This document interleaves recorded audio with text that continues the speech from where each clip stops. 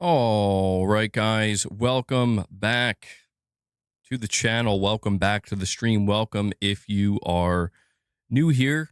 Appreciate you guys joining me today. It is August 2nd, 2026. And man, this year is it's flying by. It sure is. But yes, I hope everybody is doing well today. Let me bring up the chat here. Irfin, Ray, Lady Gamer, Virko, what is going on? Hope you guys are doing well. Yes, we have, once again, we have more news to discuss. And Rich is here nice and early. He says if we do not get 300 gifted members, someone is 100% getting banned. Well, let's work on the first goal, Rich. We'll see what we can do. We'll see what we can do today. Hellbound, what's up, man? Yeah, Gamescom is coming up. Games are starting to release. Yeah, I mean, August is looking like it's going to be a pretty good month overall. You're probably going to get GTA 6 gameplay as well, I would assume. Who knows? Maybe this week. Who knows? Who knows?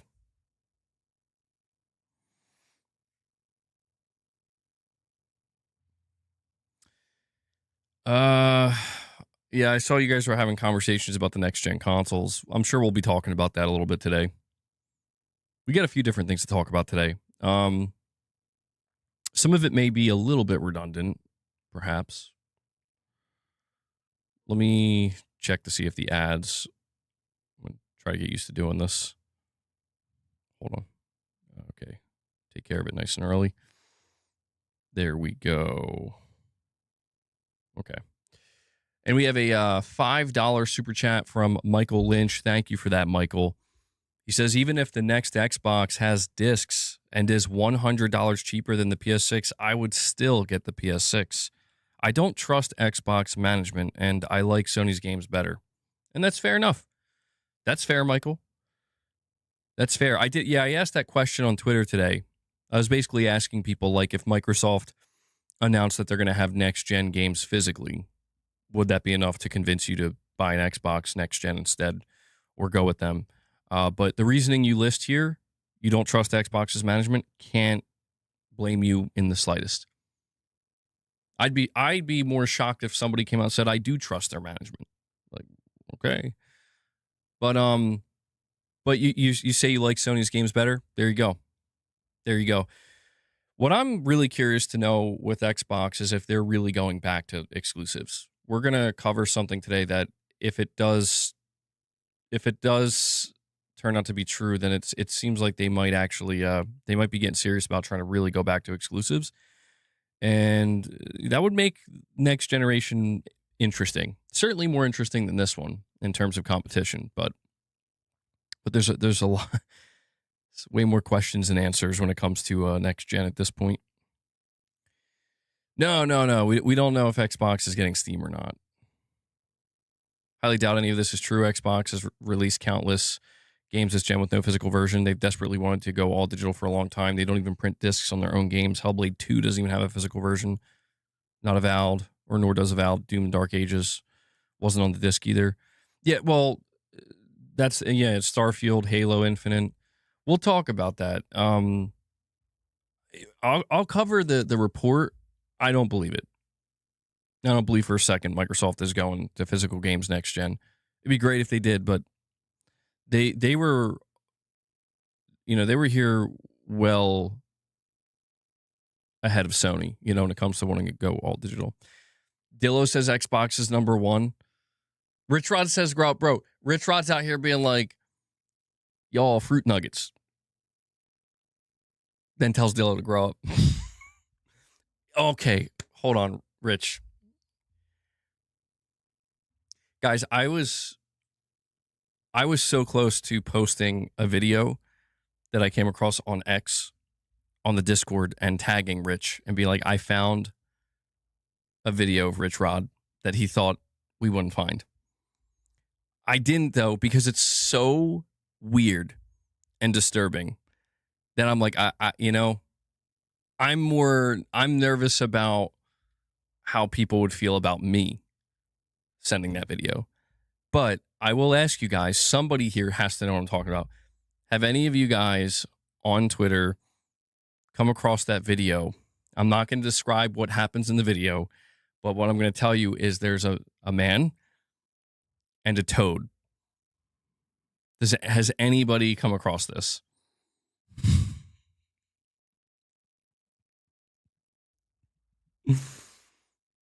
His voices were crazy. Dude,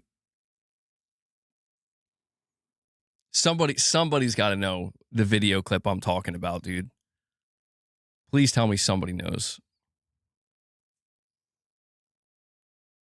Dude, if nobody knows, that's oh my god. Okay, I can't, because it was kind of trending yesterday and the day before. I know somebody listening but probably not typing in the chat knows the video I'm talking about. It's of a dude. He grabs a toad. It's a real toad, and he like pins it against the like a pillar. And I'm not saying anything else after that. It's not like violent or anything, but it's really, nobody knows the video I'm talking about. Okay. Well, anyway, I was going to post that. Maybe I still will. It's disturbing though. It's disturbing. It's messed up. And yeah, it probably says something about my algorithm, but I saw that and I was like, that's rich. That's Rich Rod. It's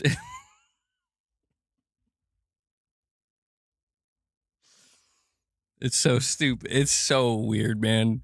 Somebody's looking it up now. Somebody's looking it up.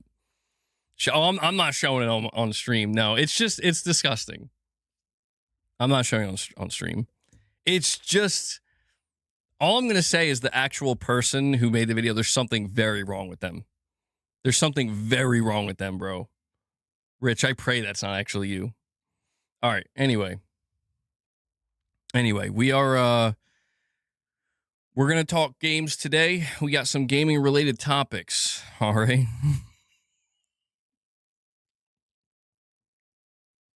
Ghetto God, if you want to post that in the Discord, that's on you, man. That's on you. That's Rich, though. He's a freak. Something wrong with this guy.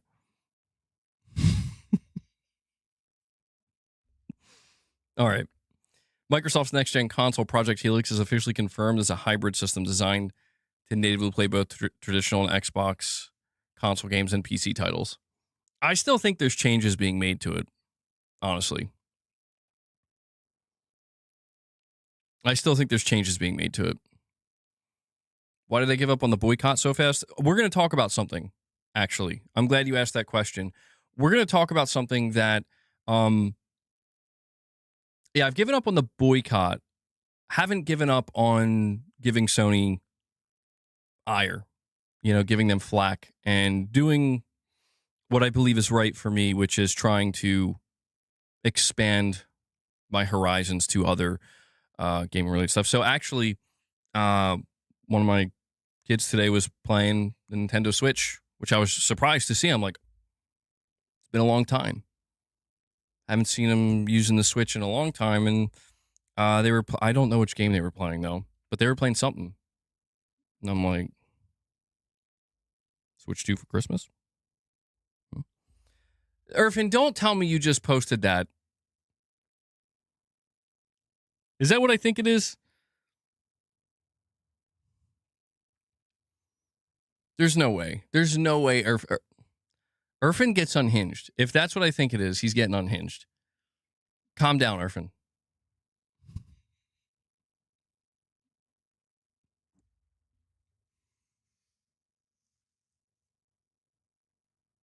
Guys, if you appreciate what I do here, consider supporting the channel directly. Consider becoming a channel member. Consider gifting memberships, super chats, direct donations.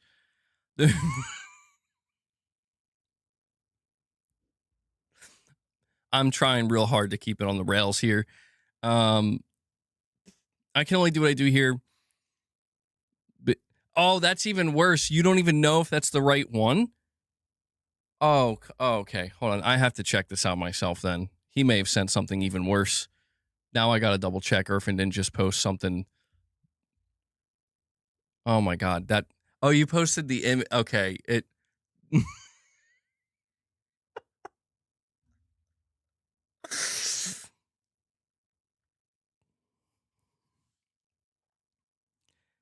We found a picture of Rich. Guys, if you want to know what Rich Rod's doing in his free time, it's not a video, it's just a picture.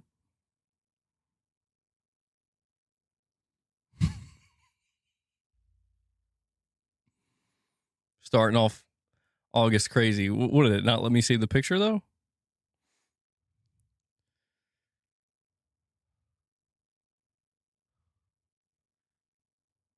Apparently it doesn't want me to. Yeah, it doesn't want me to show it. I'll try one more time, and then we'll get back on track here. Okay, so I found this picture, Rich. It's from a video. Y'all wondering what's going on with him? He's something's going on with him. Something going on with this man. Rich. I'll tell you what, that toad, that's how he views some people in the chat.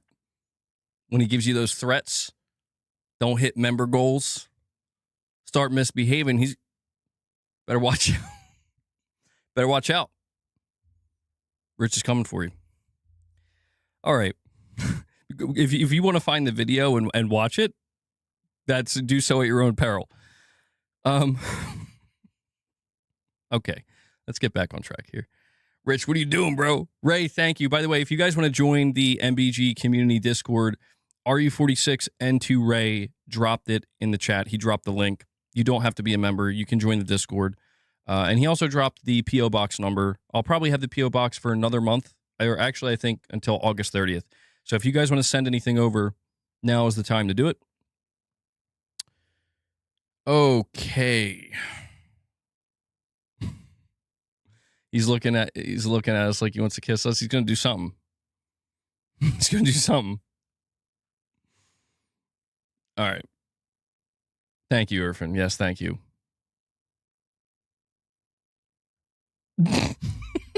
Yo, okay, hold on. It's not just my... No. It's not just my algorithm. You're like, bro, MBG's looking up weird shit on this algorithm. No. Listen, like, the majority of my algorithm is gaming. It's music.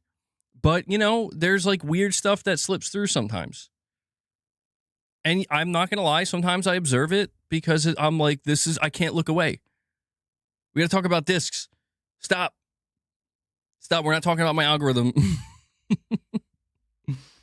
All right. Titus, what's up, man? MBG, after that, they're going to clip you, bro. Even put the picture on stream. I know. They're going to clip. Be like, what's MBG doing, man? His first stream of August, he's broken. What did Sony do to this man? No, we're gonna get into some gaming discussion. But yeah, guys, if you want to support the channel, you know what to do. We're gonna have members content coming this month, certainly. And really appreciate all the support you guys have been showing. Looked at it for 2 seconds. They got you, man. They got me. All right. So I do want to acknowledge somebody said something, though, a moment ago. I think it was Marvel's Wolverine in the chat. And no. Well, maybe Marvel's Wolverine. I just read your second message. So, like, why do we give it... Ghetto God, stop. We need to move on, man. We need to move on. Stop. Marvel's Wolverine asked, like, why did we give up the boycott or something? And listen, we have to go over something today that I haven't seen many people talking about, and it's it's understandable why a lot of people are not going to talk about it because they probably don't know or they're not paying close enough attention. But there's also like a kind of obvious elephant in the room, I suppose, that explains it. But why give up on the boycott? Here's the thing. I encourage people to do what they feel is right, like I've been saying, you know. And I can't read the chat and talk. Like, stop it. Stop it, Irfan.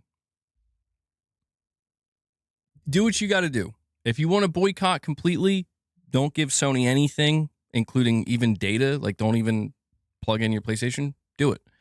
I just think people need to understand, and this is where we are. And I'm gonna go over the first topic here, which will, you know. Well, yeah, that's the thing. I don't know that I necessarily was leading some kind of boycott as much as I was just mainly I was expressing my frustration and calling Sony out. And I was telling people, like, you know, you can affect change if you hit their bottom line, which is still true. That's still 100% true. But I need to go over this with you. Okay. There's a report here from Push Square. It's titled PlayStation Expects Record-Breaking Fiscal Year for PS5 Despite Economic Challenges. Aims to beat Nintendo's pandemic record. We're gonna go over it. Okay. This is exactly why I've been telling people, like, if you plan to actually do real consequential damage to Sony to a point where bring them to their knees, they can't ignore you, it's not going to happen until the PS6. Because what we're looking at here with this fiscal year and what Sony's projecting, boy, oh boy, you're gonna be seeing some executives probably retiring very quickly around the end of this generation, probably in March, April, around that time. You're going to be seeing them retire because they're like, well, my job here's done. We have a direct donation from PS Contraband. He says, was fun seeing Maximilian dude in the new Street Fighter movie clip. He even shouts his catchphrase, let's go. He's been huge for fighting games growth. Yeah, I always see different clips popping up of Maximilian dude talking about different fighting games. I think I've seen a few clips of him with Marvel Tokon. I didn't know he was in the Street Fighter movie, though. That's awesome. Good for him. Good for him, man.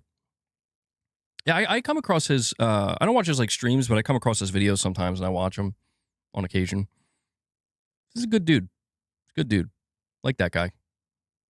He shouts his catchphrase. That's awesome. Let's go.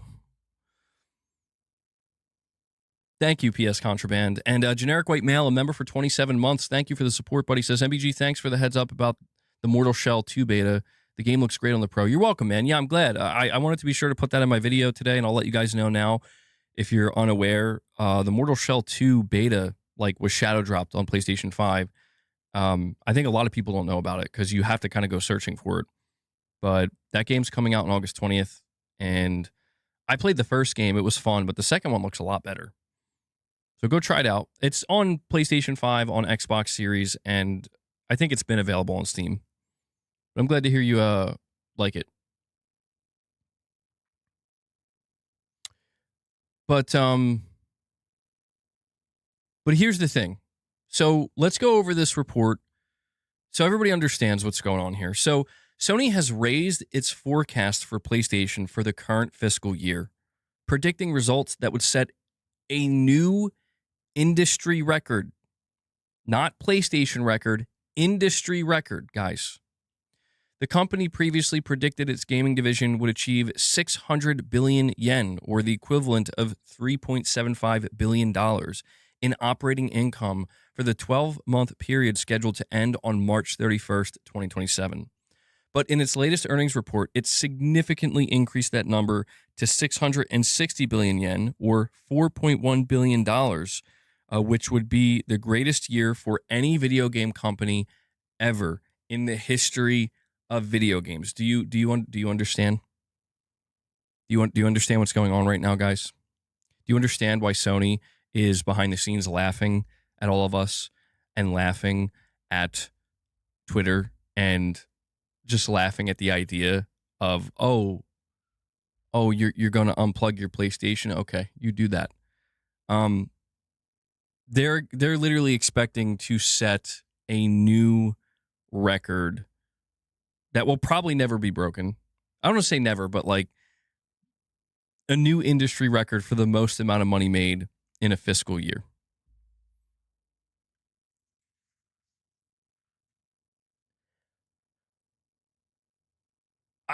I don't know what else to say. You know, it's well, I will say more things, but it's just you kind of have to just let that sink in. And it's like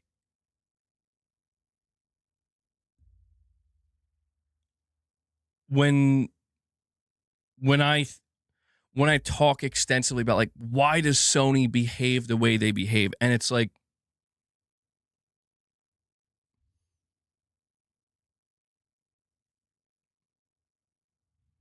you know,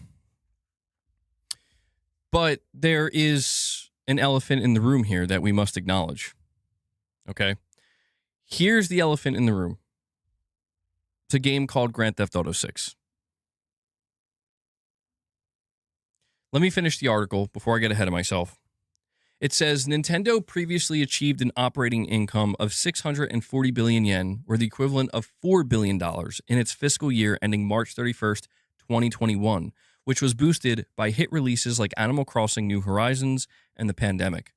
If Sony achieves this goal, then it would comfortably clear that. The company cites tariff refunds, which is crazy that that's how Sony's profiting right now, advantageous foreign exchange rates, and an improvement to costs as the reason for the uplift. It's also safe to assume it expects to profit significantly from the release of GTA 6, as well as first-party games like Marvel's Wolverine and God of War La Fey, both of which are scheduled to release during this current fiscal year. The company does mention, quote, adjustments to the fiscal year 2026 first-party title roadmap as a potential negative, suggesting it was planning to release more exclusive games during this period.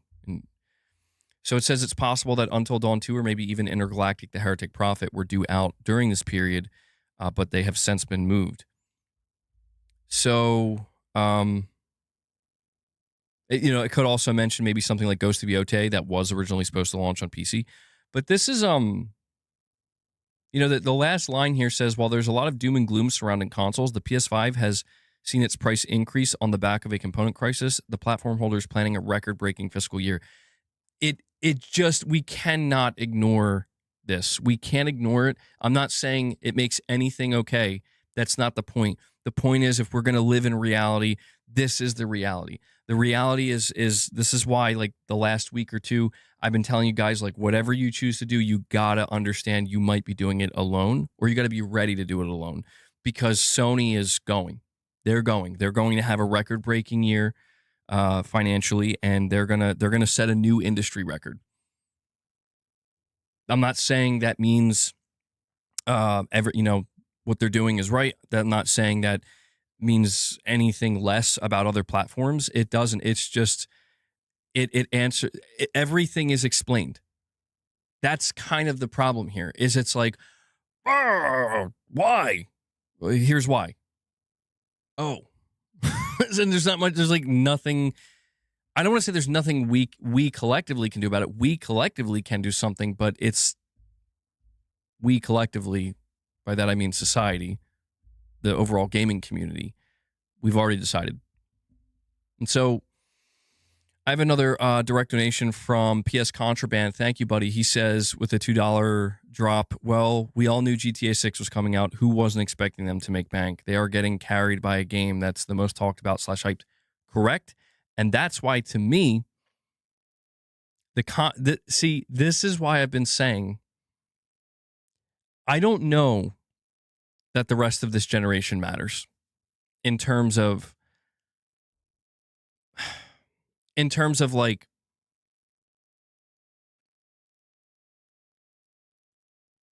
what's the best way to word this? Like in terms of what can we do?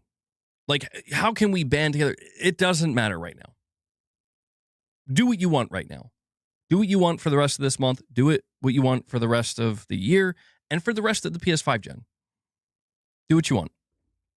I mean, either way, do what you want, right? No matter what, do what you want. I'm not here to tell you what to do. But it's like, if you were to ask me, is there a point in time where we can do anything?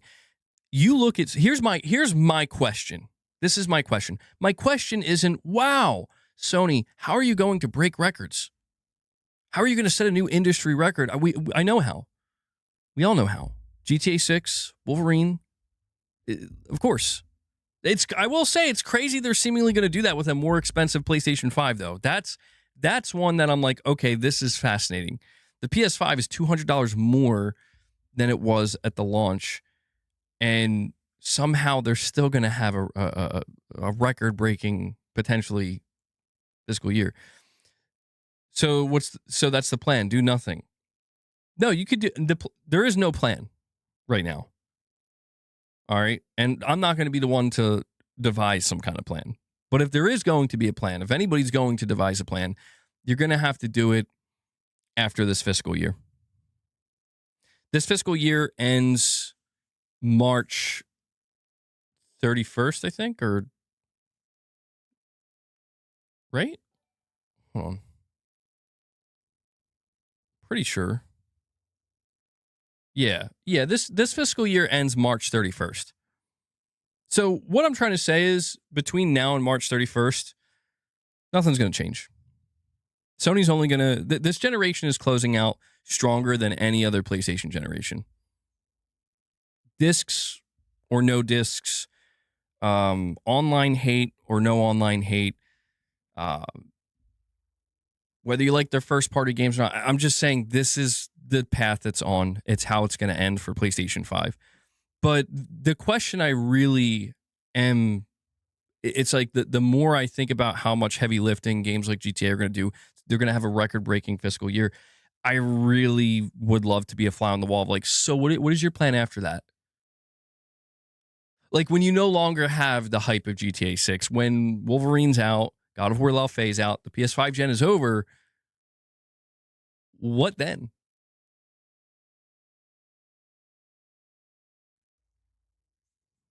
I don't know.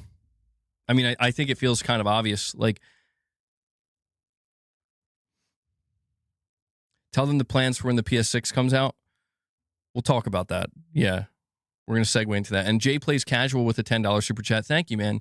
He says GTA should be the exception, not the standard. And the fact that they aren't even giving us a choice is the issue, because if GTA 6 came on a disc, it would be sold out for weeks. You're right. Yeah.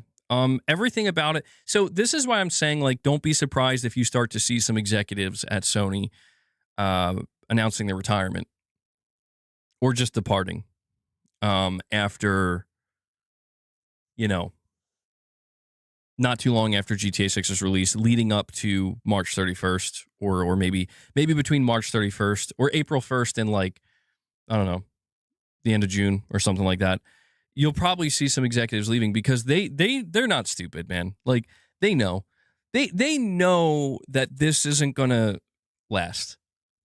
Not saying that means the PS6 is immediately going to fail, or like PlayStation's going to be in some dire spot, but they know this is the peak. This is the mountain's peak. Unless there's, like, I don't know, unless there's going to be like a GTA 7 much sooner than we thought. Even then, like, this is the mountain's peak, man. And I think quite a few people working at Sony PlayStation right now know that. And so when it comes to, like, well, what can we do when the PS6 comes out? Well, here's the thing. So starting April 1st, 2027, it's going to really be the final. Now, everything I'm about to tell you is under the assumption. It's under the assumption that that we are getting, like, a proper holiday 2027 release of the PS6. If there is... Well, hold on really quick. Will, you're saying there is no peak, PlayStation is to the moon? I mean, but they're going to have to come back down. Even if they go to the moon, they're going to come back, because it's just how it works. They can't stay there forever. They could stay on the moon for a little bit maybe, but let me bring my chat up. The more successful a corporation is, the greedier they become. So I'm saying they're pulling a Bungie / Marathon. I mean, maybe. Orange Crush Gaming, thank you for the for the jewels there. Appreciate that. Clapping seal. Appreciate it. Well, here's what you can... Here's... Let me give you my best guess as to how this is going to go. Irfan, you're asking me to read your last. Do you really want to turn the PS6 reveal into a battlefield? We're preparing ourselves for a fight that we don't even know will happen. It all depends on Sony's plans we know nothing about. Well, here's the thing. I don't want to... Trust me, I already made this mistake. I'm not planning anything. I understand that I have a bit of a voice, and I have at least a little bit of influence. I'm going to be responsible with that more than I was, where, I just want to make it clear at the end of the day, guys, and I mean this is the truest me, like, do what you want. I have things going on in my life where I'm like, bro, life is too short. Do what you want. If you're taking time to listen to what I have to say, consider my opinion, consider my thoughts. You don't have to take it as gospel. Do not take it as gospel. It's not. I'm just one person, man. I'm just one person. Okay. And I'll give you the best evaluation and the best assessment I can. That's all I can promise you. And I'm going to do what I do. Whatever I feel is right for me is what I'm going to do. And I only encourage you guys to do that, the same thing for yourself. But if you were to ask me right now, like, how do you think this is going to play out for PlayStation, for Sony? This is what I think is going to happen. Life ain't short. I guess maybe for some. The way I think it's going to play out is, like I said, I think between now and March 31st, 2027, Sony breaks records. They are in the best spot they've ever been in. They are truly on top. Xbox is still struggling. Nintendo's probably doing well, very well in their own area. Steam will probably still do well, but none of these things are going to impact PlayStation. They're going to be, again, they're going to be on cloud nine. Their investors are going to be happy. And there's going to seem like there's nothing actually bad, right? Like from the business side, from the financial side. But after March 31st, I think that's when things take without trying to be too definitive, because I have no idea what's going to happen, I feel certain that after March 31st, things are going to change pretty quickly for PlayStation. In my opinion, there's simply no way that the success that they're going to achieve over the next 6 months is going to be maintained. Unless GTA 6, unless it truly does something unbelievable for PlayStation, where it's like we're 6 months away from the launch of GTA 6 and it's still selling millions of consoles. Maybe then it could be maintained. But my assumption is that, Sony's going to ride the biggest wave they ever have. But that wave's going to come down. And when it does, it's up to them to create the next wave. So what I'm trying to say here is the wave that Sony's going to ride between now and March 31st is mostly being generated by Rockstar. Do you think Sony would be out here telling you they're going to be breaking records and setting a new industry record if it wasn't for GTA 6 launching on PS5? No. They'd probably still be doing well, but nowhere near as well. I think we all know that. I feel like it's kind of common sense. But after that, Sony's going to have to generate their own wave, and that's when I think one of two things is going to happen. Okay? I do feel confident in saying that when it comes time for Sony to reveal the PS6, there is not going to be an in-between. It's either Sony's going to somehow, some way, they're going to announce changes, they're going to announce a roadmap, they're going to announce plans that change people's opinion of them, that make the person right now who's like, I'm not interested in the PS6, or F the PS6, I want nothing to do with it, or I'm content on PS5, it makes all three of those people go, oh, you know what, actually? I don't know. I might get a PS6 now. Either that's going to happen, or they just don't say what's needed. They don't nail it. And the reality of what's been building up comes crashing down on them, which is, you know, you're ending the PS5 generation on the highest possible note, but surely you're aware that there's something burning in the back. Surely you're aware that, like, there's something building up and you're not. I mean, I don't want to say they're not prepared for it, but it's like we don't know if you're prepared for it. If you're not, you're in for a rude awakening. I don't think there's going to be a middle ground where it's like, I don't think so. I just don't. The closest thing to a middle ground that I could conceivably think of is Sony's completely happy if you stay on PS5. Like, that's a win to them. Maybe. We have a direct donation from Cranial Undead, $2 direct donation saying, like 300 people here, your reach isn't that far. Someone like Asmongold does a post on X or YouTube and gets much more reach in one post than you've ever gotten. And that's true. Well, that's exactly what I'm saying. Like, dude, there are people that I encounter that seemingly hold on to the things I say, you know, and I mean, I appreciate that, but it's like, yeah, I'm not, it's not like if I come out here, listen, if I wanted to make a video tomorrow titled, whatever you do, don't buy the PS6, here's why. And I put a lot of effort into that video where it's like, I'm really going to make this a convincing one. That could probably go viral. Maybe. I mean, I don't know. Maybe.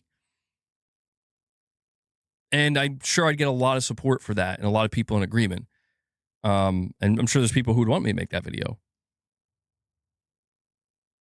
But the thing is, if I made a video like that and it did happen to go viral, the question is, how many people did I actually just convince to not buy a PS6? Did I just hurt the PS6? Maybe a little bit. Not a lot. You know, if I had somebody like Asmongold's reach and I made a video like that, I'm not going to say you ended the PS6, but it's like, for sure, you definitely just hurt Sony. In the future. Not now, in the future. If you have that type of reach, you're like the world's #1 most watched streamer, and you make a piece of content saying whatever you do, don't buy the PS6, that's going to hurt. That's going to hurt. Sony's going to feel that one a little bit. Definitely. Me? Probably not. Probably not. You know? But that's what I'm just trying to say. Like, no matter how big or small I am, I'm just trying to be honest in that, like, dude, I'm not interested in telling people what they should or shouldn't do when it comes to video games. You know, if I was talking about a different area of life, maybe. But even then, it's like, dude, I'm just not a fan of telling people what to do, because it assumes too much. You know, it's like, oh, you should listen to me. Why? Because I'm smarter than you, because I know better than you, because I know what's right and you don't. No, do what you want. The only thing I'd ever encourage somebody to do, truthfully, like if there's just like one thing where it's like, if you listen to anything I tell you, let it be this, just think. Just whatever you're thinking about doing, just think about it before you do. Just give it a thought. I feel like that's universally applicable advice that can only help you. Outside of that, do you, man. We have David Hudat with a $5 chat. He says Sony's already having the most profitable console generation without GTA 6. I know.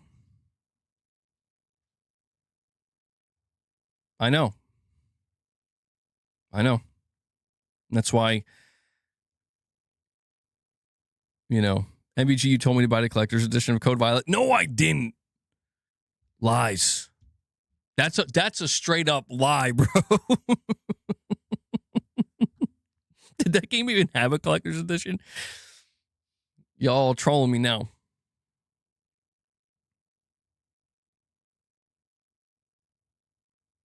But when it comes to the PlayStation 6, like I said, I don't think there's going to be an in-between. I think Sony is either, it's like, we are prepared. We understand nobody wants the PS6 right now. Everybody hates the PS6. We're hurting our reputation. We have to really do a lot to win people over. If they understand that, then you will see that come through when the time comes, right? When we go into April, May, June of next year, and Sony's getting ready to reveal the PS6, they will announce a bunch of things that people are like, "Oh, we didn't expect that. That's good." And it'll maybe save the PlayStation 6. It'll make people go from, "I'll never buy a PS6" to, "Okay, maybe I'll buy one." Or Sony comes out, and I'm just so you know what I'm so fascinated by? I'm fascinated by the idea of Sony not caring, like truly not caring. You know? I'm fascinated by the idea of Sony coming out with the PlayStation 6 and thinking they don't have to drastically change things. And they go through with it. And it's like, I think you might have just pulled another PS3 announcement, you know? Like, people are expecting that because right now, Sony is making it kind of clear, like, we don't care. And I look at that and I'm like, okay, well, let's think right now. How does Sony operate? I'll tell you right now, Sony only likes to speak when they have to at their earnings to their investors. They will never tell you or even their investors usually what they're really planning on doing beyond a month or a quarter. So I guess what I'm trying to say is, like, if they did have some kind of plan, they're keeping it well guarded. They're keeping it well hidden. That's not me telling you should assume they do and give Sony the benefit of the doubt. My recommendation is not to do that, because if that plan doesn't exist, you're going to be probably not feeling too good.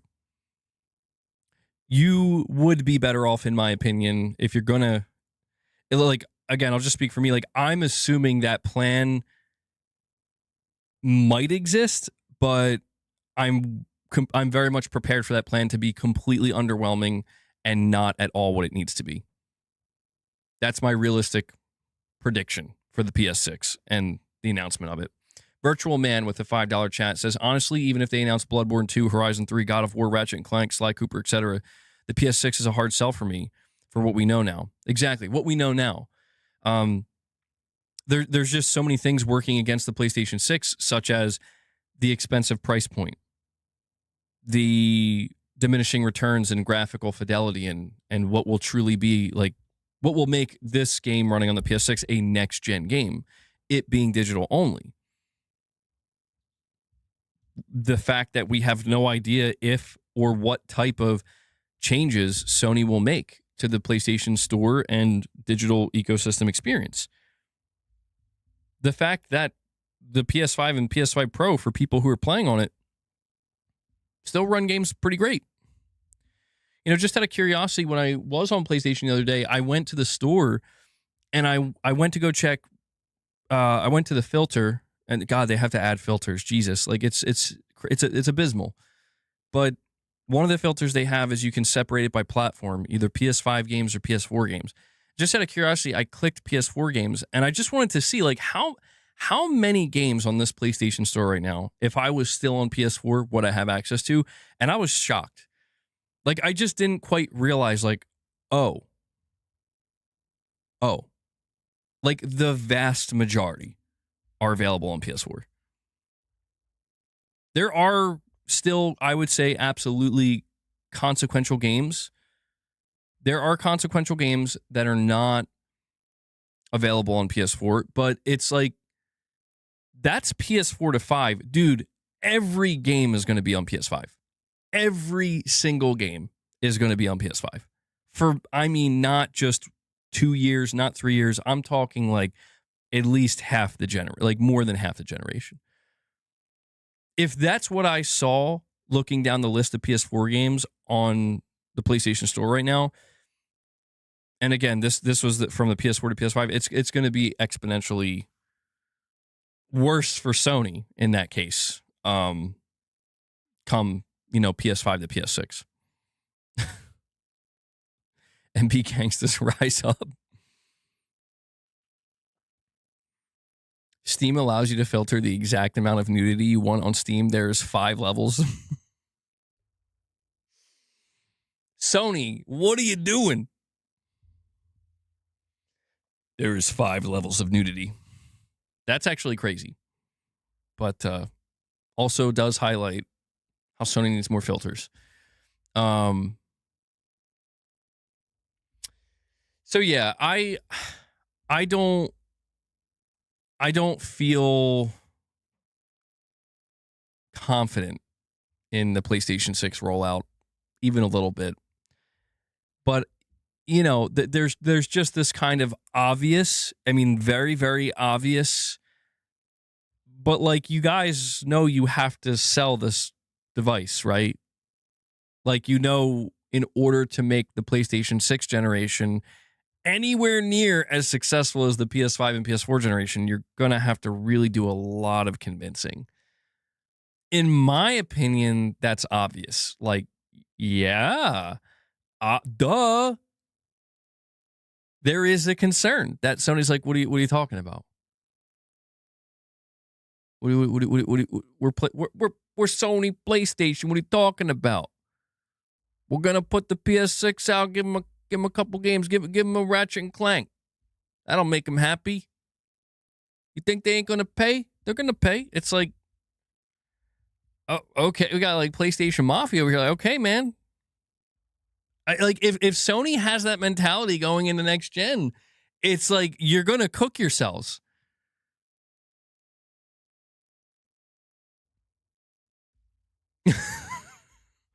Dude, even Jim Ryan, like, even when you go back to the PS5 in the beginning, even Jim Ryan didn't have that attitude. He very much came out confident, but it's like, he was trying. He knows, like, I got to get these people to move over. So we're gonna see, man. We have a PS Contraband with another direct donation. He says most profitable with the highest prices. Xbox, I think, got another price increase. Sony only has enough RAM for 2026. Then January they'll go up before God of War. They said, I think they have enough RAM for the. Oh, let me double check here. Is it for the fiscal year or the fiscal quarter? In its latest earnings report, Sony said it has produced, quote, the quantity of memory necessary to meet our projected sales volume for the period ending March 31st. So, dude, everything we're reading, like, here's my high-level takeaway. My high-level takeaway from Sony's earnings is they're basically saying, like, we're fucking locked in this fiscal year. After this, though, we have no fucking idea what's going on. Shit might be all over the place.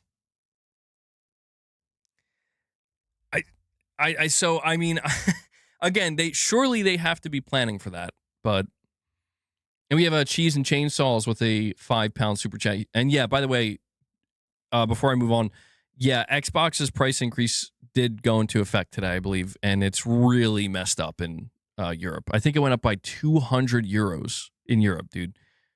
So, yikes. Cheese, you're saying I can see PlayStation copying Switch with the virtual online consoles for their handheld PS1, 2, PSP, and Vita games available on it. Paywalled, obviously.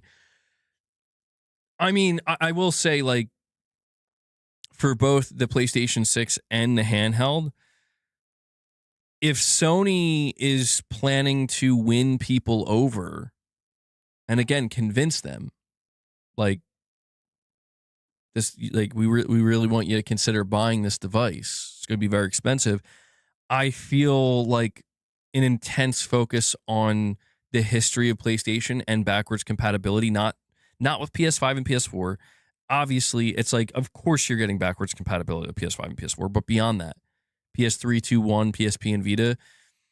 And yeah, it would be paywalled, but it's like, I think that could do something. Like that. It's like, I'm gonna be as blunt as I can. when it comes to the next gen rollout for Sony, they have to be on fire. Like, they have to come out like they did. Maybe not exactly like the PS4 generation, but it's like they need to come out with the understanding, like, dude, people don't want what you're about to try to sell them. Understand that. They don't want what you're trying to sell them. So let that greatly influence how you're going to go about this. They need to come out with the opposite of arrogance, man. Like, they have to know. This is the biggest thing, that if Sony doesn't know this, they are going to shoot themselves in the foot. They have to know that the success you are seeing with the PlayStation 5 right now and the success you're about to see between now and the end of the fiscal year is temporary. And it is not even remotely going to carry over afterwards. It's not going to carry over to the PS6. So it really, the upsell is going to have to be amazing. There is one caveat to this, though. And this is like the big question mark to me. Because depending on Sony's approach to this, it may drastically change what they may or may not do with the PS6. And that is, will the PS5 be integrated at the deepest level with the PlayStation 6? Essentially, like, are they gonna combine the PS6 and the PS5? Where it's like, if you're buying a PS5 after the PS6 comes out, you're just as valuable as a customer as somebody who's buying a PS6. Like, that's a major win for us. That's what I'm curious about, because it's never been that way for Sony. If you went out and bought a PS4 after the PS5 came out, Sony didn't really see that as a win. They saw that as like, damn, that's not what we like. We want you to go to the PS5. Like, we're glad that you chose PlayStation, but that's not where we want you. I do wonder if they could be getting ready to completely change their approach going into the next gen, where, even though it sounds kind of shitty, but it just might be their only choice. It's like the PS6 is not actually a next gen. It's really kind of just a, you know, it's the upgrade, but it's really not needed. I don't know. See, if they go in that direction, though, it's like, well, how are you going to run your business model? Because that's not how your business model has ever worked. So if they go in that direction, they're going to kind of have to build a plane in the air. But I don't know. There's so many factors for the PlayStation 6. It's so hard for me not to fixate on, because we already have our answer for this gen, and we're going to talk extensively about the remainder of this gen. We still got plenty of time. But it's just like, wrong, MBG. Look at the old Jack Tretton interview. What did Jack Tretton say in the interview? If you could, like, summarize it for me, give me the gist. I probably didn't see the interview you're talking about. MBG, if they had a crazy plan, the price is the be all end all for mass market sales. Well, the plan could be a very controlled decline. Try to try to mitigate the bleeding as much as possible, perhaps.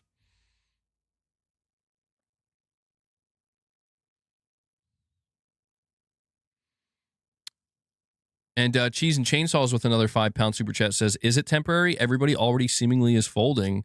Xbox won't exist as hardware rivals. Switch 2 is weaker and not what PlayStation buyers want. The PS6 will sell. I mean, don't get me wrong. Like, I want to be realistic in what I'm saying. I do think the PS6 will sell, but I'm not convinced even a little bit, Cheese, that, like, the PS6 sales are going to be so low compared to the PS5 and PS4 that it's going to, like, I don't know how Sony's going to convince shareholders not to panic. Where it's like, we literally sold half as many PS6s as we did PS5 in the same time frame. So people will buy it. Like, I mean, there are people here on my channel, and I see people out there. There are people. I know this sounds crazy, and there are people on the internet that would refuse to believe it, but there are people who are excited at the idea of a PS6. And honestly, there's probably quite a few people excited for the PS6 that you'll never hear from, you know? But I'm just saying, like, from my perspective as somebody who's following this extremely closely, even if Xbox is in an even worse spot than they are now, even if, you know, even if that comes to pass and there is like minimal to no competition, like I just don't think people are gonna.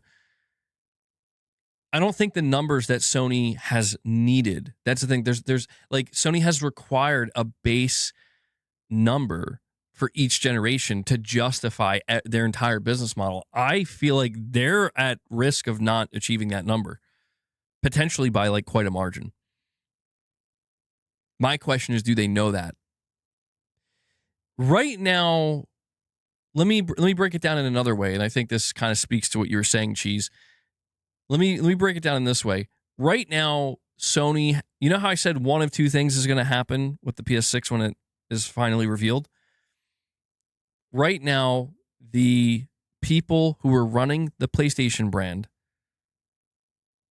they have one of two mentalities. Okay. And hold on, I did want to read the response from that person. They said, Jack Trenton says PS3 users are as important as PS4. It was an interview he did with Jeff Keighley in the 2013 interview. I believe at that time it was true. You know, like, I guess what I'm trying to say is, like, we've never had to watch Sony except for the PS3. But the PS3, the reason why this isn't really applicable is because that wasn't really the digital age. You know, like there wasn't a shared unified storefront. So it's truly different this time. We're like, hold on, gotta adjust myself a little bit here. Where I do think that PS5 users will be critical for Sony when the PS6 launches. Like, absolutely.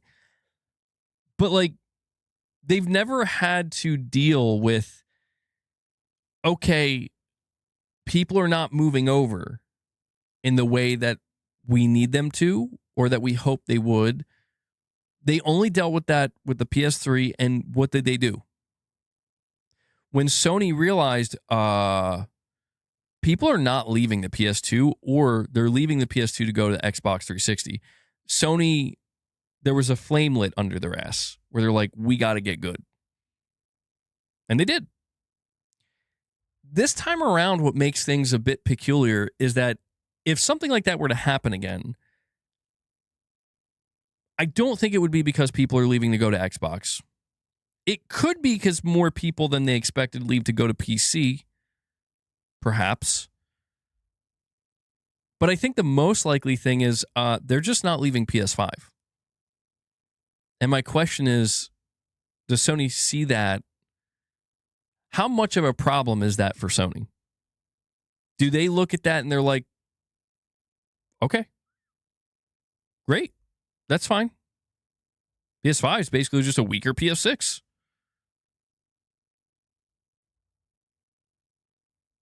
We were planning to support the PS5 for the next 15 years. Like, I don't know. Is that Sony's approach? Or is it what it's normally been, which is, yeah, no, you're important, but we really need you to move over? Because that's the thing. Even if Jack Trenton said, like, oh, yeah, we value PS3 users, well, of course. But if you asked him, like, do you want those PS3 users to buy a PS4 and move over? Oh, yeah. I just wonder how much that mentality changes now that we are in a more digital future where with a shared ecosystem and shared storefront and shared library, you know? But Cheese, I mean, I wanted to go back to, like, there's basically two different mentalities. You think it's exactly what it will be, Titus? I mean, it sounds like the safest bet, but, like, where do they go from there?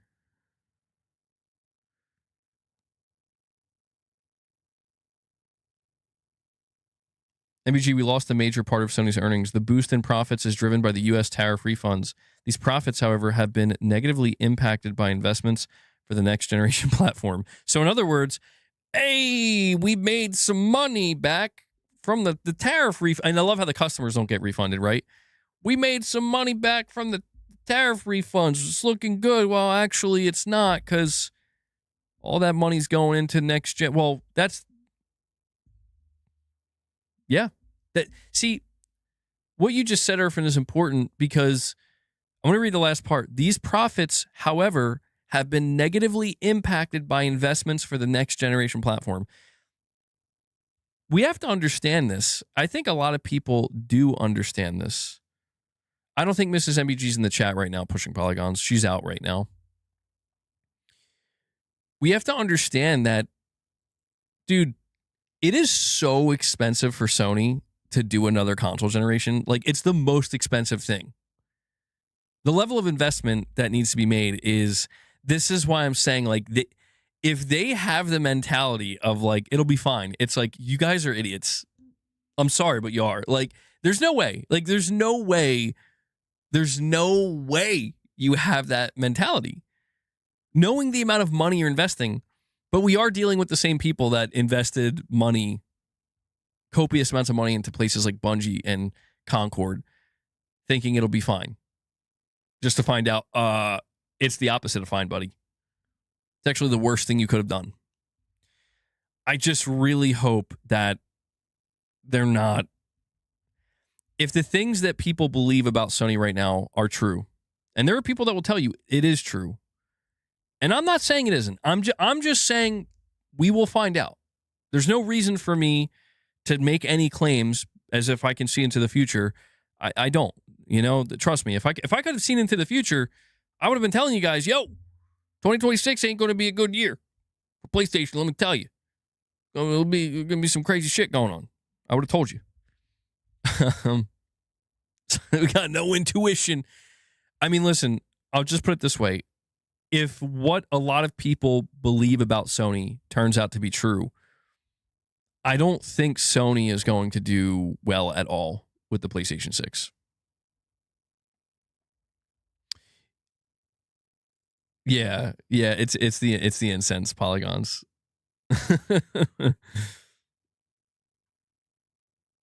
It always looks dangerous.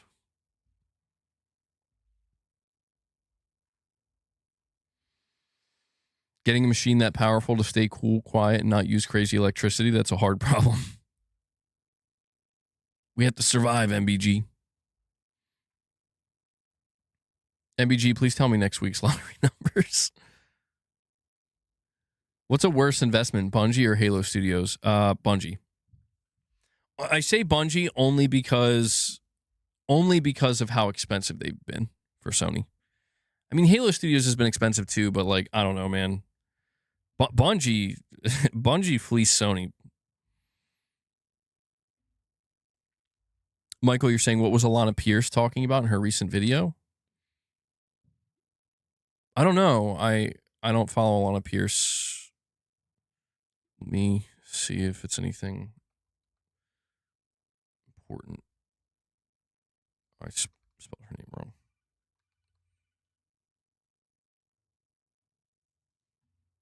In her latest video.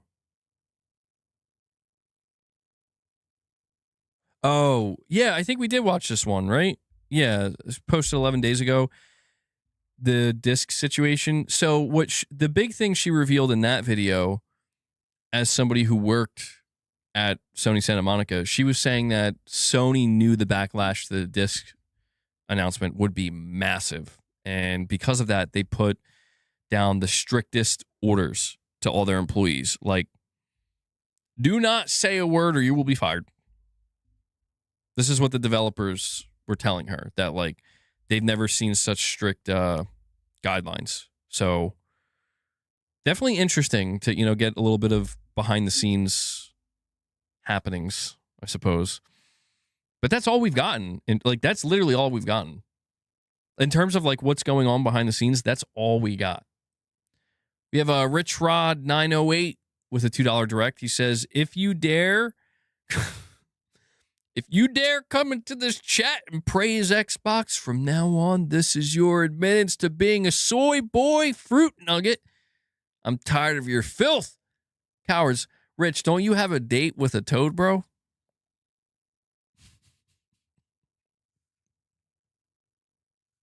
Rich, why do I have this picture of you? Why did you send me this picture of you?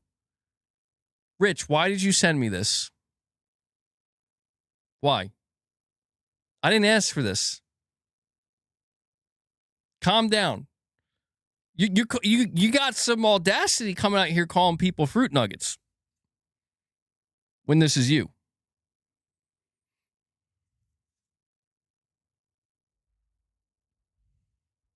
It's hard to say.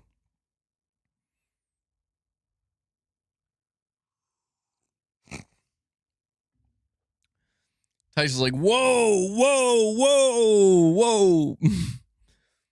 I know it's private, but you know, sometimes it's what I gotta calm you down.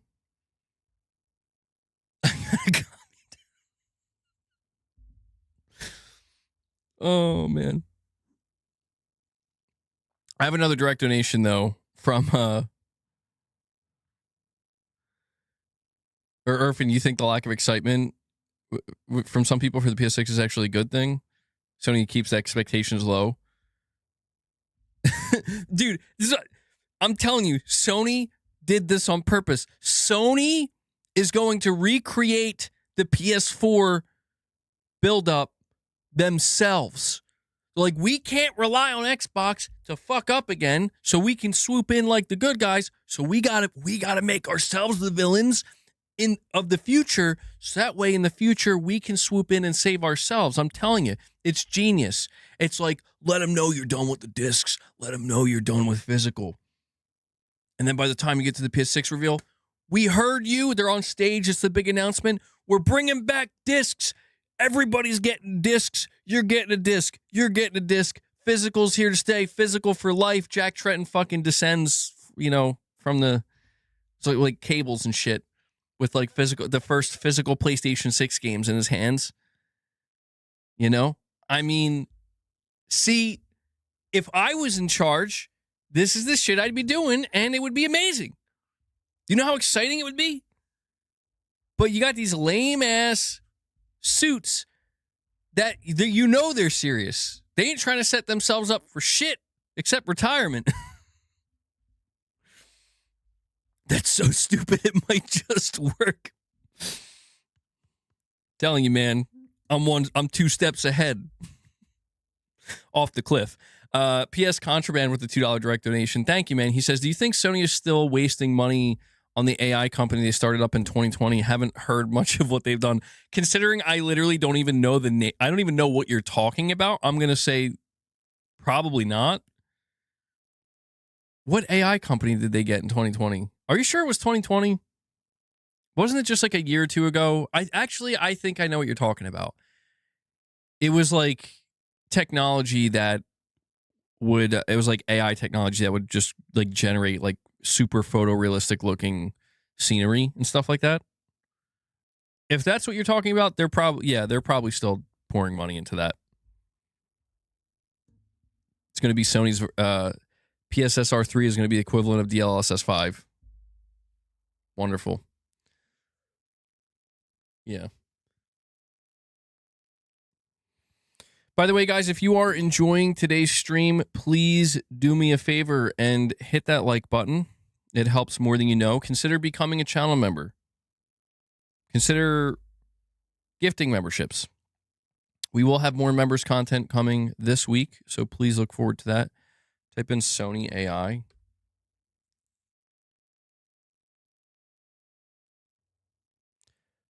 Sony AI advancing artificial intelligence research. Nature. AI that inspires human creativity, gaming and interactive agents, revolutionizing gameplay with cutting-edge AI agents in partnership with Sony Interactive Entertainment and PlayStation Studios. We're transforming human interactions in virtual worlds and unlocking new possibilities for game developers and players. Now please give us all your money. That's what it says on the Sony website. Thank you for that generic white mail. Thank you.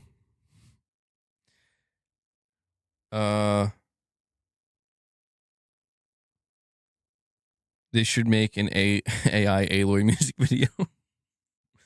Bro, like, you know, I think people get successful and they get ahead of themselves. You know, you hear the saying, the success gets to their head. I look at Shift Up and I'm like, bro, what are you doing? Like, whose idea was this? We're going to make a generative AI music video for our upcoming game that looks like trash. Not the game, but the music video. And people are going to love it. It's like, read the room, bro. Like, what? I don't understand. I think RE9 is still my game of the year right now.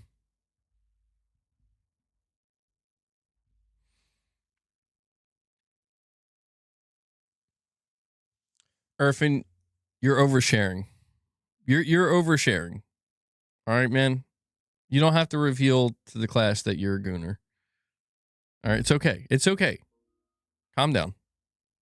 Sit down, eat your dinner, listen to the show. Between him and Rich Rod, man, what are you guys doing? I mean, I know it's like the middle of summer, but calm down. Cheese with a £2 donation says, meant Sony AI company. It appears then. Established 2020. Oh, okay. Hold on. Sony AI company.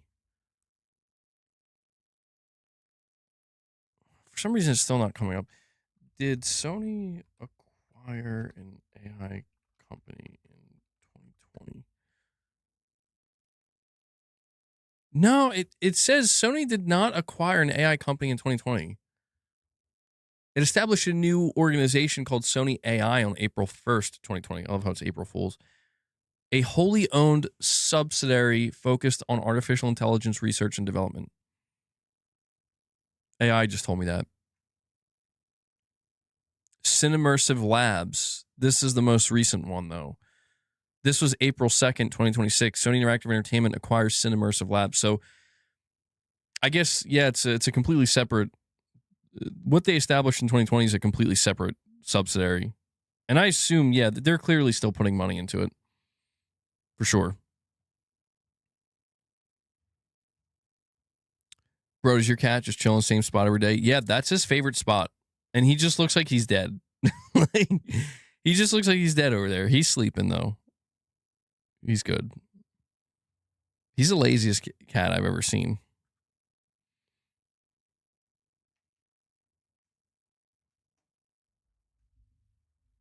That's true, too, Supreme.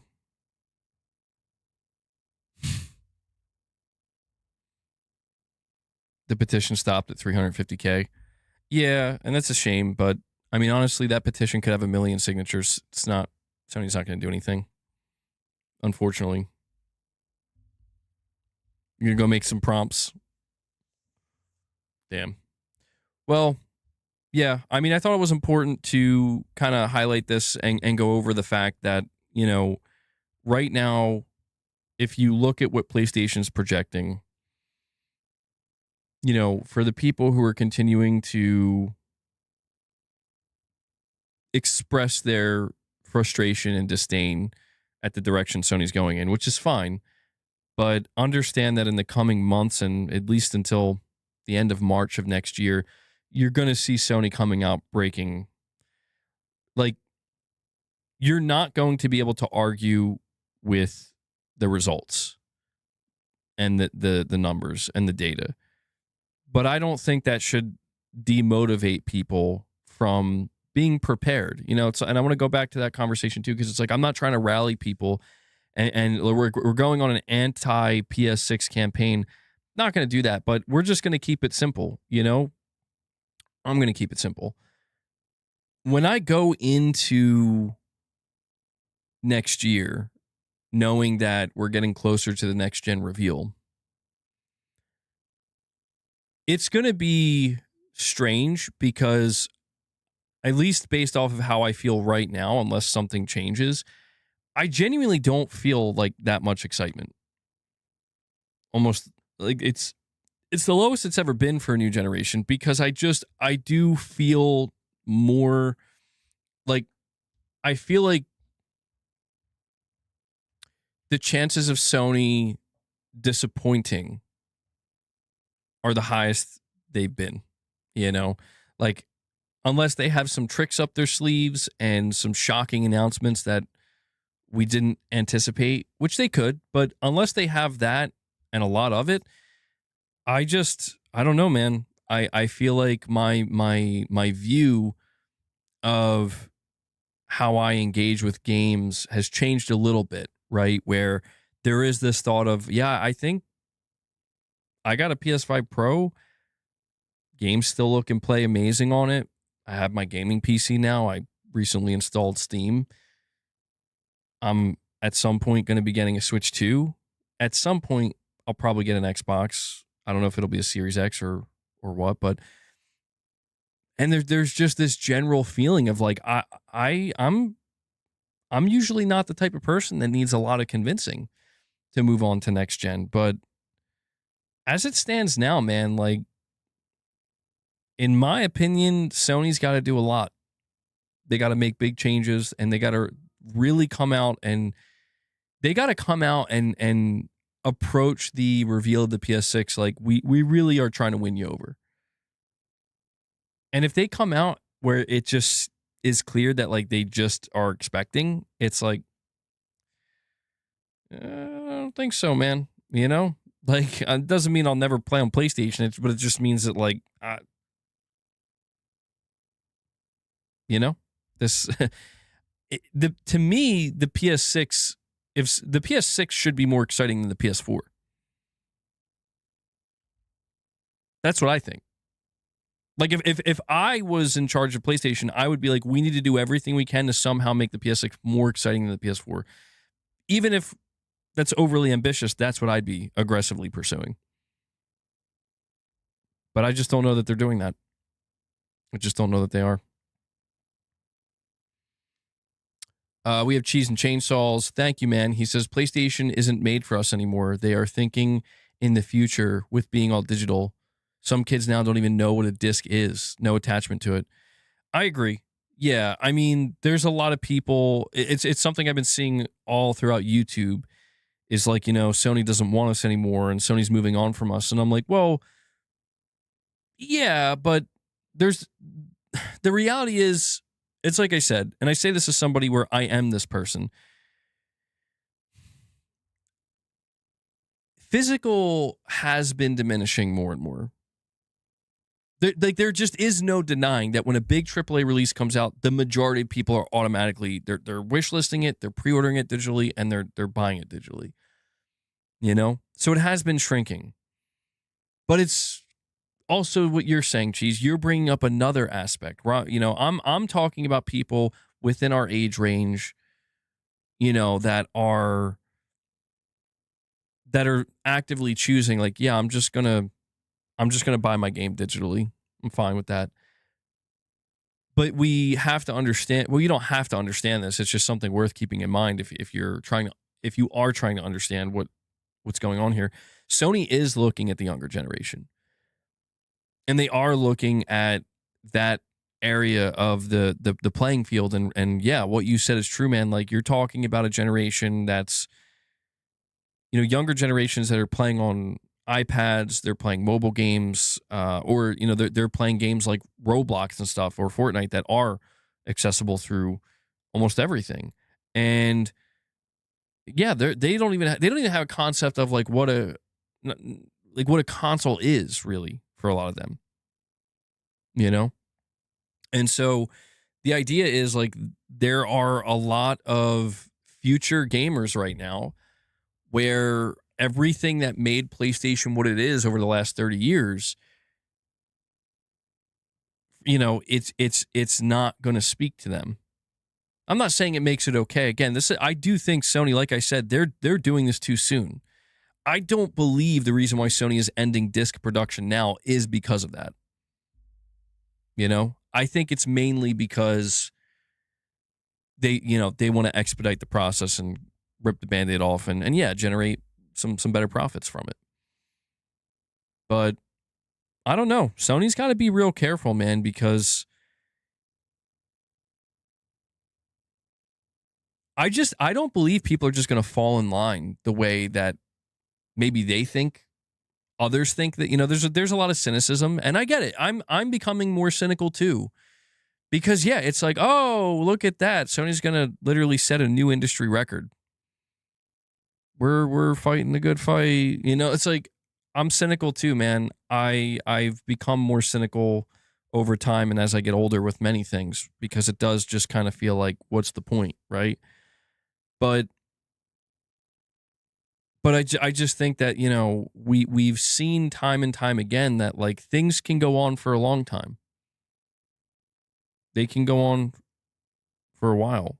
And it may not seem too obvious that like, this is going to end poorly, actually, when it's all said and done. No one really, I don't say no one really thinks of it, but like sometimes it has to happen in order for the people who are most closely involved with it. You know what I'm saying? It's like they say, it's like watching a crash in slow motion. Like you could just not do this, but they're doing it anyway, and it's like, okay. It's a lack of foresight, ultimately. And I think that there is a really high chance that Sony's lacking a significant amount of foresight where I don't want to say they're at risk of completely killing they're not going to kill the PlayStation business, but it's like, so I see some crazy takes on Twitter. I see takes from people where they really do talk about this, like this is the end of PlayStation. And it's like, it's not. But if you were to say this is the beginning of the decline, this is like the first signs of like in the next 2 to 3 years, things are going to massively decline. You might be right. There's a really good chance you're going to be right about that. How bad that decline can get?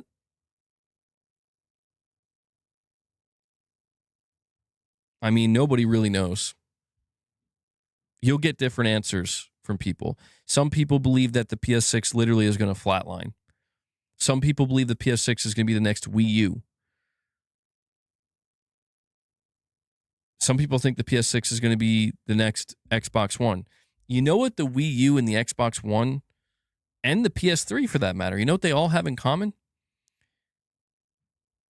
Those people who were in charge of those, of Nintendo, Sony, and Microsoft making those decisions, not a single one of those people who were responsible for that believed that that was a possibility.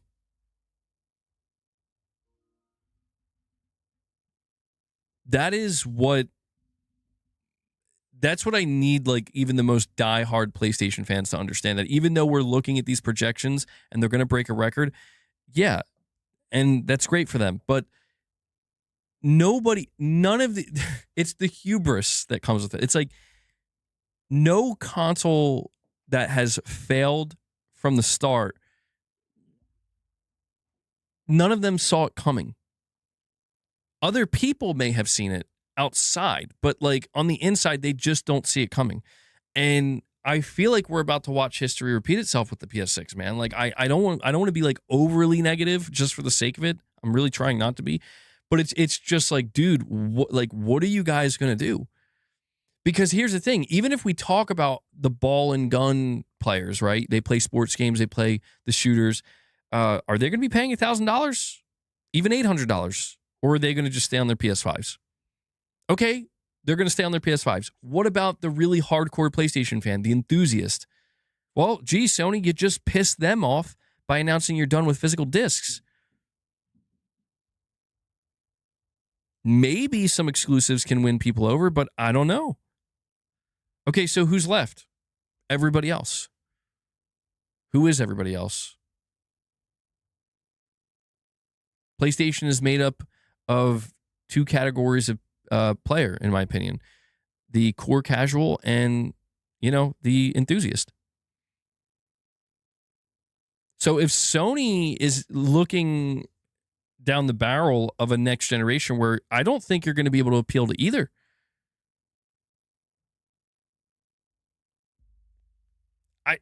It's just like, I don't know what they're going to do. I don't know what they can do. KazJam with a $5 chat says, I think Sony is underestimating how many people are switching to PC. Even younger people are flocking to PC for things like mods. Yeah, I see it. I see it. I know, I love the console experience. I'll always love the console experience. And I'm a console gamer through and through.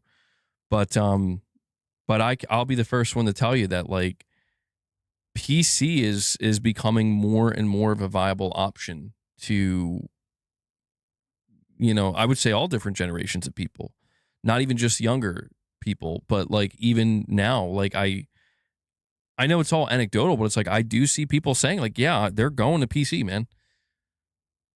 This is why I'm saying it's like, where's the battle being fought here?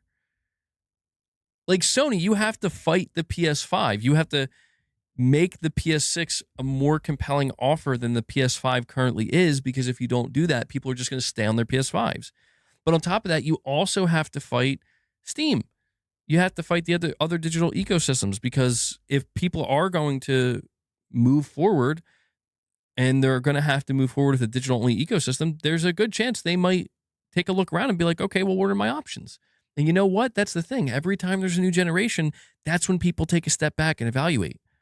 You may see people leaving right now, some people, because of Sony announcing they're done with discs. You're seeing some people leave right now out of anger and frustration. And yeah, that's a thing that's happening. Sure, maybe it's like, well, hardly anybody's actually doing that. It's a very small vocal minority. Sure, that's probably true.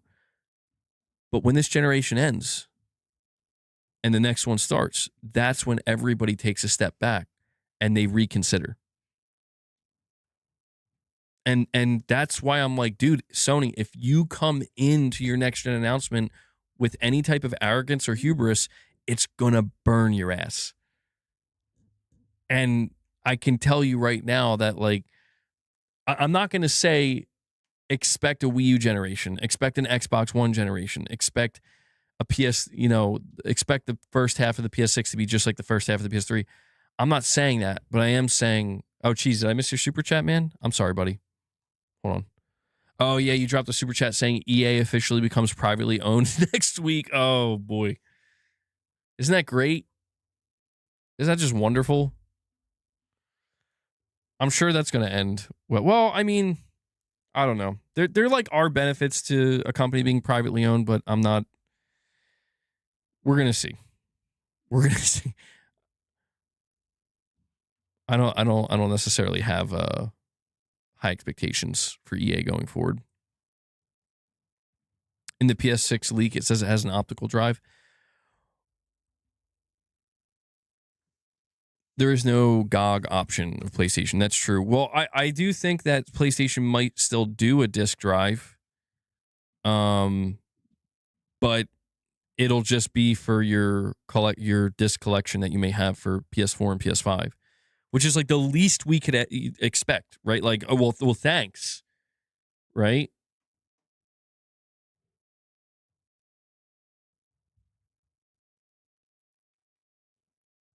Vocal minority, because the biggest content creators and influencers in the space are mocking physical media fans. A lot of folks showed their face. Money and content was more important than gaming. Well, here's the thing. I've seen some of that too. Like, it's been weird, to say the least, to watch. It's like weird and it's not. I can like, there's like a part of me that can understand it, but then there's a part of me that, like, I understand both sides, is what I'm saying. I can feel both sides. We're like, I literally am the person that cares about physical media and physical games. And so when I see people almost behaving like, and I was behaving like this too, where it's like, I've been hurt, you know, like I'm hurting. What did they do? I get it. Like, trust me, I get it because it's like I'm there. Like, I grew up. There's a sentimental aspect to it, you know, and it does become a little bit emotional for some people. But on the other side of it, I understand that for those who don't like, because it's like, let me reorient my mind. What is it like? What if I didn't care? What if I was somebody who dropped physical games years ago and just didn't give a fuck? I've been buying my games digital for the past 10 years, right? I could understand why you would look at people still collecting physical games and freaking out and losing it and be like, I don't see what like, it's not that big of a deal, man. You know, I can see both sides of it. But one side of it, I feel more directly because it is my actual experience, you know, personally.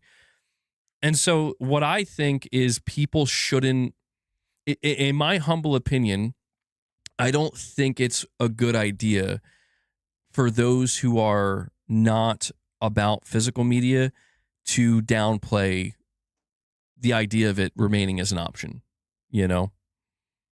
I'm not saying they need to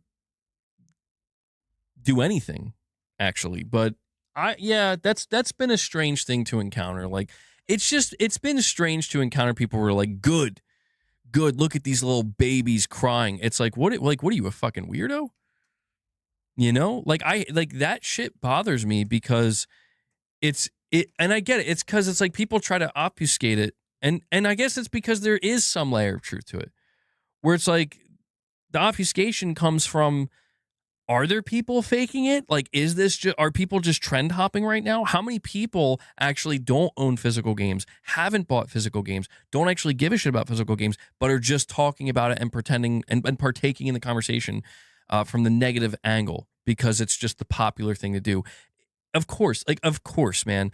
And the only all that's, in my opinion, necessary is for people to be able to discern between, like, this person may actually be like it may actually be true versus people where it's not. I don't think you can do that on places like Twitter. I don't think you can do that on places like forums and stuff because you could be talking to a freaking bot. You know, they can't prove it either way. And I'm not saying anything even needs to be proven, but it's just like people, I think people need to just realize that there's no reason for infighting. Like, that's what I don't understand. Like, an option that was here for 5 generations of console with PlayStation is now being removed. I think there should only be 2 categories of people: those who care that it's being removed and those who don't. And I know that sounds very simple, but here's what that looks like. If you care, try to let Sony know, I don't like this, and it shouldn't be this way. That's all you can do. And how you choose to do that is up to you. If you want to go leave a comment on their Twitter, go ahead. If you want to just not give them money, go ahead. Do whatever you got to do, right? But direct it towards Sony. For the people that don't care, all they have to do is nothing. Literally nothing. That's it. That's all they have to do. Nothing. Because it doesn't affect you. It's not your problem. And there's no need for you to make it your problem. And so there's the third type of person, which to me, and I'm not trying to be rude to anybody, but to me, the third type of person is the one that it makes me raise an eyebrow, where it's like, oh, you don't care about physical games. No, I don't. And you don't care that Sony's removing them. No, I don't. I've been buying my games digitally. Okay. Then why are you bothering people who are trying to bother Sony? That's, out of this whole experience, that's been the strangest thing for me to witness. You know? Like, that's been the most bizarre to me. Where it's like, why are you bothering people who are bothering Sony?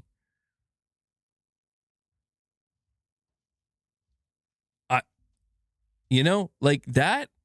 Like, unless if you're like an investor, the only type of person that could even make any sense for is if they're literally financially invested into Sony as a company. If you're a literal investor and you're trying to dissuade people, okay, it's still weird behavior, but it's like at least there's a sense of logic there where it's like you're doing it for your own personal gain, But I don't know, man. I do think that there are some people that I guess there's been more people than I would like to admit that I've seen where it's like, guys, you can want this. It's weird energy to make it so obvious you want this. Like, you can want Sony as a company to do well. You can want PlayStation as a brand to do well. You can feel good that Sony's on top. They're the best. Nobody does it better. You can feel all those things. You really don't have to make it that obvious because it looks weird. And it is like, it is a little bit weird, Like, have your own personal feelings, but it's like, read the room. You know what I mean? Like, understand that if you think people are being way over the top, that's fine. Like, there's even a right way to express that. If you think people, it's like with the whole PlayStation blackout thing, right? Like, you don't need to make fun of it, but if you really feel the need to comment on it and you're somebody who's completely against it, you could just simply say, I don't think this is going to work. And that's that. I think it's pointless. And that's fine. I don't know, man. It's just been weird out here. All right? It's been weird out here. It's been really weird to see people like, I swear, people will do anything they can to justify being rude to others. And I don't know. I don't know why they do that. Anyway. Maybe you're right, Gravy. It's possible.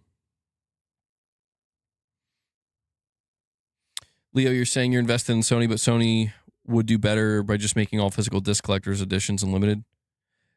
Yeah, and I agree with that. It would be cool if Sony could meet people halfway at least, for the fans that really want it. Like, we'll make you pay a premium for it. I'm not saying it would be ideal, but it's like it's better than nothing, right? Like, oh, well, we're gonna make you pay a premium for it because it's for serving a very small percentage of people. I think people would accept that, where it's like, okay, well, that's a better alternative than nothing, and at least you could still say the option exists. But you think people will fall in line, people will fall in line once they see the games?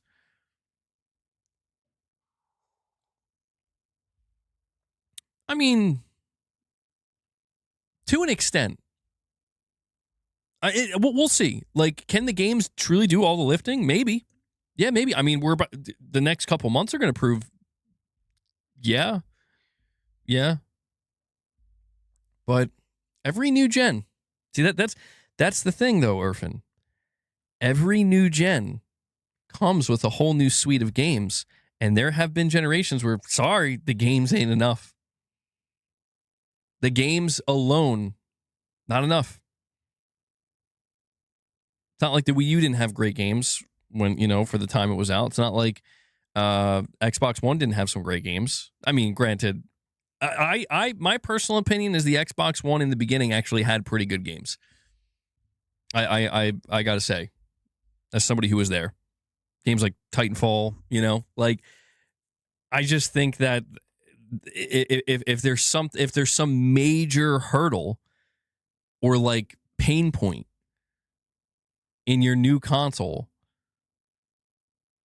as a complete package, it's like a glaring, like it sticks out like a sore thumb. I think that can be enough to make people go, oh, the games look good, but I'll pass for now. Maybe later.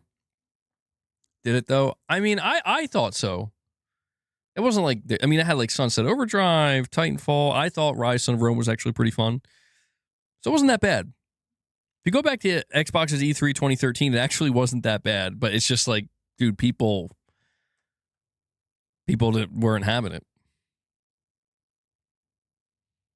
We have a direct donation from Eldon Bling. He says, physical is for the old people who can't grow and leave the basement. Goddamn old basement dwellers.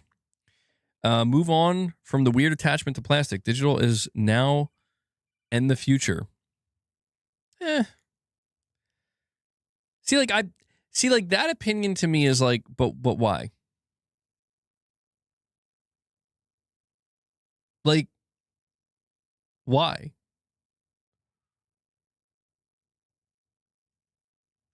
I don't know. I mean, are people too attached? Maybe.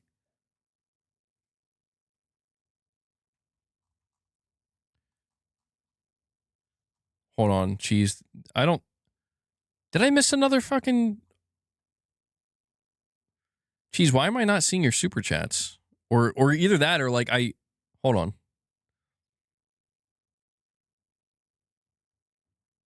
Oh, I hearted it, but I didn't read it for. I'm sorry, cheese. Cheese and Chainsaws drops another £2 super chat, and he says, like Game Pass, physical is good for the poor gamer. I mean, well, yeah, there is, yes, there, listen, man, the one thing that people keep bringing up and they keep showing, and I'm like, this is undeniable. Like, this is completely undeniable to a degree where it's like, yikes. Is people showing like, oh, you here what these games are priced right now on the PlayStation Store. Here's what they're priced at, like, Amazon, on Walmart.com, on the internet, on GameStop or something. And the disparity between so many of them is like, dude, that's probably the most, I think, and I'm not saying just for me or for you, but just for many gamers out there, that's concerning. Because, yeah, a lot of people look to get their games cheaper physically, and sometimes they collect them. A lot other times they sell them. They do something else with them when they're done. But the point is, like, if they go check the storefront and it's not part of some sale, it's probably full price.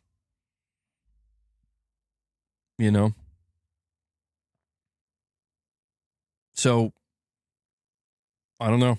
I don't know how Sony's going to deal with that. That's why I'm saying, like, I just don't know how people are going to just move on. The only way Sony can ameliorate that is by coming on and being like, don't worry, we're going to be having way more sales than what we've done up to this point. Like, we're basically going to match Steam sales or even try to do better.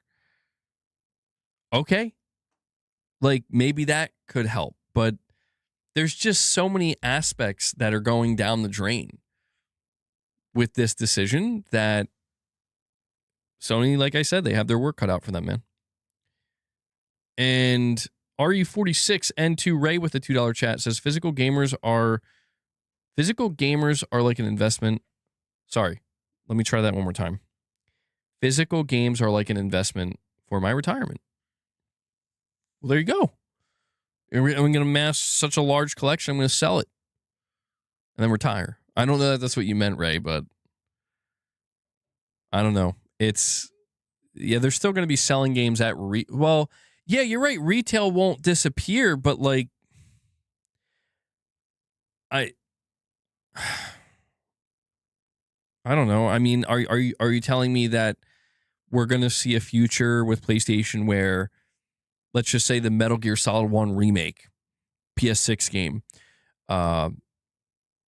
it's been out for a year, and so on the PlayStation Store it's $70-$80, but if you want to buy a boxed copy of this game with a code inside, it's going to be like $35 on Amazon. Is that even a possibility? I don't know. I don't know how this is going to work.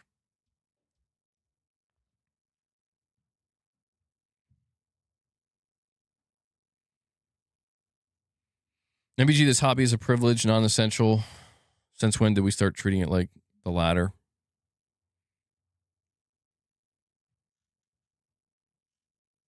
Well, I mean, because there's a balance to it.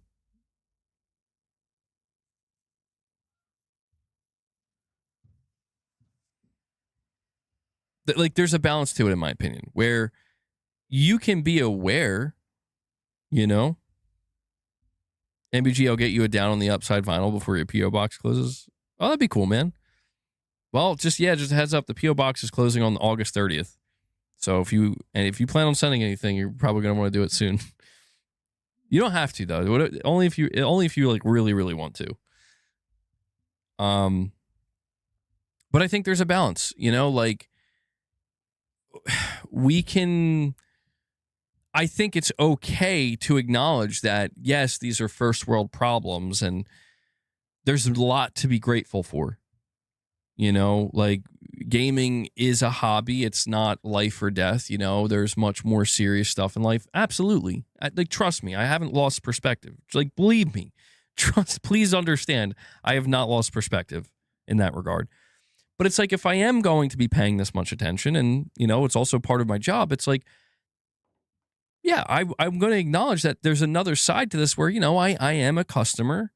We're all paying customers, and there is such a thing as good business. There is such a thing as bad business. And when you look at the larger picture and you realize, like, man, these corporations they're doing a lot better than I am.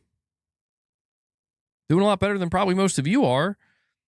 And, you know, it's not even about like, I just think there can be a healthy dynamic here, a healthy back and forth. It just makes sense. It's like, please the customer, gain loyalty in that customer. Loyalty equals recurring revenue. How do you please the customer? Do things that make them happy. Well, what if we can't do all the things that make them happy? Do as much as you can to make them happy. But you know what you don't do? Don't do things that are going to make them really, really upset. Especially before you're getting ready to try to sell them a new product. Like that, I just feel like that's all it is, man. It's again, like, I just feel like if I was in charge at Sony and there was all this pressure, it's like, you got to kill the disc. You got to kill. I'd be like, nope, we're doing one more gen. We're doing one more. And I would do that because it truly, from my perspective, I'm like, look, man, if we're already at like 80, 82%, we do one more gen. By that end of that gen, we're probably going to be well over 90, and we'll be able to just slide it on through, you know? No problem. I don't know, man. Like, maybe that would make me a bad businessman. Maybe I would be bad for business. Maybe they would look at that as like, who cares? Like, look, we're about to set a new fucking industry record. What are you talking about? Yeah, I don't, but I'm honestly, I would be like the guy. I'd be like, guys, we're succeeding off of the back. We're standing on the shoulders of the goodwill, you know, that was built up. We shouldn't burn all of it. We might need some of it in the future. Mr. Matty Plays is so mad at Sony for getting rid of discs that he saw the new Spider-Man movie.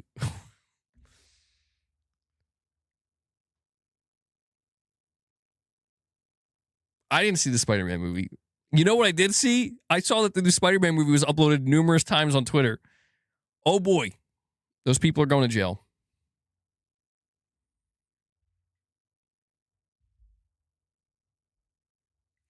Wallroar with a $2 chat says, fanboys will fanboy. I can't get over why people think pirating is bad. F corporations. The PS5 emulator is moving fast. Every game on the PS5 will run on PC soon. Well, I think pirating, there's two angles to it here. And I mean, that's how I see things. Like, I always kind of see like multiple angles to things. Sometimes it's not a great thing, but pirating, to me, fundamentally, just factually, pirating is stealing, right? Like, it just is. If you are pirating something, it is a form of theft. However, if you look at it and you analyze it, the circumstances, right? I think that's where just like most other things in life, the vast majority of things in life, there's usually a gray area, right? So it's like, if you are pirating, let's say like newer games from a company, if you're pirating new games from a company, I think there's like 3 reasons you would do that. Number one, and I think this is not the most common. I would assume this is not the most common. Maybe I'm being too naive here. Like the person who literally just is totally chaotic, does not care, and is like, if I can get my shit for free, I'm getting it for free. I don't give a fuck. There's no thought, right? There's no intent other than I just want it for free. I don't think, again, I could be naive in thinking this, but I don't think that's how most people are doing it. The second one is people do it because they can't afford it, you know? And I think that's probably more common, where it's like, I could buy this game brand new, but it's, I'm not really in a great position financially. And that's probably not something they would brag about, but like, I do think that is not legitimate, but that is a reason why people do it, where it's like, I want to save that money, so I'm just going to pirate it. And then the third reason I think people do it, and this is the reason that I think Gabe Newell highlights when he says like piracy is a service problem, is because they look at how a company is handling their business, and they basically deem it not right or unfair or not customer oriented. And so it's like, well, it's why what's that saying that people always use? Like if buying isn't owning, then pirating isn't stealing. And it's like, it's hard to argue that. I don't disagree with that notion. If you are asked to pay $70, $80, $100 for a product just to be told that you don't own that, we could take that from you whenever we decide. That doesn't sound right. Like, that doesn't sound ethical. Like, wait a second. You're selling something, and you're selling it at a pretty high price point, but when people give you that money and you give them the product, you're making them agree to the fact that they don't own that. That's not actually yours. That's still mine. So, sure, we could say pirating isn't right ethically, but that's the thing. Neither is what these companies are doing on the digital side of it. And this is why Steam is fascinating. And what Gabe Newell did say is probably true. Or actually, if you look at it in front of us, it kind of is true. Like, if you want people to not steal your games, treat them like people. Treat them like valuable customers. Most people are not shitty like that, man. Like, if a company shows goodwill towards their customers, most people are not going to spite them just for the sake of it. In fact, I think most people would acknowledge that and be like, yeah, I can feel good about supporting what you're doing. This is what we've completely lost sight of. And this is why I'm saying, even though pirating is literally theft, it's just like all other areas where it's like, if people are pirating as a way of protesting, as a way of like saying, F you, you want to treat us like dirt under your boot rather than actual valuable customers, here's what I think of you. Cheese with another £5 super chat saying, sad thing for PS6 is if they reveal it and just show Fortnite, Roblox, and COD running new updates, that's all some of these gamers need to buy it. I would normally say yeah to that, except it depends on the price. Oh, look at that. We got Call of Duty, Roblox, and what was the other game you said? Fortnite. Look at those graphics. Look at those Roblox graphics on PS6. Don't games bring goodwill? They do, unless they're being like aggressively weaponized. People can pick up on that, It's why even though most people, I'm not saying all people because it's not going to be all, but most people, yeah, they're going to buy GTA, they're going to play it. Or buy Wolverine, they're going to play it. Probably one of those people. But it doesn't change the fact that, like, if you look at something like GTA 6 in particular, it's like, that sucks. Like, it is digital only. They're telling every single customer that buys this game at $80 or $100, you don't own it. And if anything ever happens for whatever reason, you could just lose that game, and that's that. You know, it's just, and it's like, oh, well, I'm going to buy it physically. No, you're not. You're buying a code. And everything we just said to that digital buyer applies to you too. You can put the box on your shelf, nice, but and that's where you realize like the ethics of it. Jeez, don't tell me I missed another super chat. Oh my God. Okay, hold on. Something's going on with my No, you're right, I did. Jeez, I'm sorry, man. I feel bad. You're dropping these super chats and I keep overlooking some of them. Either that or they're just not showing up. But yeah, you did have another one. And you said here with another £5 chat, now physical game prices will go up. They are all now collectibles with a time limit on when they end production. Even secondhand stores will see a bump up, or will bump up the price. You're right. I was thinking about that too the other day. I'm like, holy shit. Because I had like this idea in my head, and I'm like, oh my God, there's probably millions of people, or who knows, tens of millions, maybe not tens of millions, maybe, but millions of people who are like, well, now I'm going to start collecting because that's it. Like, we have an endpoint now. You know, we have an endpoint now.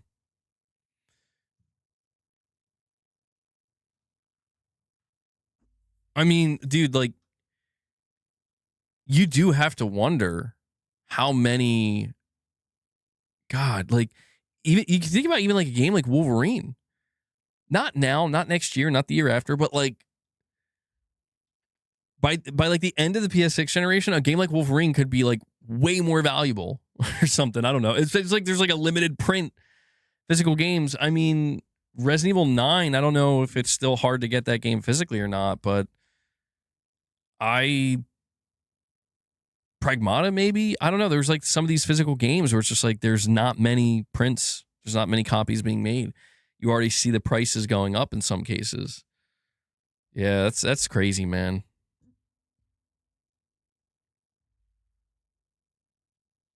Irfan, I don't agree with you, man. I disagree with you on this point a little bit. You're saying Sony invests huge amounts into new gens. It's almost impossible for them to mess up the PS6 reveal. It's not just because of the fans, but simply because they wouldn't want to burn such a huge investment. I mean, I want to agree with you. Like, I want to say, yeah, of course, man. Like, but I'm worried that, like, it's like, Sony, you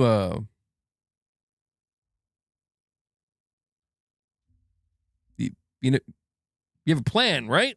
Like, you have a plan, right? And I'm just worried to, like, yeah, we're gonna sell you $1,000 PS6. Like, well, I mean, I get you have games. Oh yeah, we got some games. Yeah, okay. What else? What else you got? It's like a handheld. Oh, okay. Like, it's just I'm afraid. I'm afraid. I feel extremely trepidatious because I just continued to get this sense that it's going to be like, we're going to do the bare minimum and assume that'll be good enough. And I'm like, I sure shit hope not, man. Like, I'll put it to you this way. I'm going to put it to you this way. All right. People have brought this up before, and they said maybe the reason why Sony's doing this disc ending thing now, or like they're doing it at around the exact same time the PS6 comes out, it is because of the handheld, and they want to have this unified ecosystem between both, because maybe there's something about the handheld we don't know. Like, perhaps it is going to be like a Switch, literally, where like the handheld will be the cheaper model of the PS6, and you can hook it up, like you can dock it or something, you know? And so it's like the PS6 main console is actually the Pro or something. I don't know that they're doing that. That sounds crazy to me. I guess I'm just saying, like, it would be more reassuring if it's like, we're not doing this for the exact reason you think. It's hard to believe. Like, this requires giving Sony the benefit of the doubt, and it's why I'm not doing it, and it's why I don't think anybody else should do it. But it's like, if we are trying to consider all possibilities, there is a possibility that it's like, we're not planning on actually trying to screw you like that next gen. It's just, this is part of our plan with our ecosystem and our hardware ecosystem. Like, it's the only way this handheld thing we're trying to do is going to work in tandem with the PS6. But I just, I don't know, man. There's just an aspect here where it's like, it's going to require a damn good explanation. But listen to what Sony said, man.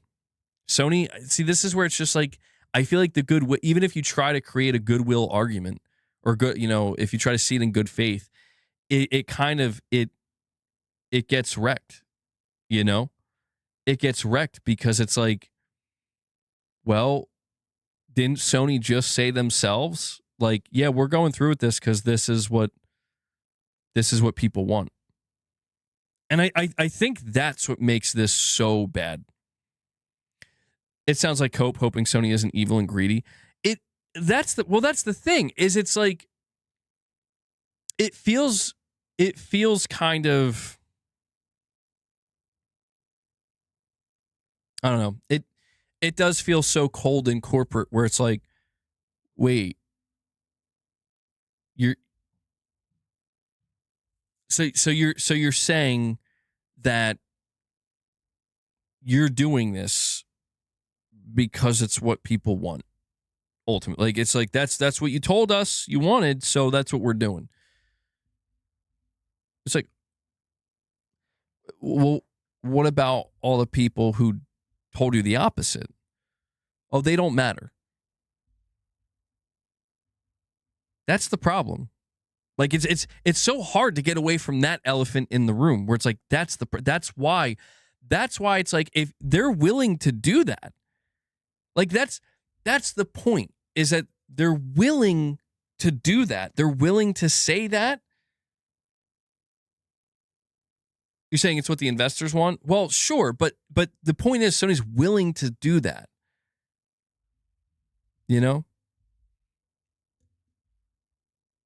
Oh, that's fine, Irfan. Like, and I appreciate that. Like, I don't have a problem with somebody who comes in and says, I'm excited for the PS6. I'm not gonna, like, Michael, thank you for the jewels, buddy. Thank you. I'm not gonna look at that and be like, no, that opinion's not allowed here. What are you, an idiot?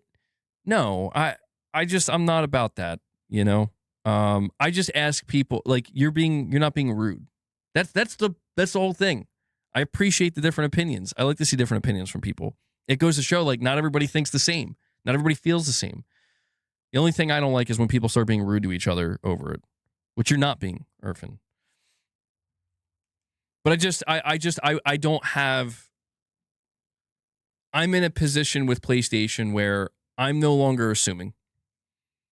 I can't put any good faith in, like, I could assume they will have good games for the PS6. Yeah. There's no reason for me to not feel that way. But it's just, in terms of their business practices, when it comes to their business practices, I assume that it's not going to get better. And until I'm proven otherwise, that's just how, that's where I land on that. Wallroar with a $2 direct donation saying, for example, I crack most of my Steam games. I bypass the DRM. Nintendo won't support old games. I have ROMs of old games I own. And that's, I think that's fine, like, especially when it comes to the emulating older games. Like, that to me is weird. Like, that is a service problem. Like, Nintendo not, I don't know. Like, from my understanding, and I could be wrong about this, correct me if I'm wrong, but from what I understand, like, Nintendo has done a poor job at making, like, their older catalogs easily accessible. like through their own business, you know? And people just kind of want to like play these older games, and there's like no real easy or convenient way to do it through Nintendo themselves. So, you know, people go to emulators and stuff. And Nintendo has a big problem with that. And it's like, I don't know. Like,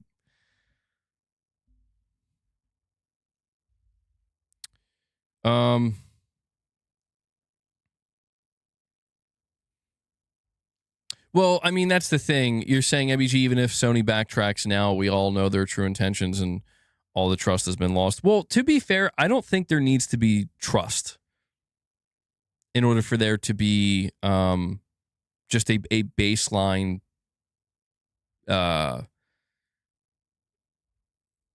business interaction between a platform and somebody who's buying and playing on the platform. I mean, there needs to be like some layer of trust. Like, I mean, some layer, you know what I mean? Like, I guess what I'm trying to say is that the type of trust you're kind of referring to here, I understand. Like, again, it's like the goodwill of like, they won't do that to me. No, they probably will. Oh, well, they won't do this though, right? No, they probably will. I'm talking about like you can trust that if you were to buy the PlayStation 6 and buy every launch game digitally, Sony is not going to just take those games away from you after a month. You can trust that because there's enough. It's like, we want you to buy these games. Like, we want you to buy games. We want you to play the games. We need you to. I guess what I'm trying to say is like, Sony isn't trying to literally like destroy everybody's accounts and be like, we hate you all, go away. Because if that was the case, it's like, well, then you're going to not have a business anymore. You're not going to, PlayStation will no longer function. Michael, thank you for the $2 super chat or donation, actually. Thank you for that, man. So, but what I am saying is that if that's as like, when it comes to that layer of trust, that it's just like, well, I can trust if I buy games on the PS6, they probably won't be taken away from me. No, probably not. But that's probably all you've got. And in rare cases, even then, you got to be a little bit worried, because it's like, what if you get banned for like wrongfully? Well, then that goes out the window. What else can you trust? What else can you establish between you and your how you interact as a customer with the PlayStation brand? Okay, I can trust maybe there will be games I want to play. I can trust that there will be trophies I can earn. I can trust that, you know, the overall experience will be good, probably. Yeah, sure. But everything else outside of that, it's like, I don't know, man. At any moment, something could change.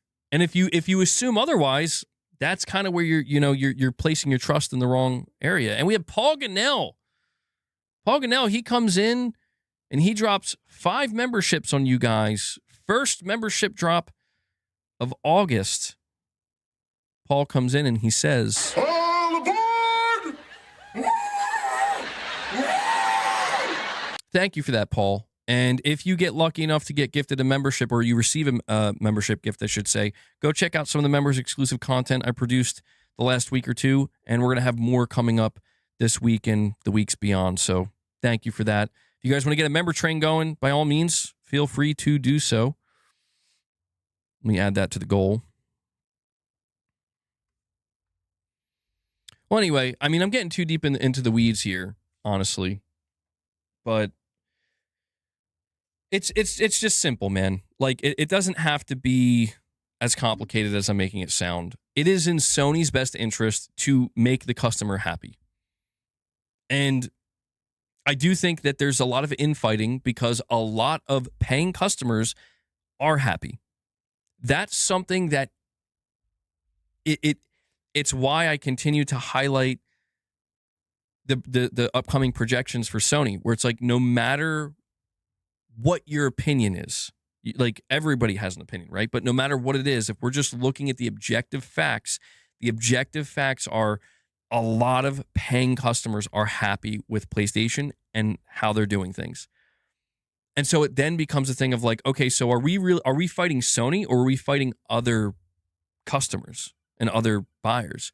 And that's where you start to see the disconnect, where it becomes almost like a, you know, it almost becomes like a political thing where it's just like, which side are you on?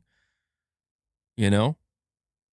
And that's where things get, I would say, really tough and really hairy, so to speak. Because I think that, again, there's just all different types of people, where there are people who don't care at all. There are people who just want to play games. There are people who actually like everything Sony's doing, and they have no problems with Sony. There are people who can't stand Sony. There are people who believe that anybody who's supporting what Sony does is the worst, you know? And then there's everybody in between. And this is where it's just like, there's so much noise and there's so many people involved that this is why I'm telling you guys, like, my job is to literally sit here and talk to you about this, but the words don't matter. They don't. It's for entertainment purposes. It's for, us to have engaging conversation and back and forth. But at the end of the day, man, it's like Sony's only going to look at the numbers. And that's it. That's all they're going to look at. And that applies to both GTA 6 and their record-breaking quarter, but also the first reveal of the PlayStation 6 and when pre-orders go up. They're only going to look at the numbers. That's it. So this is why I tell people, do what you got to do. Do what you got to do. Don't follow. Lead. Walk your own path. Don't buy a PlayStation 6. Don't spend any money on Sony ever again. Buy a PS6. Buy every game that launches on the PS6. Just do what you got to do. But at the end of the day, we're going to find out what the actual reality of the situation is. The reality of the situation for the rest of the PS5 gen, like I said, Sony's going to be breaking records. What the reality of the situation will be come the launch of the PlayStation 6 and the build up to it and the first 3 months of it, your guess is literally as good as mine. And that's saying something, considering I've been following PlayStation closer than 99% of people. So take that for what it is. I think we have another direct donation I got 2 direct donations from Perfect Image. He says, MBG, I don't know what people are talking about Nintendo, but from my perspective with the Switch sub, I can play from the Switch subscription, I can play all their consoles that they provide without or with decent games. At least Nintendo, they're preserving their console on the Switch from Game Boy and GameCube. The only thing that's missing is Wii and Wii U. Yeah, that's why I was a little bit unsure, because I'm unfamiliar with the subscription service that Nintendo offers.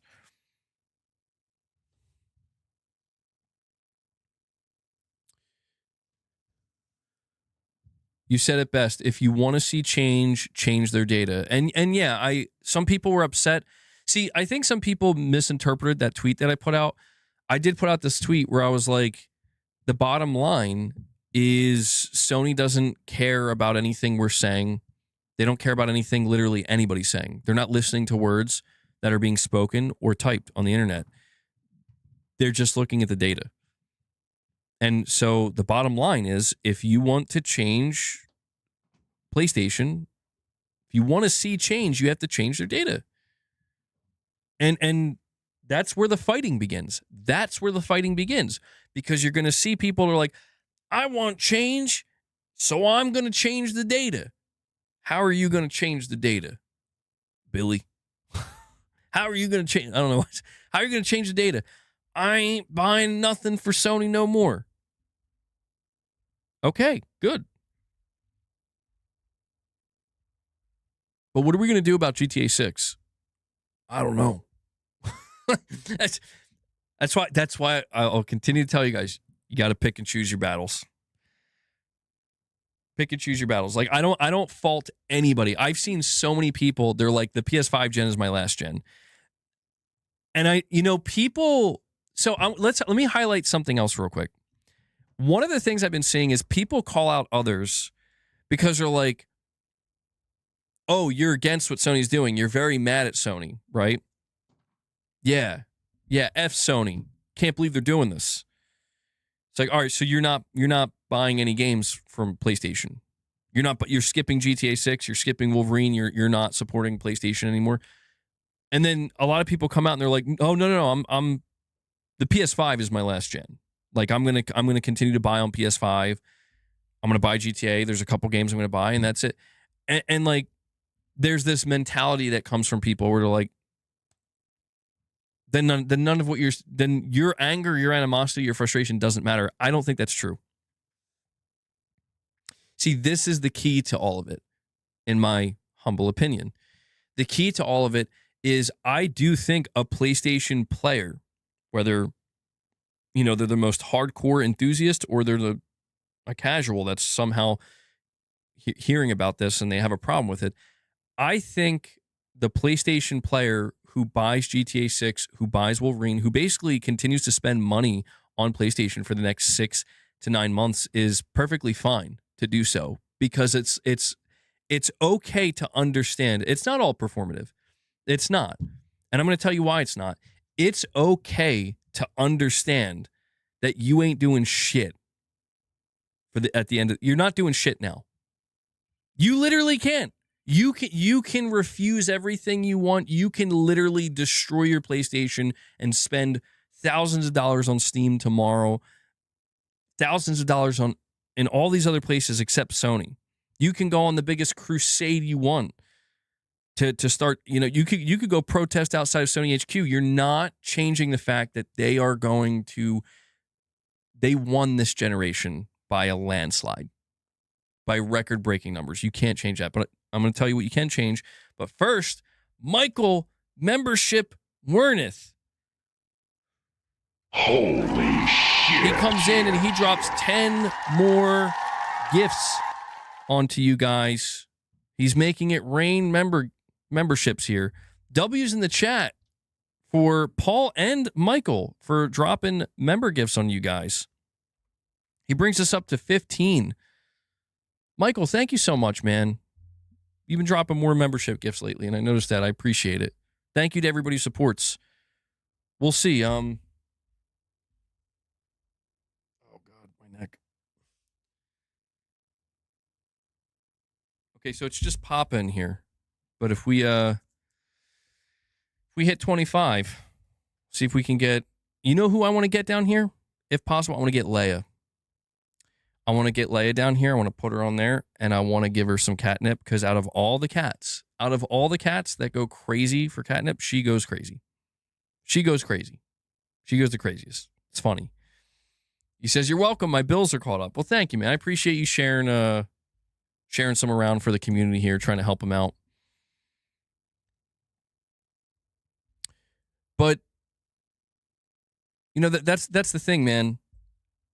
I don't think there's anything wrong, like I said, with a PlayStation player accepting and understanding that whether you choose to partake in the end of the PS5 generation or not makes no difference.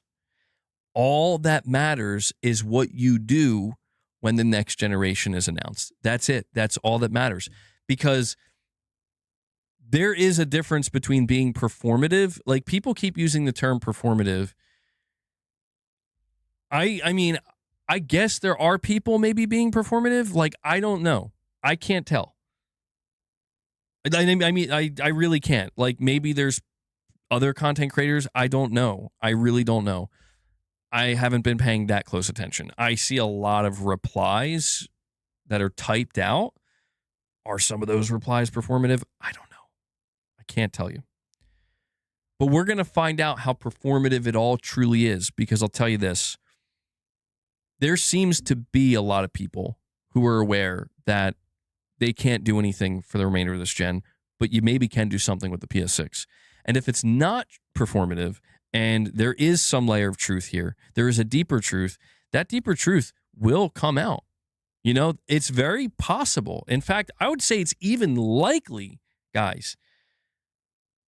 Oh, what's that? You can't resist GTA 6?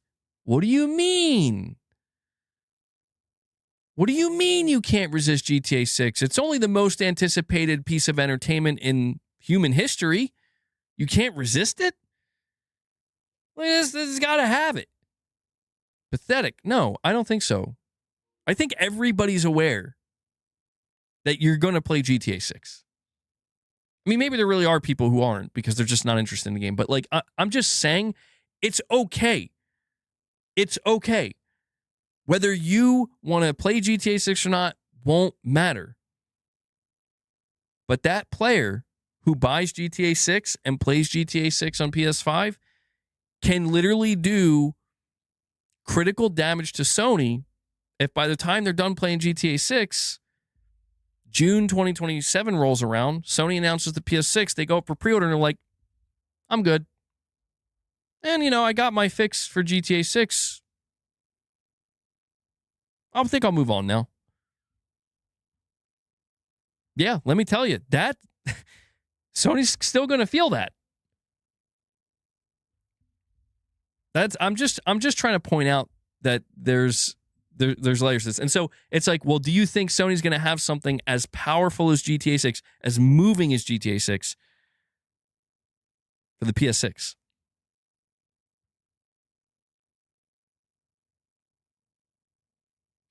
In other words, what I'm trying to say is most people may not be able to avoid GTA 6.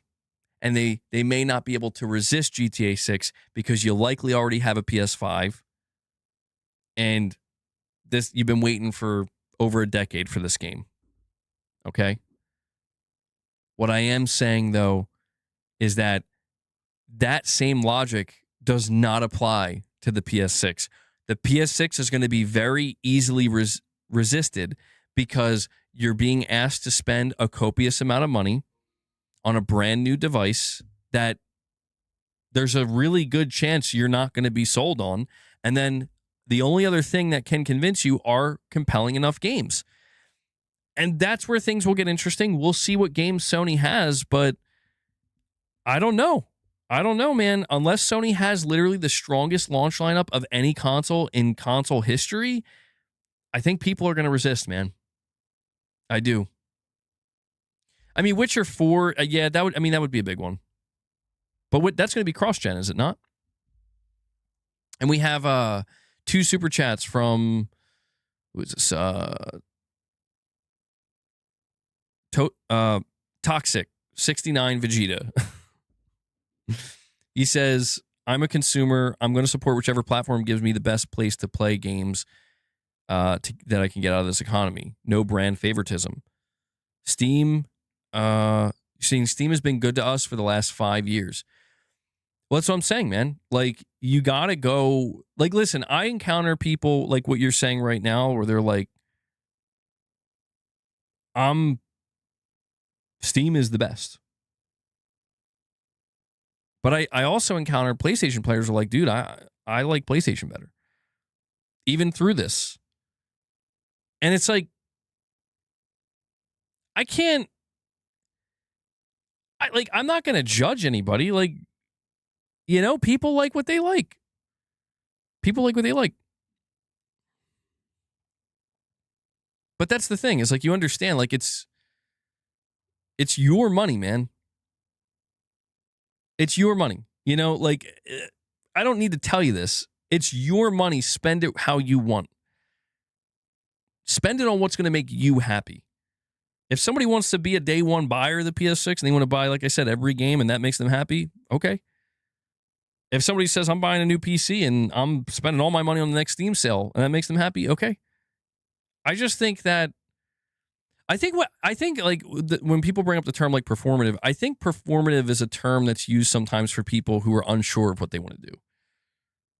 Like, they have mixed feelings on things. And it's like, I don't necessarily know that that's performative as much as it's just, well, you have many different options and also probably different preferences, and some of those things don't mix as well together in some instances. So you got choices to make, or decisions to make, I mean. But anyway, I spent I spent way too much time talking about this. I failed already. I told myself that I wasn't going to come into August still talking about the same thing, but here we are. We have to shift gears to maybe Xbox a little bit, because I do have like 2 topics regarding Xbox. Well, I mean, they're not like major topics, but apparently there's like a report, and there's some rumor going around that Microsoft may be considering removing their games from Steam. MBG, you're wrong. The PS6 will sell well at launch no matter what, simply because it's next gen and FOMO. We need to turn Sony's numbers around before that. Stop saying it's useless. It's not helping. I mean, dude, like,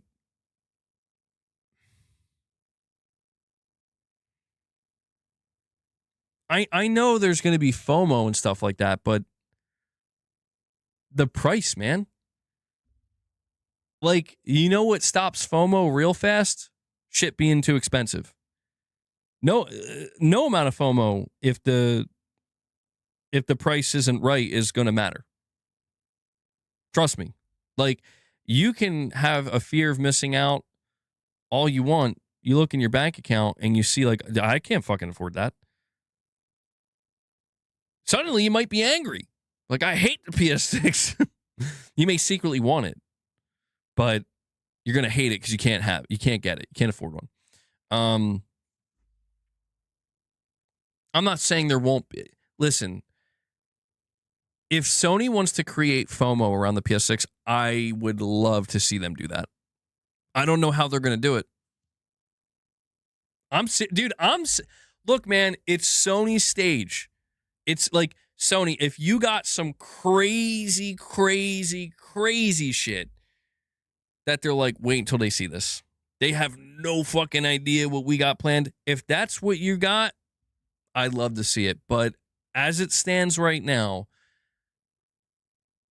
I can tell you what to expect. You can expect an Astrobot sequel. And I'm not saying any of these things are bad. And some of these things can certainly be strong enough. Like, some of these things I definitely am going to want to play. Like Astrobot 2, for sure. My son's going to want to play it, you know? Like, so I'm not saying it doesn't exist with the stuff I'm listing, but I'm just saying I don't know where the surprise factor lies. There's going to be Astrobot 2. There's going to be probably a new Uncharted starring Nathan Drake's daughter. There's going to be a Venom game from Insomniac. And keep in mind, almost all of these games will probably be cross-gen. There's going to be maybe our first look at Fizzant, which is a big one for me, personally, from Kojima. You probably see Media Molecule's new game. There's Project Delta that's being worked on by, who is it? People Can Fly. You might see Horizon 3 if it's ready to be revealed. Maybe Sony Bend will be ready to tease their game. So I'm not saying that these things don't matter, but I'm just saying, like, there's 2 things that are going to matter a lot more. Number one, are these games cross-gen? I'll tell you what, if these games are cross-gen, that doesn't hurt Sony per se, but let me tell you, a lot of people are going to be like, I'll buy it on PS5. I'm good. Like, if there's a must-play game, I'll buy it on PS5. Like, exclusive. So, cross-gen and then price. So, let's say they're not cross-gen. These are all PS6 only. Oh, okay. All right. Yeah, I want to play those games. How much? $1,000. It's like, ooh. Maybe I'll wait. You know, it's gonna be a hell of a ride to see the build up to the PS6, man. So I understand that you're telling me. Like, I shouldn't be saying don't do anything now. You know, it's not helping. I'm not going to tell people what to do. I'm not telling you do or don't. I'm telling you do what you want to do. But if you ask me, MBG, if I do this, do you think it matters? I'll be honest with you. If you ask me if I partake in the upcoming PlayStation blackout, is that going to do something? No, it's not. For you, it might on a personal level. If you feel you're doing something, sure, go for it. For Sony, they don't care. You're not doing anything to Sony. What if I don't buy Wolverine, GTA, Control Resonant, Blood of the Dawnwalker? What if I take all my money and I spend it on Steam? You think that'll teach them a lesson? No. But I'll have to ask, is that what you want to do? Do you want to play all your games on Steam? Yeah, like what I'm trying to say is like you have to differentiate between, are you trying to do something to send a message, or are you doing what you want to do? Because what I can tell you with certainty is that the whole idea of sending it, Sony responded and they told you, we got the message, we don't care. That's what I'm trying to tell you. To me, it was about sending the message. And I think we did. We did win in a sense. We did get Sony's attention. They had to acknowledge it. They had to answer an investor, and they had to say, like, we see the replies, we see the opinions. So yes, we won in the sense that, did you hear us? Did you see us? Yes, they did. But they told us that we don't care. So you have to do what you will with that. And if that means forsaking PlayStation forever, do it. But make sure it's because that's what you want to do. If that means, whatever, I'm going to play all my games on PlayStation anyway, just okay. Just make sure that's what you want to do. Do what you want to do. Okay? That's my new philosophy going forward, because I'm seeing way too many people trying to tell others what they should or shouldn't do, when in reality, just relax, enjoy yourself. There's plenty of options. There's plenty to go around.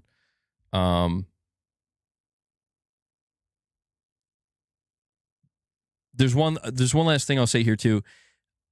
MBG, do you think Sony could still reverse their decision? Yeah. Yes. Yes.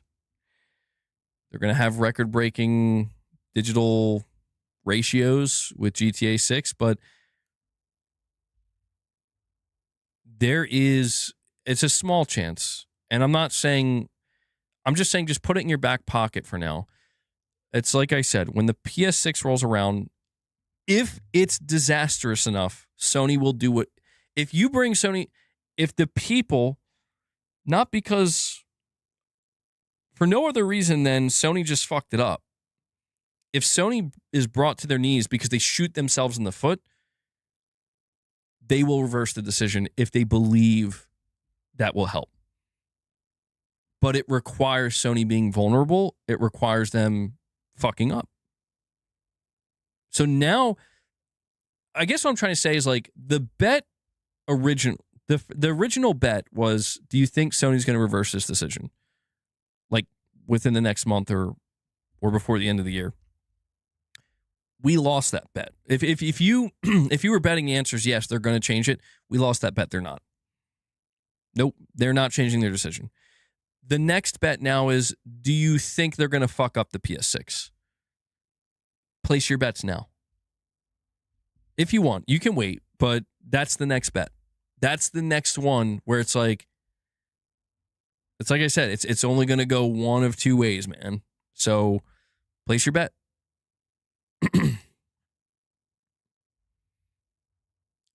Me personally, I'm not placing my bet yet for sure. I'm leaning towards I'm going to bet they're going to fuck it up.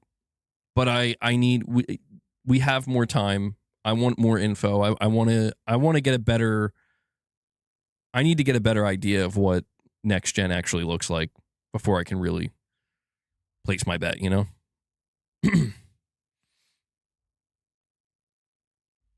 MBG, do what you want to do, but don't cry with what comes next if you take a stand. Oh, I agree. Yeah, well, that's what I realized. It's like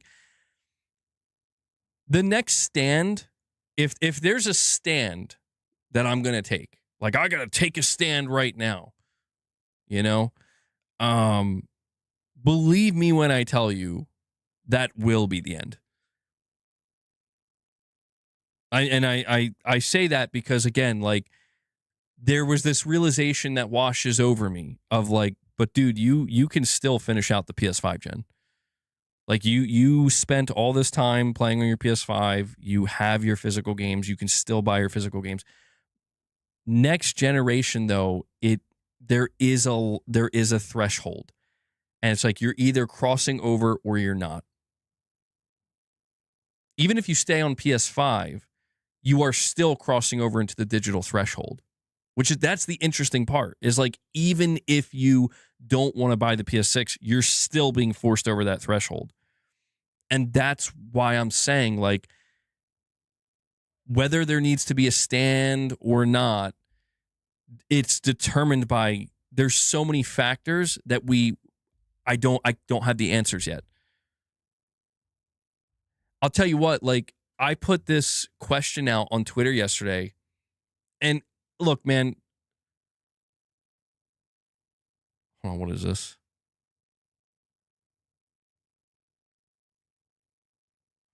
Oh, I don't know what the hell that is.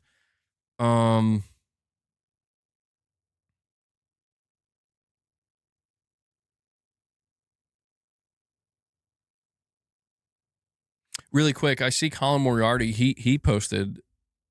Well, let me just see if I can bring this up. Hold on one sec. Where is it?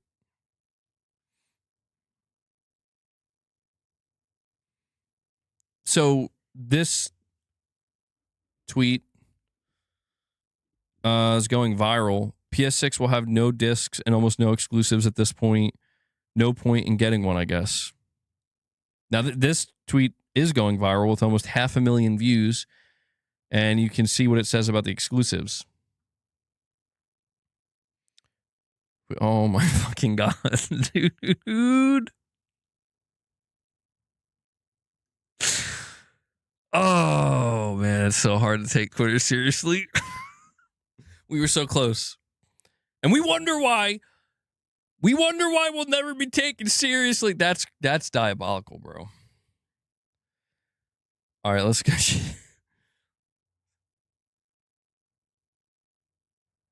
So these are the top replies. PS6 exclusives.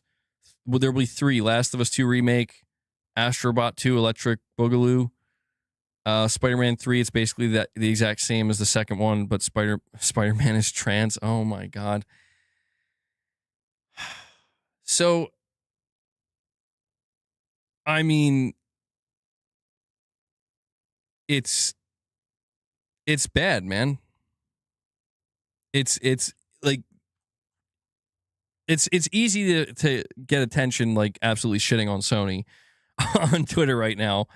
But I came across this because Colin retweeted this, and here's what he says. He says, there's an inverse relationship between PlayStation exclusives and the financial vibrancy of the ecosystem, and few ever discuss it. As I've said for years, exclusives are nice. They're great to have, but they absolutely don't matter as much as people assume they do, clearly.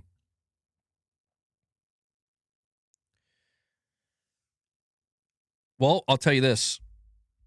Here's what I'll say.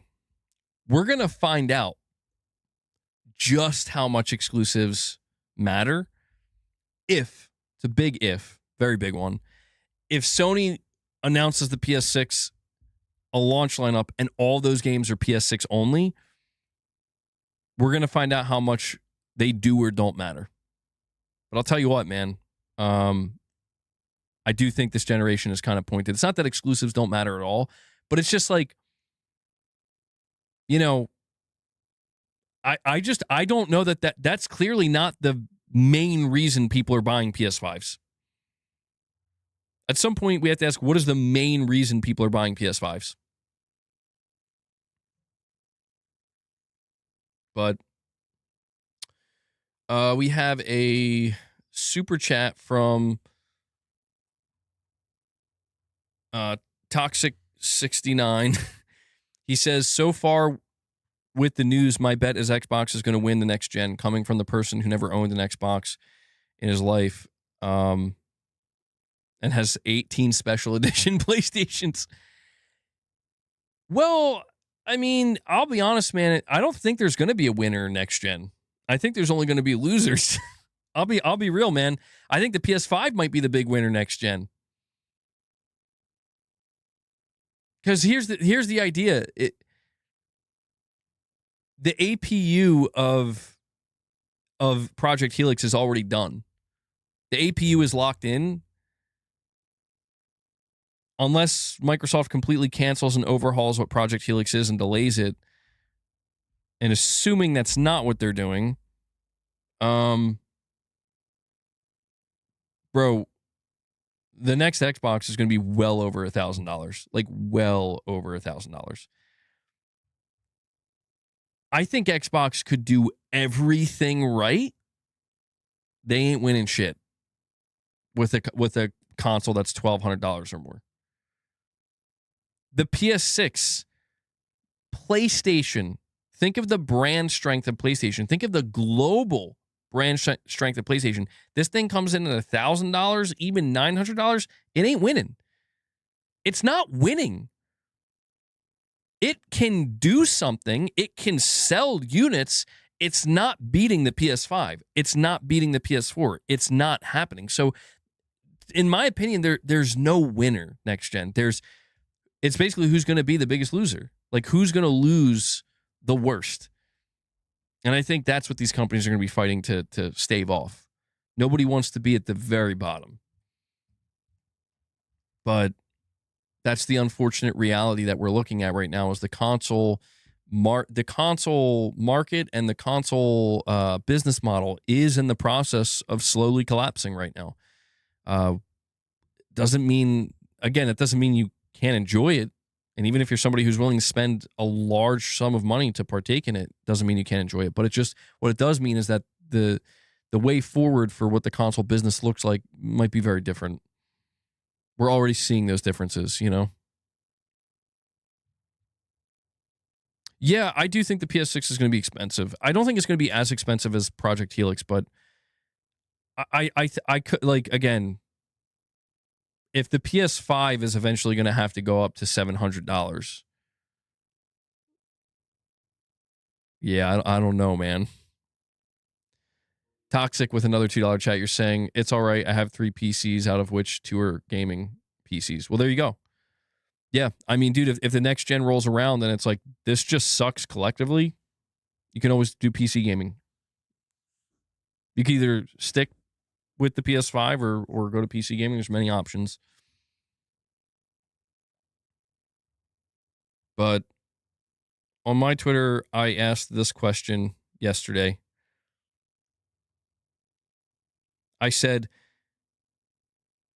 if Sony makes massive changes to the PlayStation Store / digital ecosystem, would that change your opinion going into next generation? I'm talking about an overhaul, new refund policies, better / more frequent sales, gifting, the ability to trade or sell your digital games, family share plan, etc. Let's go check what some of the replies are saying.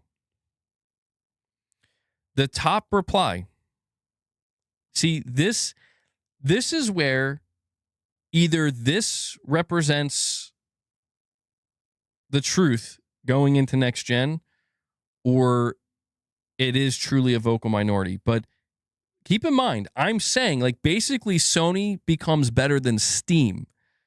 That's essentially what I said. Because even Steam doesn't have some of those features I listed. And I asked, would that win you over for the PS6? The top reply is, nope. Eventually, they would just go back to being anti-consumer. They've already proven they'll say what they need to get your money, then reverse course later. They'll eventually reverse course on this, but I think the tombstone for PlayStation has already been ordered at this point. It may not be next generation or even the one after that. However, I strongly believe they've used all the points they had in goodwill with this last move.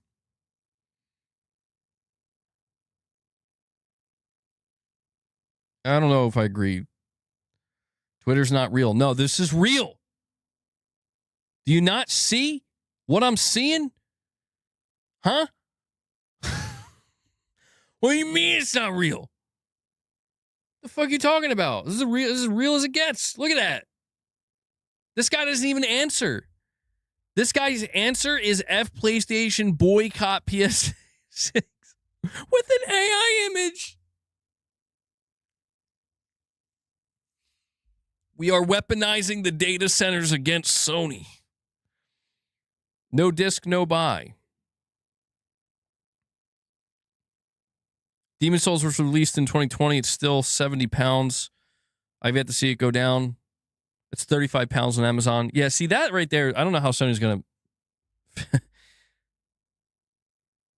That's crazy. Bro, that's a crazy AI picture. I'm unsettled. PS6 exclusive. Oh, man. Okay. Damn. Now this one's just sad. So that's the thing. Even so that's just Twitter. Twitter's not real life, but if we were to go based off of that at all, apparently if Sony makes all these changes, it ain't going to matter. See, that's where I start to get concerned. As like, guys, I'm starting to get a little worried. Like, I'm starting to get a little worried that all those things that I listed, we should be encouraging Sony to do those things. Like, I know it won't bring back the discs. We want the discs. I know. But I'm starting to get worried that people are getting lost in the sauce, man. Like, dude, one of the features I had listed was you can trade and sell digital games. And people are like, fuck Sony, no disc. It's like, oh God. Like, guys, don't get too crazy out here because Sony, like, now I'm just starting to get worried that like the wrong, the some of the necessary messages to get through or might not get through, you know? So I don't know. That assumes that Sony is actually listening to any of this shit, but I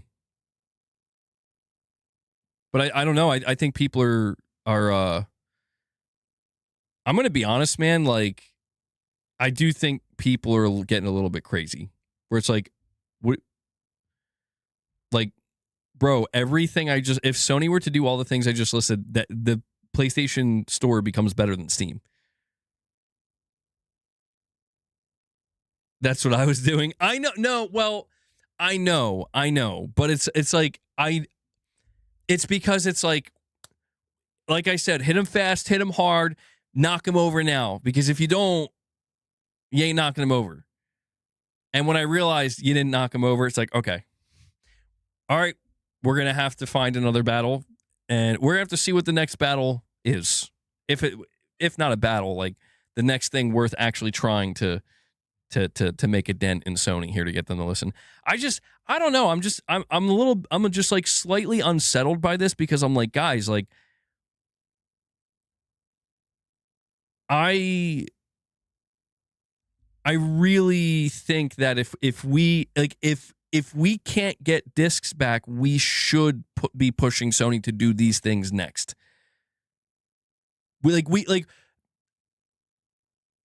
I just hope that Sony doesn't ever get the feedback that like, why would we do that? Nobody cares about that.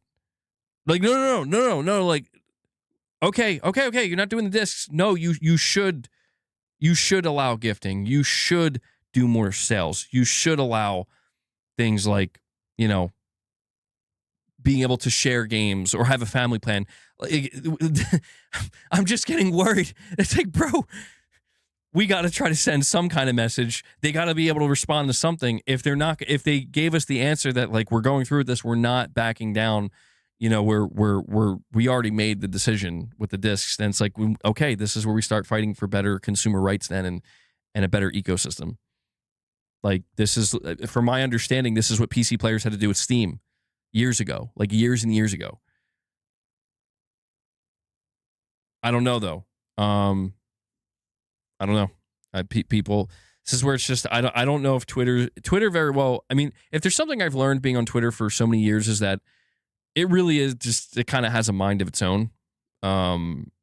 I don't know that you can really gauge anything truly on Twitter.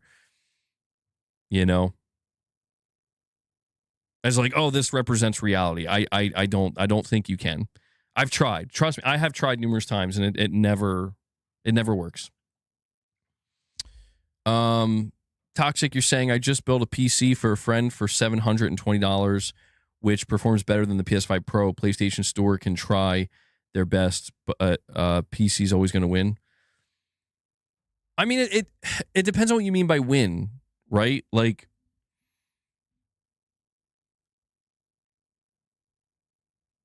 in the context of like financially, PlayStation's about to win. Again, that doesn't matter to me. That doesn't matter to you. But I'm just saying, if we're trying to understand the broader context of the industry and the players in it, PlayStation's about to win bigger than anybody's ever won in the next 3 months. There's just no way around that. If you're talking about on a more personal customer, like consumer level, again, it's if you're on PC and you're happy there and you're like, dude, I don't think anybody does it better, you do win. You do win. You win. Nobody can take that from you. And that goes, I mean, that's applicable in all places. If we're trying to judge these things objectively, I mean, could the PlayStation digital ecosystem theoretically beat Steam? Sure. Like, it could. In fact, I don't think if I were Sony, I'd be all over that. I'd be like, let's just beat the shit out of Steam. What does that look like? Let's be the most consumer-friendly digital storefront. That's the problem with Sony. That right there, that's the stick up their ass, where it's like, we're not doing that. Like, what do you mean you're not doing that? Like, what do you mean you're not doing that? What are you, stupid? They're arrogant. That's not even that they're arrogant. It's just they're business. Their business. It's cutthroat, business oriented bullshit, man. It's like, we're not going to do a refund policy like that. People are going to take advantage of it. And are you not going to are you not going to retain all of your customers and get like, I don't know, man. Here's how Sony wins. You ready? Sony, I hope you're listening, because I'm going to make you a lot of money. It's hard. It's going to require a lot of work, but you got a lot of employees, got a lot of bright minds over there at PlayStation Engineering, right? You might have to hire some new people too. Listen, here's how you win. Go digital only. Beat the shit out of Steam. Look at everything Steam does and either A, match it, or one-up it. Then take your digital ecosystem, place it on PC, you win. That's it. Sell your console, put your ecosystem in as many places as you can with that actually matching or being better than Steam, you win. Nobody beats you. There's how you achieve the monopoly without having to be a dickhead about it. You don't have to do it by brute force. That's it. Like, that's it. That is it. I just gave Sony the number one fucking recipe for the greatest success they could ever experience, and they won't fucking do it. Probably. They probably won't do it. But that's how you win. That's right there. That's literally, you will kill everybody. Or if you don't kill them, what are they going to have to do? They're going to have to match you. And what does that mean for us? It means greater competition in the name of consumer benefit, of customer, in the benefit of the customer. So will some companies die because they can't keep up? Probably. But that always happens. That always happens, man. That is the name of the game. So reading that Push Square article that Irfan sent me the other day, where I'm like, dude, the shit that Push Square's listening here, it's like, why the fuck does it seem like Push Square knows how to do this better than Sony does? Kaz Jam, you're saying, I agree, MBG, but we would still be at the mercy of Sony. What if sharing games or trading becomes unavailable or there's an error or something? Yeah, I mean, I get that. And to that I say, I don't know that anywhere you go is truly going to be perfect. And I mean that. I don't think there's any place, like, I think every storefront has its strengths and weaknesses. I think that if the strengths greatly outweigh the weaknesses, that makes it a lot easier for people to overlook the weaknesses. But there still are weaknesses nonetheless. Sony could create the perfect storefront. That's the problem that I see from the highest level with Sony PlayStation is you got the money, you got the brand recognition, you got the players, you got the dominant position, you have everything. You have everything, and you could utilize this to this time and this position you're in to like you remember the mentality that Ken Kutaragi had with the PS3, where he was like, we're going to make the greatest piece of technology that was ever created. Like nothing's going to fucking touch it. And he was right. The PS3 was like a marvel. The problem was it was all hardware based. And it's like, yeah, this isn't practical at all. And they found that out real quick. If we could get somebody inside of PlayStation with that exact same vision, but from a digital perspective, the only impracticalities, in my opinion, there are two. Number one, you got to make sure you have the engineering chops. That could require a significant amount of R&D and a significant amount of, hiring, but it would be worth it. It's a long-term investment, especially if you're going digital only.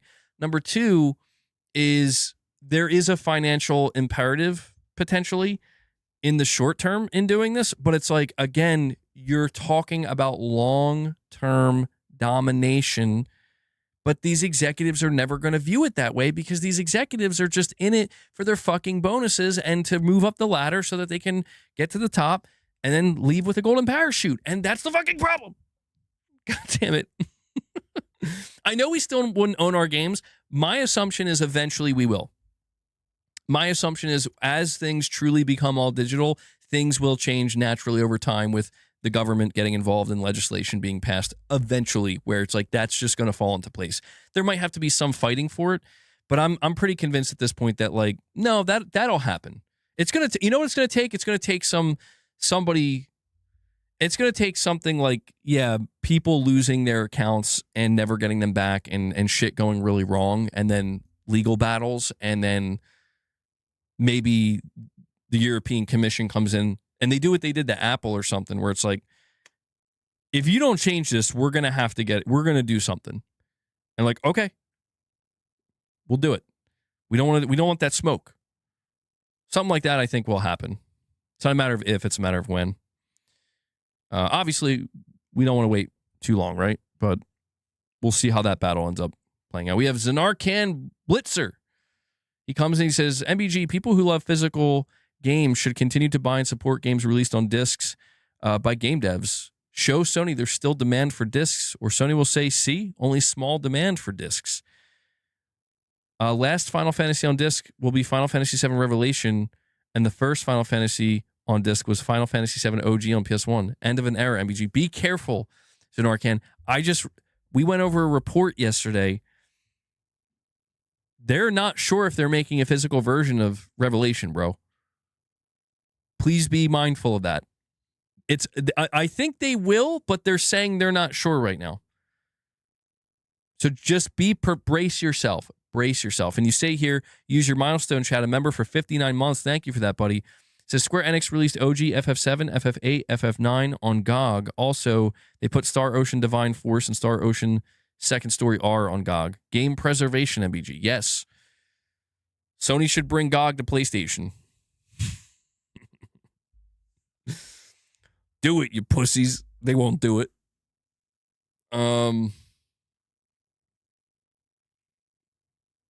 Yeah, Zanarkand, you're right though, man. I mean, I'm gonna do my part. I don't know that I don't feel like I'm gonna make a difference. I know, and I know I sound like such a defeatist, but it's like any game I can buy physically, I'm gonna buy physically. You know, I wrote down a whole list, bro. I've decided like I'm gonna create an extremely, I mean, I made it extremely, but a highly curated. Like I have an end goal now. I'm gonna have a highly curated collection of physical PS5 games where there's gonna be no fluff. They're all gonna be intentionally picked, and it's gonna fill up one of my shelves. And every game's gonna have a place. And it's going to be the collection that in the future, you know, when I'm really old and shriveled up and I'm talking to my great grandkids, hopefully, I'll be like, back in my day, we bought discs. And let me show you something here, Sonny. And I fucking bring them to my, it's like covered in cobwebs and dust. And it's like 150 PS5 games. They're going to be yours when I'm gone. And then they'll just sell them. But, you know, that's what I'm going to do. So, and who knows, maybe I'll do it for some PS4, PS3, PS2, and PS1 games if it's plausible. Not plausible, if it's practical for me. But MBG Shrine. Guys, by the way, if you are enjoying today's stream, please do me a big favor and hit that like button. Okay? It helps more than you know. And if you want to support what I do here, consider becoming a member. Consider gifting membership, super chats, direct donations. Thank you all for supporting, for everybody who has today. We are sitting at 15 members. We still got some time. We'll see. We'll see if we can add to that before we wrap up today. We still got time. Buy physical games while you can because the prices are only going to get higher from now on. I know, dude. And that's why I'm like, I'm going to start now because, yeah, we were talking about that earlier. It's only going to get more expensive. It's only going to get more expensive. MBG trading games probably won't happen because every game would require approval from each publisher and studio. Be very tricky and potentially problematic. Yeah, I don't think something like that's going to be implemented, but it's a nice thought, isn't it? You know? That'd be really cool. But that's one of the things that I think is probably completely unrealistic.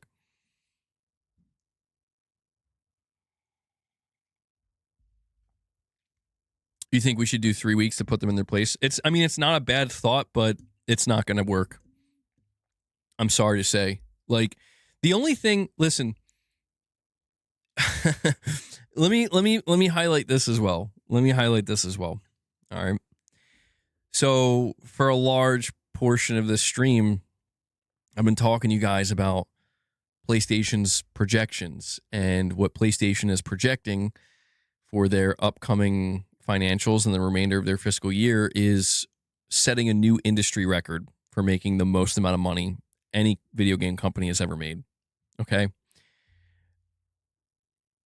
When we talk about damaging Sony's bottom line, that requires people to not play the game, to not buy the games, and to not play the games. What Sony is telling you with their projections is you are. We're so confident. Now, keep in mind, projections are just projections. All right? It's what they're anticipating. Sony is telling you not only are y'all are going to buy games and play them on PlayStation, you're going to do it so hard in the next 3 months, you're going to set a new record for us. We're going to break all the records.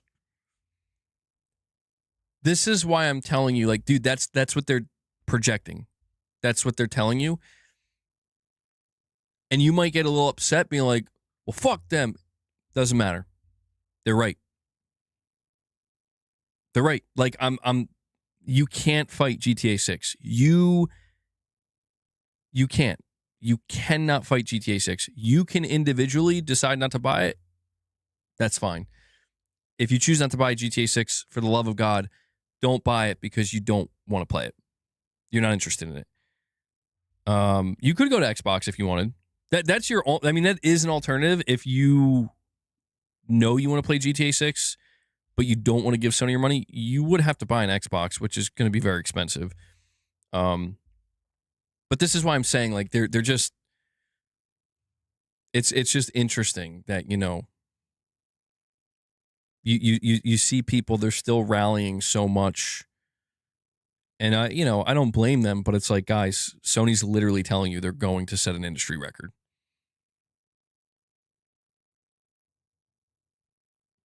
Rally away. But probably best to save your energy for the PS6 at this point. You know what's crazy? There's a very good chance Sony actually surpasses their projection. I was thinking about that too, and yeah, dude. Like, you remember when I told you guys, see, like, listen.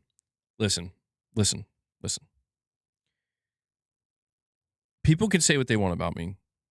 And I'm not getting defensive here, but I do want to highlight something. I think I highlighted this like a week ago, but I'll mention it one more time. The very first reaction you got from me wasn't a live stream, wasn't a video, it was on Twitter. When I read the post from Sony that they were ending physical discs, the first thing I tweeted, because this was my first initial raw, I mean, just instantaneous, this is how I feel based off of what I just read. I said, guys, Sony just announced they're ending physical games come January 2028. It's over. That's what I said. It's over. That's what I said. That was my first reaction. And I sat with it for about 15 minutes, and then I got pissed off.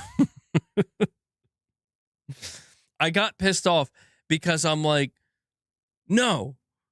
Like, if we can make Microsoft reverse with the Xbox One, if we can make Sony reverse their decision with Helldivers 2, like, we can reverse this. We can do this. This is an easy win. This is a layup for us. And that's when I went on my warpath for a couple weeks. And I really thought we were. I really thought we would. I'm like, dude, I've never seen so much backlash for Sony. Ever. But it didn't work. And if you recall, there were numerous times over the last 3 weeks where I kept saying to you guys, like, I feel like Sony fortified themselves too well. Like, they timed this so precisely and so perfectly that I don't think there's anything we can do, like anybody can do. We're like, what are your options? I told you guys, like, you're either in or you're out, and that's literally the option Sony gave you, because they're like, oh, you're gonna be out? It's like, yeah, I'm out. So you're not playing Wolverine? No. You're gonna not playing Control, Resident. You're not playing Blood of Dawnwalker, Silent Hill. You're not playing any of that. No. You're not playing GTA 6? No, I'm not playing GTA 6. What do you mean? Okay. All right. Well, we're going to go on vacation now. You're not going to play Phantom Blade 0? I'm playing on PC. Just waiting for the Xbox bombshell announcement. I mean, the one can hope, right? But I'm saying, like, Sony really, they planned this so good.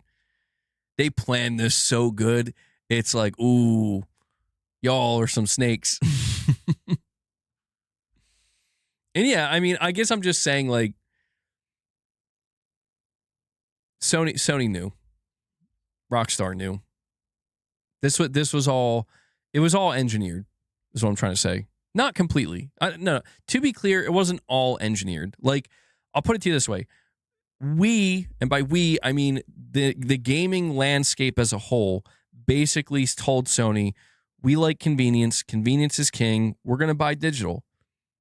And the majority of people have bought digital. They could have bought physical at any time. There was nothing stopping any gamer over the last 7 years from buying their games physical. More and more gamers chose to buy digital. Not by force, but by their own will.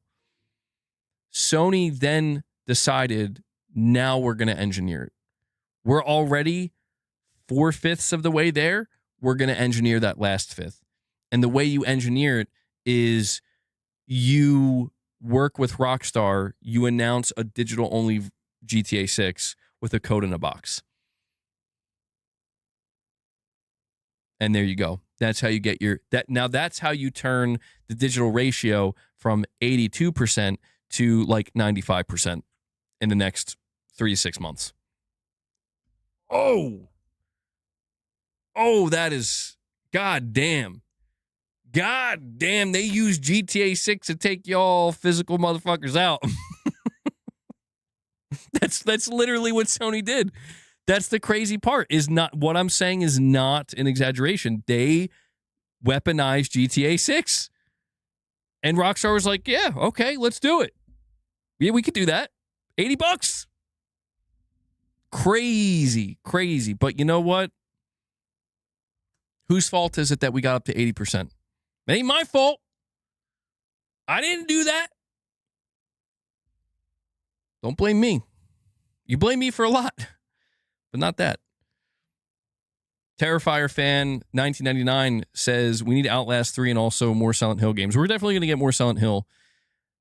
I don't know if we're going to get an Outlast 3.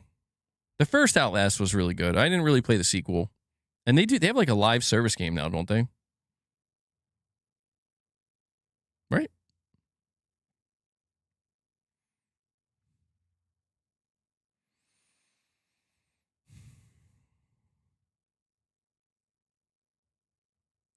Hold on. Get some of this. So I have a report here from Push Square. It says, even though it happened 13 years ago, I think there's still a deep-seated resentment among some Xbox enthusiasts for Shuhei Yoshida's infamous game-sharing video. It was the PS4's finish him moment on the Xbox One, a blow which truly turned the tides and pushed PlayStation back out in front after the PS3 and Xbox 360 had traded blows. It's also looked upon with deep irony over a decade later, as Sony has now announced plans to cease manufacturing physical games in January of 2028. But could Xbox get its own back with its next-gen console, Xbox Helix, and recommit to physical media at a time when Sony has managed to piss off its most vocal fans? Comments from Digital Foundry's John Linneman have gone viral this weekend when he said that according to his sources, Microsoft had planned to include a disk drive in its next device.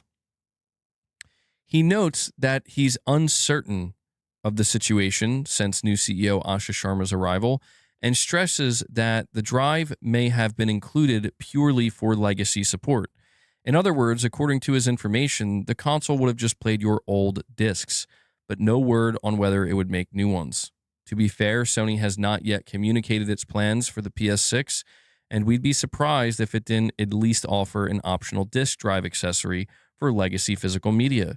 The company may be coming across cold-hearted, but it knows that there are millions upon millions of PS4 and PS5 discs in the wild. It will need to find a way to make them compatible with the PS6, even if that is a digital-only device. Of course, this conversation has led to a lot of hot takes on social media, with many almost willing Microsoft into continuing to support physical media as a means to strike back at Sony. So, could it happen?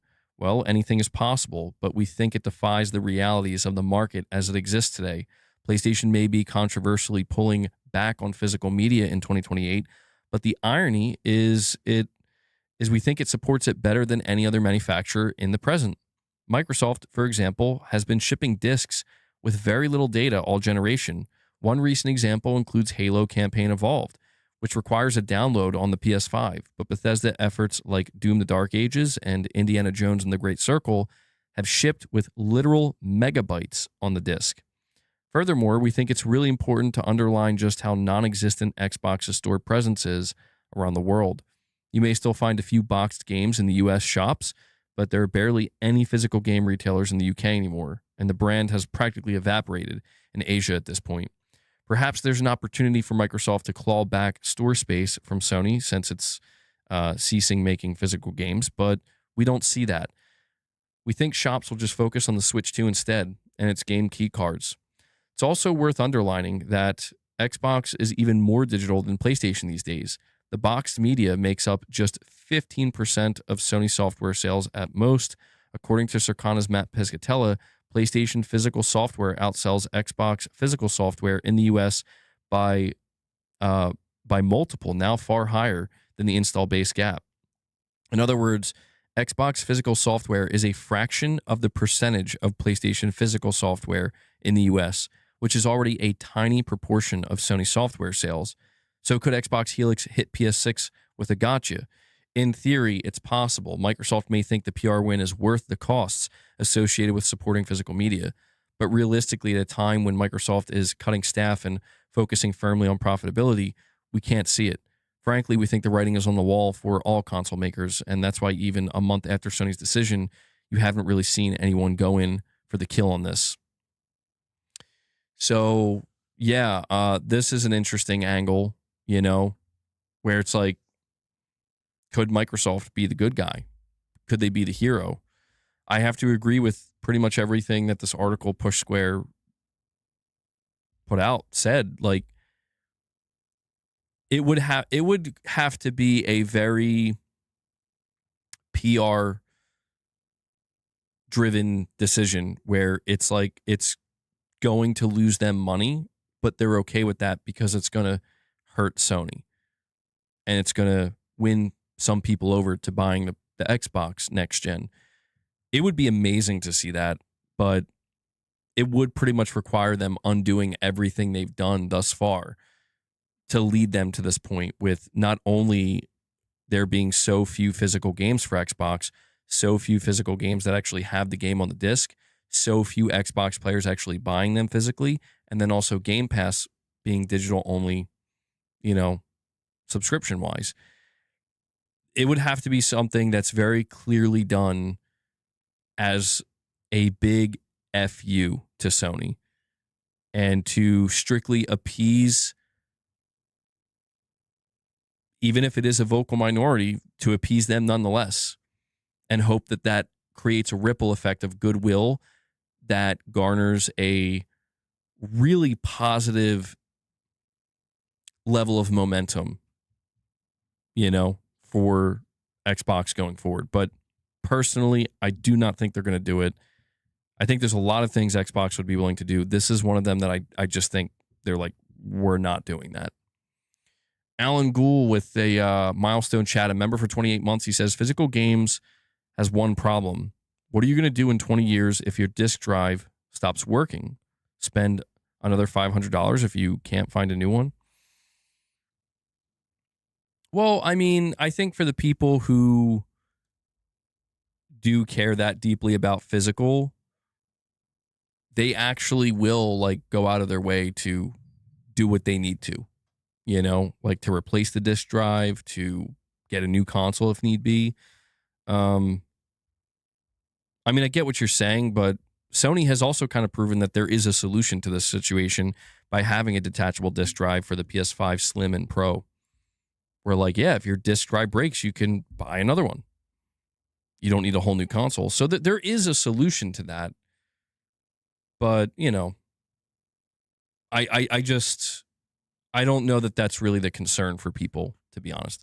I don't know that the concern for people is like, what if my disk drive stops working? I think for a lot of people, things like disk rot and stuff like that are more concerning than that. But yeah, I don't think it's happening, man. I do not think it's happening. And Silent Spartan. Bro was lurking. This man just came in and dropped 50 member gifts on you guys. Unjustifiably in a position that I'd rather not be in. But the cream will rise to the top. Oh, yeah. Outside interference. This is what he said. In my moment of glory. This is what he said. I'm living in a nightmare, and I am the cream. On balance, off balance, doesn't matter. I'm better than you are, yeah. I'm on my way. And nothing is gonna stop me. Nothing's gonna stop me. Dude, I'm sorry, but I don't play that soundbite often. But every time I do now, I literally just imagine that's like the Sony executives, or like that's Hiroki Totoki or something.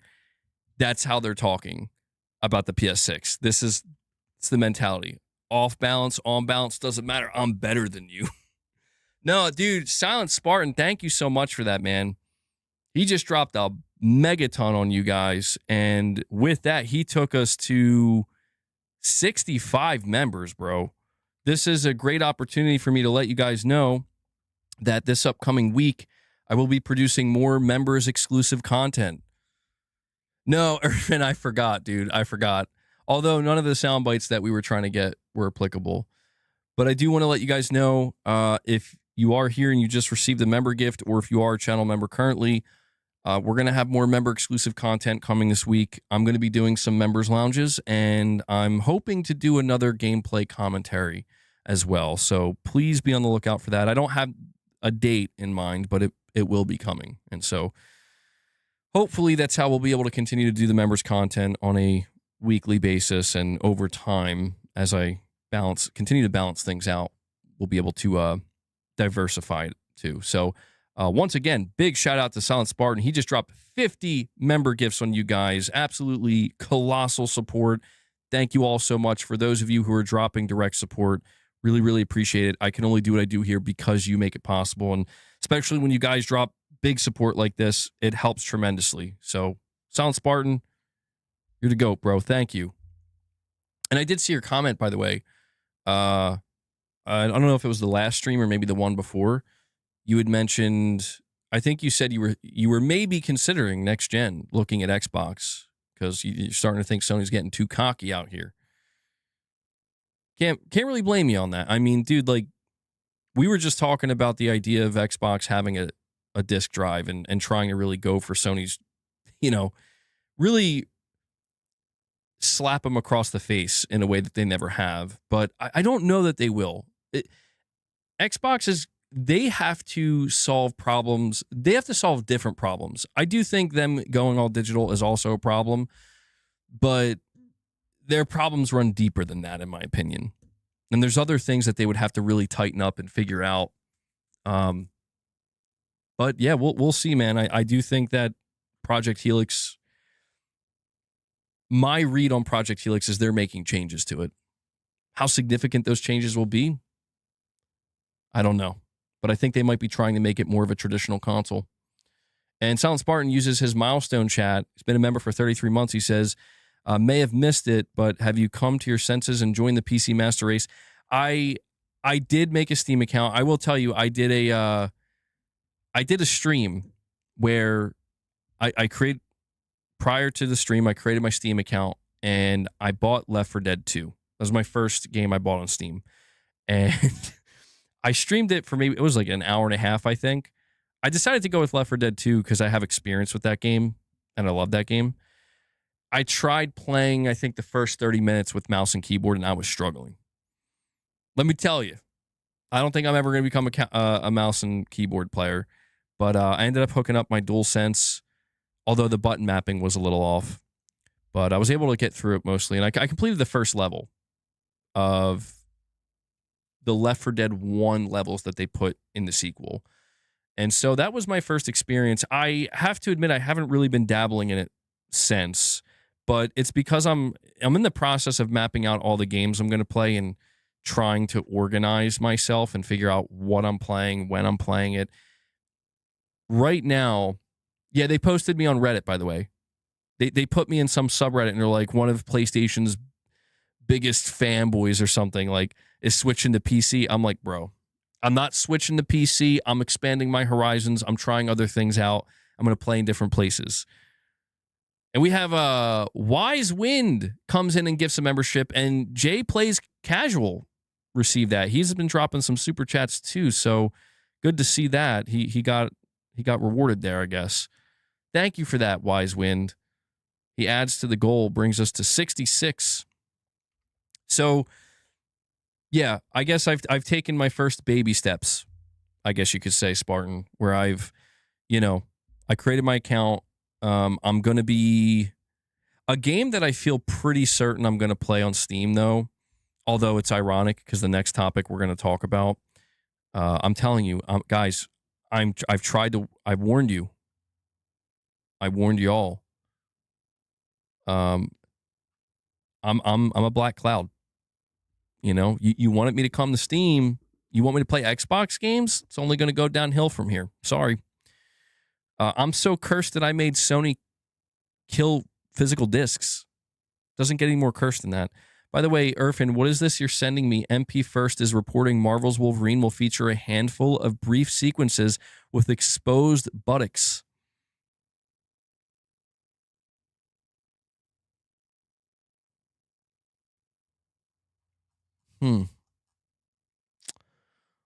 Interesting. Interesting. How many times are we going to see Wolverine's ass? At least 4. You're going to see it at least 4 separate times.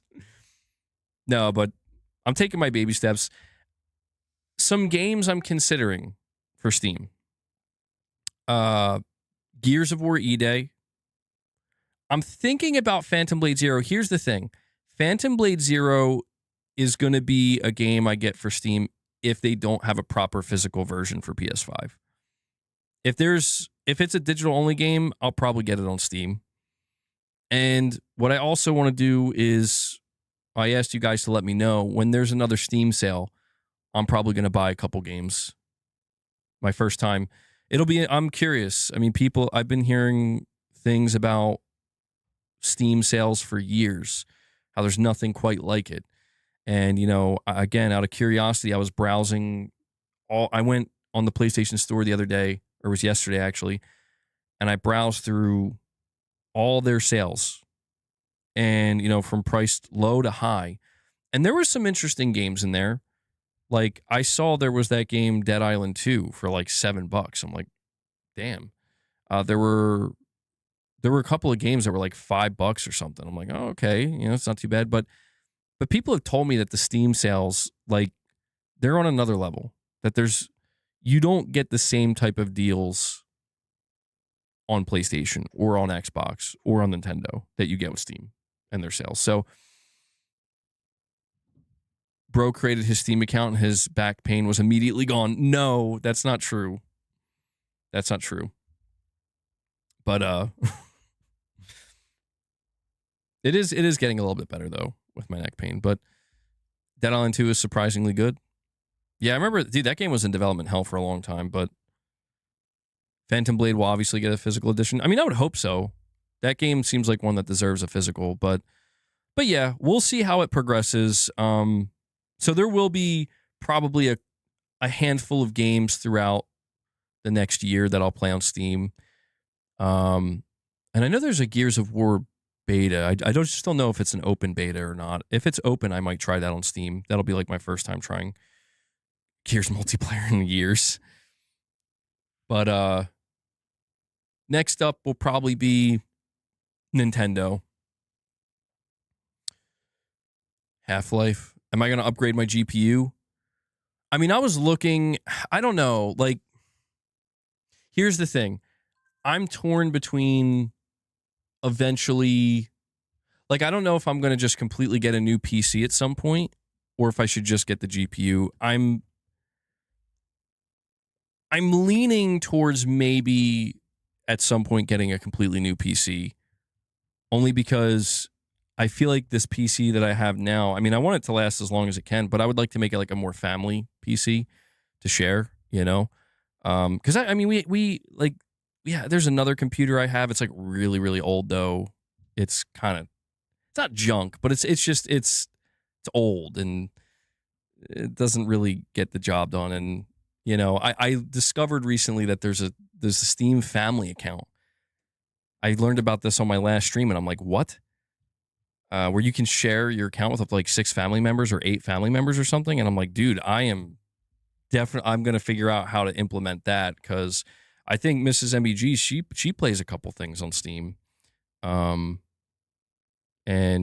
you know, my kids have shown interest in Steam too. So it's like, yeah, I don't know how I didn't know about this, but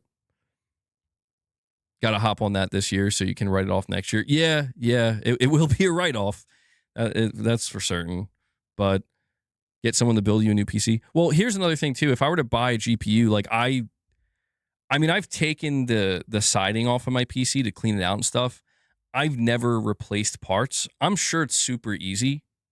Well, I mean, maybe I'm wrong about that. You guys can tell me how easy it is to replace a GPU.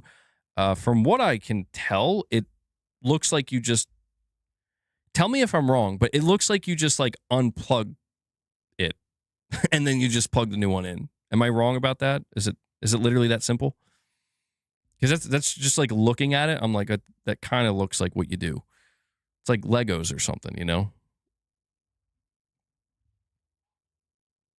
You swap out the motherboard. GPU is easy. It looks like it. I've never messed around with that before. You should save your 64 gigs of RAM. That way you can put it into a new PC and it'll save you a ton. Yeah, I was thinking about that too. That's one of the reasons I was like, maybe a GPU upgrade would be the better way to go. Because, yeah, I didn't realize when I bought this PC, I intentionally bought 64 gigs of RAM. I did that well before this was a problem. So I got that 64 gigs of RAM at probably the best discount I could ever hope for. You'd say don't skimp. Get at least a 5080, and that will last you through the PS7 generation at least. God damn. We're going beyond the PS7, boys. 5080. I mean, like, is there a massive difference between the 5070 and 5080? How big of a difference between the 5070 and 5080? The difference between the AMD Radeon RX 570. Wait, what? Oh, oops. I typed in 570. My bad. The performance difference between the NVIDIA GeForce RTX 5070 and the RTX 5080 is roughly 30 to 40% overall. Wow. Okay, that is quite substantial. With the RTX 5080 offering a major step up in core count, VRAM capacity, memory bandwidth, and power draw. It's 360 watts versus 250 watts. This makes the 5080 substantially faster at demanding 4K gaming and heavy creative workflows. Shit. Let's see, RTX 5080. All right, so in RTX 5080, 16 gigabyte, it's like about $1,300, anywhere between $1,200 and $1,300. So if I want to go check,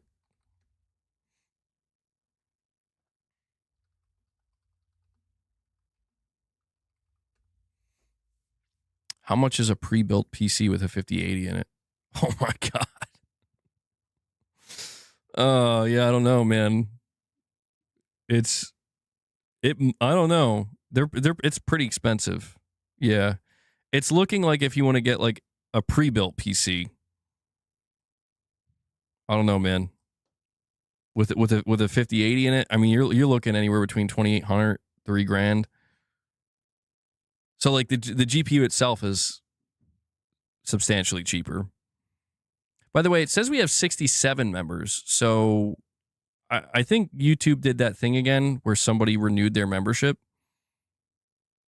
and it didn't notify me. So if you are here and you did renew your membership, let me know. We also have a direct donation from Laman. He says, "Hey, MBG, I believe the Horizon game as a service is dead on arrival. What were Gorilla thinking? NCSoft's version looks superior and everyone loves it." I agree. Yep. I'll tell you what they were thinking, Laman. They were thinking Fortnite, Genshin Impact, games that are extremely successful and live service on the PS5. Meanwhile, yeah, the NCSoft Horizon game literally looks like a proper Horizon multiplayer. You can't make this shit up. And it's not on PS5. You can't make this shit up, man. I don't understand what they're doing. It doesn't make any sense. So it's going to be cheaper to build yourself. I don't know if I would trust myself to build my own PC. I mean, I heard it's not too hard. But the thing that makes me nervous about it is the idea of paying so much money for everything and then trying not to fuck it up, you know? You can bring your RAM to the store and they'll build it for you. Which store? What store? What store do I go to where they'll build me a PC? I mean, that's the thing, because I'm a console gamer at heart. When I think of PC gaming, I naturally lean towards pre-built, you know? Nice and easy. But yeah, I mean, dude, looking at the prices, do it on stream. Oh yeah. Yeah, that'll go great. Could you see me building a PC on stream? Perfect image. Let me see. You said you can literally go to Micro Center and they will help you. Y'all are stressing me out. You gotta. Cable management is the problem. MBG, you can't just be a PC gamer. You gotta buy the best graphics card, and now you gotta build your own PC. You gotta join the master race. Y'all stressing me out. I just want a game in peace. We'll see what happens, though. I mean, for now, I'm gonna see what it's like to game on this PC for now. Again, I only have an RTX 3060. So when I actually buy a new game and go to play it, maybe it will be Gears E Day, I'll have a good idea of how content I am or not with the graphical fidelity and performance. God damn, yeah, these pre-builts are... There's a MSI gaming desktop, Intel 24-core Ultra 9, 285, 32 gigabytes of DDR5, 2 terabyte SSD, GeForce RTX, 5070 Ti, so not even a 5080. Stormcraft Phantom RTX 5080 gaming PC, Ryzen 7 9800, 32 gigabytes DDR5, 2 terabyte SSD, AMD Ryzen 7 5.2 gigahertz, 6,000 megahertz RAM. Oh my God, it just keeps going. $3,000, guys.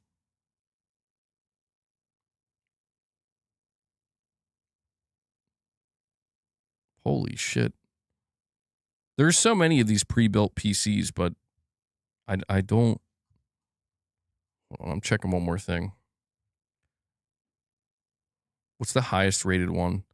The highest rated pre-built PC I could find, it's $4,400. Jesus Christ.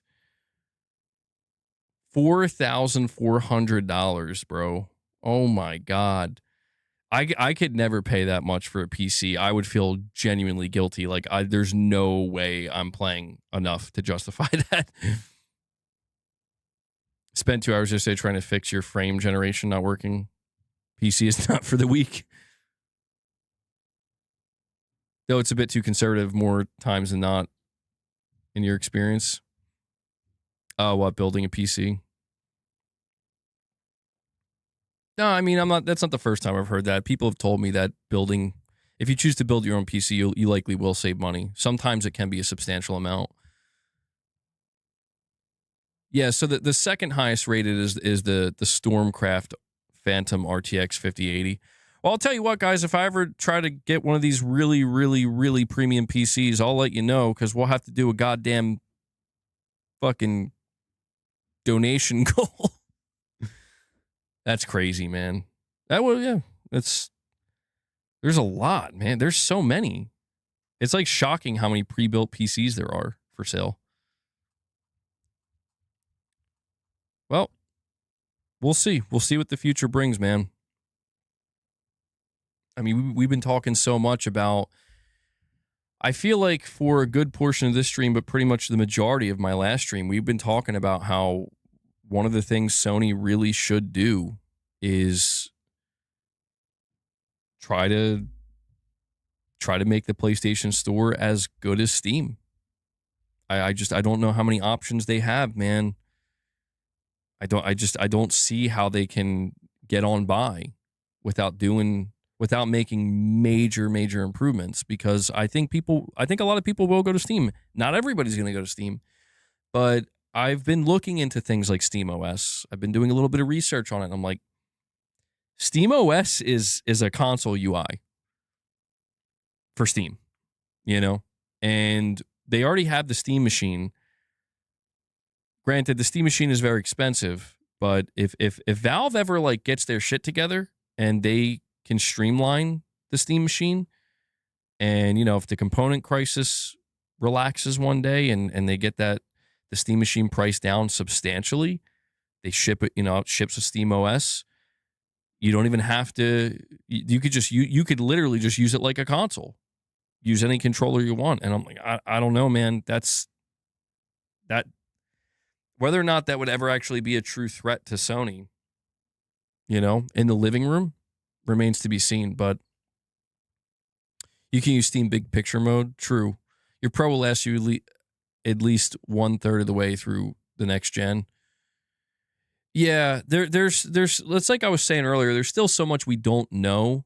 I mean, it's not a problem, but like my whole thing, and this is like the biggest thing, right? This is like the biggest thing. I'm happy with the PS5 Pro in the sense that, like, dude, the games that I played on the Pro, they look and run amazingly. Like, I don't have really any complaints. And that's why it's like, I know that on PC you can max things out even further, but I'm like, I don't know, man. The biggest complaint I had with the base PS5 was, it's great that you're giving me every game at 60 frames per second. Amazing. But there are games that come out and they're like, yeah, well, this one's got to be 1080p. I'm like, 1080p is nice, but like, I really want something closer to 1440p or preferably 4K at 60. And I feel like the Pro, that's what it does, And I guess that is probably due to PSSR.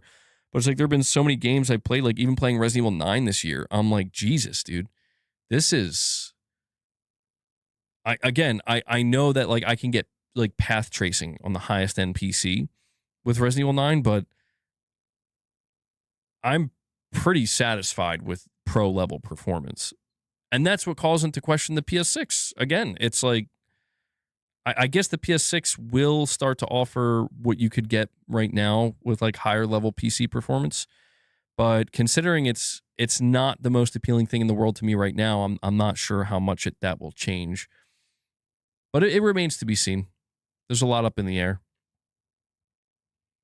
MBG use Big Picture mode, and you can have that on Windows. Well, I was thinking about, I have a really long HDMI cord. Like I could, like basically I can hook my HDMI cord up to my PC and put it all the way. I can like run it under the rug here and hook it up to my TV. And so I don't know. We'll see in the future if I can get something like that working. Because that's the one thing too, is like I don't like the idea of always playing at a desk. But there will be a game that I play probably this year where I'm going to play the entirety of it on Steam and like really get into it, and I'm going to mess around, and see what I can make work for me. And that'll be probably the way forward for any games I want to play on Steam. But yeah, I do prefer to sit like on the sofa and have the big screen experience. So my only thing though is like Steam Big Picture mode. I mean, does that make it so you can navigate it with a controller more easily, I assume? What is the difference between that and Steam OS? Difference between Steam OS and Big Picture mode.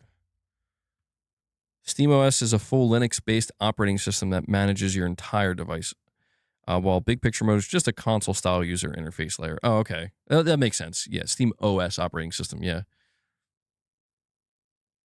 It runs on top of Windows or other operating systems. Interesting. I guess, yeah, I would have to try out Big Picture mode. I'll give it a yeah. When I go to play on Steam again, I'll have to find that. I think I know where my really long HDMI cord is. Hopefully I didn't lose it. Shit was expensive. And I'll give it a shot, see what it's like. Don't do HDMI, do DisplayPort. You could, why? What would be wrong with HDMI?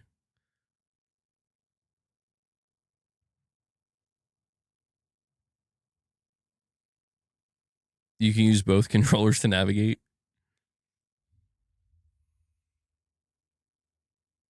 Oh, God, my neck. You can also set it up so Windows auto boots up into big picture mode. Oh, that's interesting. Yeah. I've never messed with it.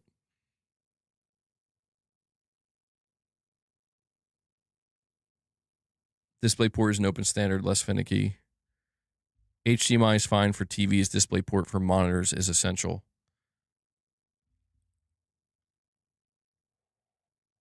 Saying it offers better display for PC. That's why. You know, it's interesting. I've hooked up my PC a few times to my TV, and I would always notice, like, yeah, something doesn't feel quite right. Like it feels, I don't know, like it's hard to explain. I don't know if it's like the frame rate or something, but or like it's like at 30 hertz or something just didn't feel right. But like more recently, I think the last time I hooked up, something did feel different. And I was using HDMI, and I noticed it felt way smoother. I'm like, okay, like I don't know what changed, but I never realized that though. I never thought of it that way. How am I doing with my injury? I mean, I'm still suffering a bit, you know, like my neck, I'm still dealing with neck pain, runs down my arm. But all in all, it is getting better. It's just taking a really long time. So I'm doing better now than I was 3 weeks ago. Definitely better than I was a month ago or 2 months ago. And I'm hoping in the coming weeks I'm going to just continue to do better and better. So I'm just trying real hard. I got to make sure not to re-injure myself.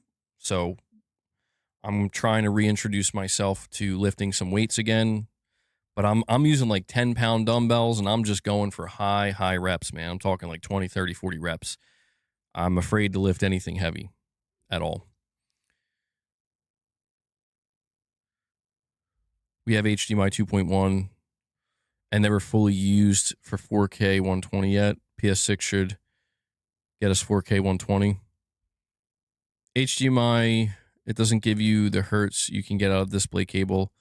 I always get screen tearing with HDMI. Oh. I guess I never really thought about that. Like, I mean, there is the display port, but I never thought about the idea of there being differences between the two.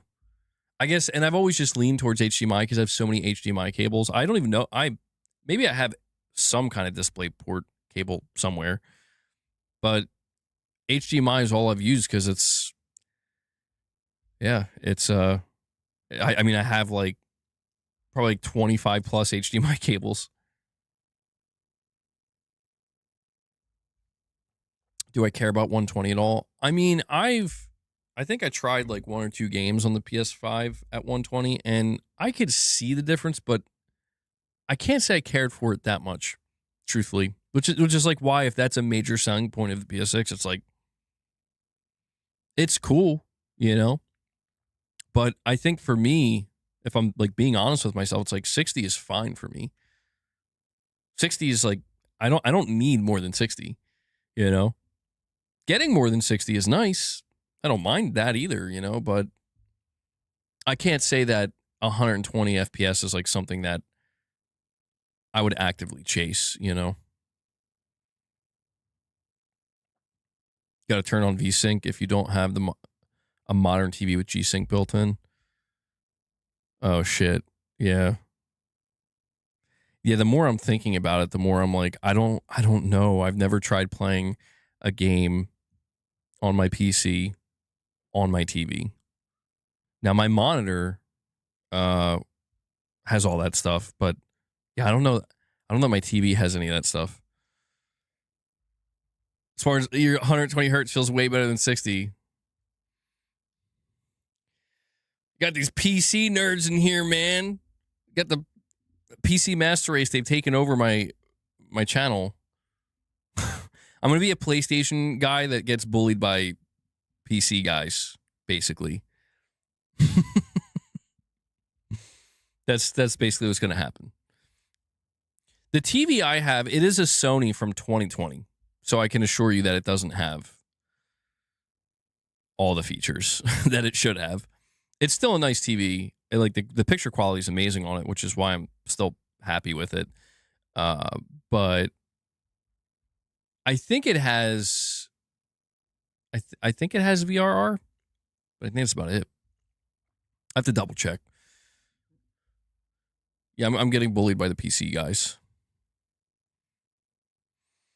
You're going to college for PC stuff, so it's kind of your job to know. Yeah.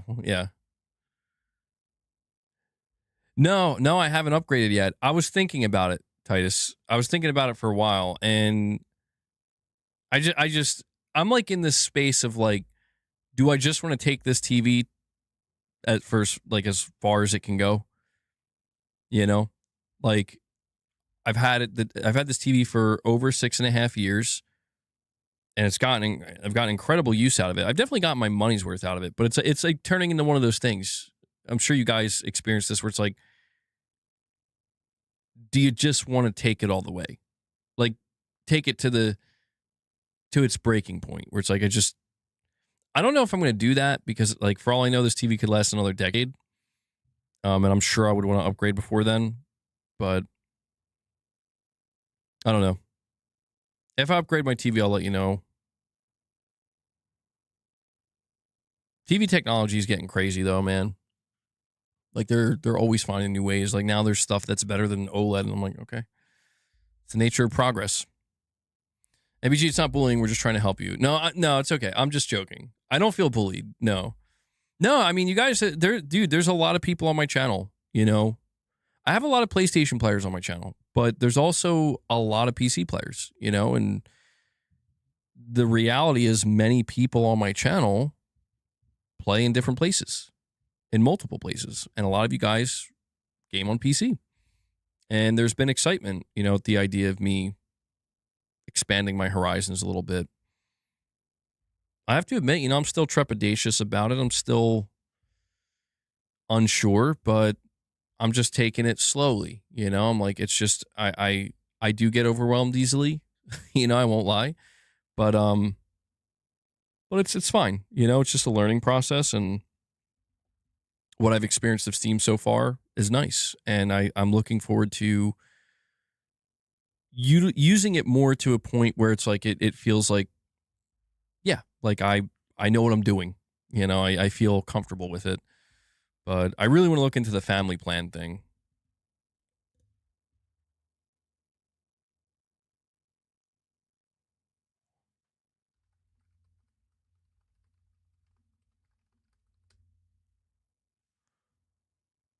See, that's so crazy to me.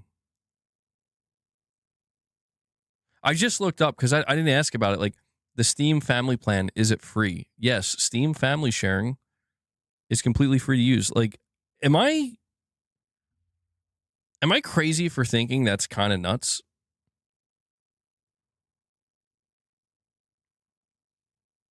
Because like I literally just had the thought, like, oh, that probably costs money. Like, surely that costs money, right? Because like that's how family plans work. You have to subscribe to something usually, and it's just like, nah, it's free. Like, what? Like I don't know why that's just shocking to me. It just is. I'm like, that's okay. The Switch doesn't have the YouTube app. You were playing Kingdom Hearts 1 at 800 FPS and it was amazing. Dude, 800 FPS? What? Can the human eye even register that? 800 FPS? Steam or decent, MBG. Yeah, that's the only limitation, I think. You can't play the same game at the same time. In order to do that, both accounts have to own a separate copy of the game. That to me, that's fair. I think that's fair. I wouldn't expect that. But I just like that idea that, like, Because like I said, man, my family is becoming a little bit more interested in Steam. Even my kids to an extent. They watch some YouTubers and stuff, and this is something that's worth keeping in mind. And this is another thing that I don't know that Sony understands this. Surely they have to understand a little bit. Like when we talk about the younger generation, somebody they left a message earlier and they said Sony should be more worried about people leaving to PC than it seems like they are. And I agree with that because I can tell you firsthand that like a lot of these YouTubers and stuff that kids watch, like young kids, and they start to get into gaming, most of these YouTubers are playing on PC. And so a lot of these games they end up seeing, not all of them, but a lot of them like are only on PC or they're very strange and peculiar games, many oftentimes. But I'm just saying it's like it has a real impact. Like PC is having, I think it's becoming more relevant to the younger audience than maybe Sony's aware of. That's why I said earlier, like, I'll reiterate it. Here's the play, Sony.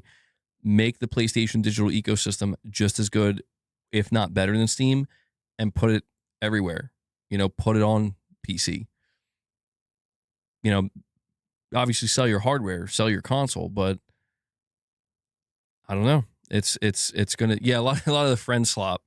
Yeah, that's the big stuff. But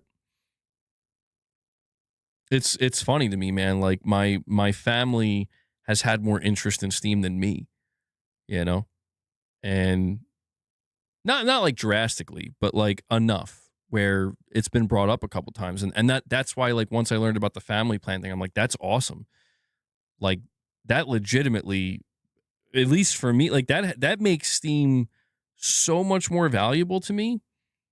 By my family, I'm talking about like my wife and kids.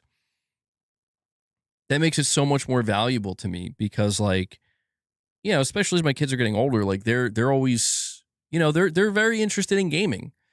And I can tell you firsthand that like, yeah, the younger generation is engaging with gaming differently, certainly differently than when I was.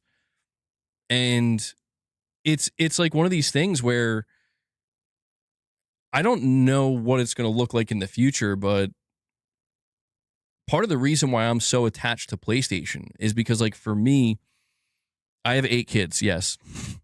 For me, it's like I recall when I'm like 6, 7, 8 years old, I'm playing on PS1 and that's all I got. When I would go over my friends' houses or, a visit or my cousins, they'd have PS1s, maybe an N64, right?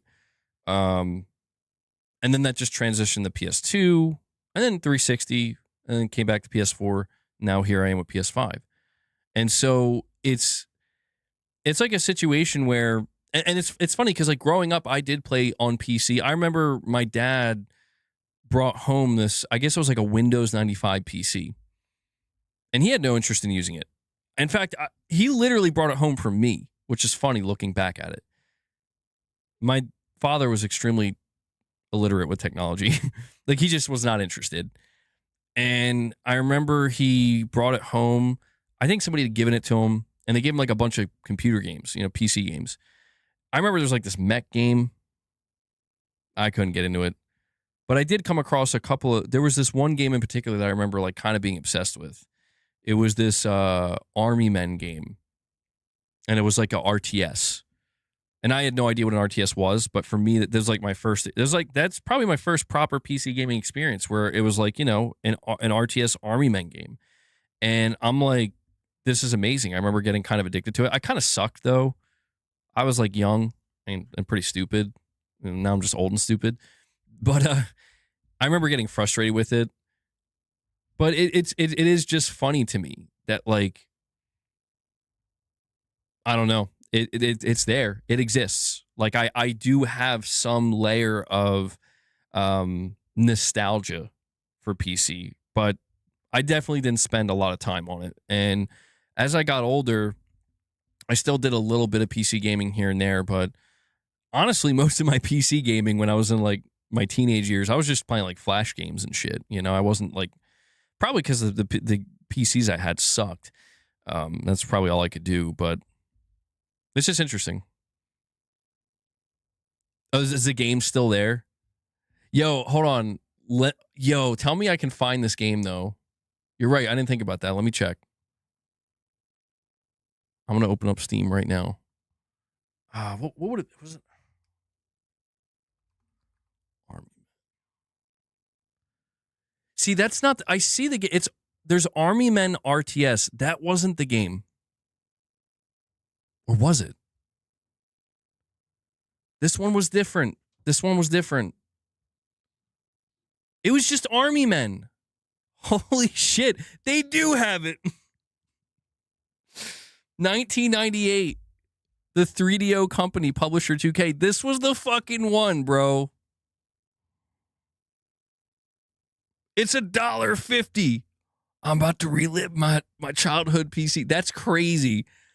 Dude, and that's so funny to me because I'm over here talking about it like it doesn't exist anymore. It's gone. Bring it up. Hold on, let me see. How do I... At some point, I'm gonna buy this shit. I won't do it now. I'm pretty fried right now from streaming for so long, but I am gonna. That's crazy. Oh my god, and I had. You know what's crazy too? Looking back at it, dude, I had a disc.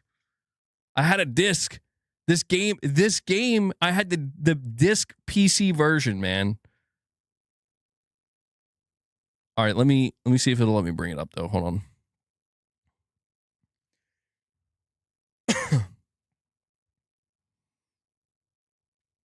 I don't know if this is. Oh, hold on. I guess it's because I'm not actually running the game. Nobody panic. It's fine. Oops. See, and this is why I can't do PC gaming. Hold on.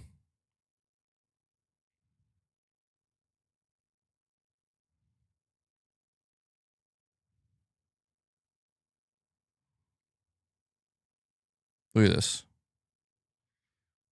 This is the game, dude. Like, this is fucking crazy to me. It's just crazy. I legitimately was not expecting it to show up. So my dad brings home a Windows 95 PC. Got to drop your Steam account so we can bless you.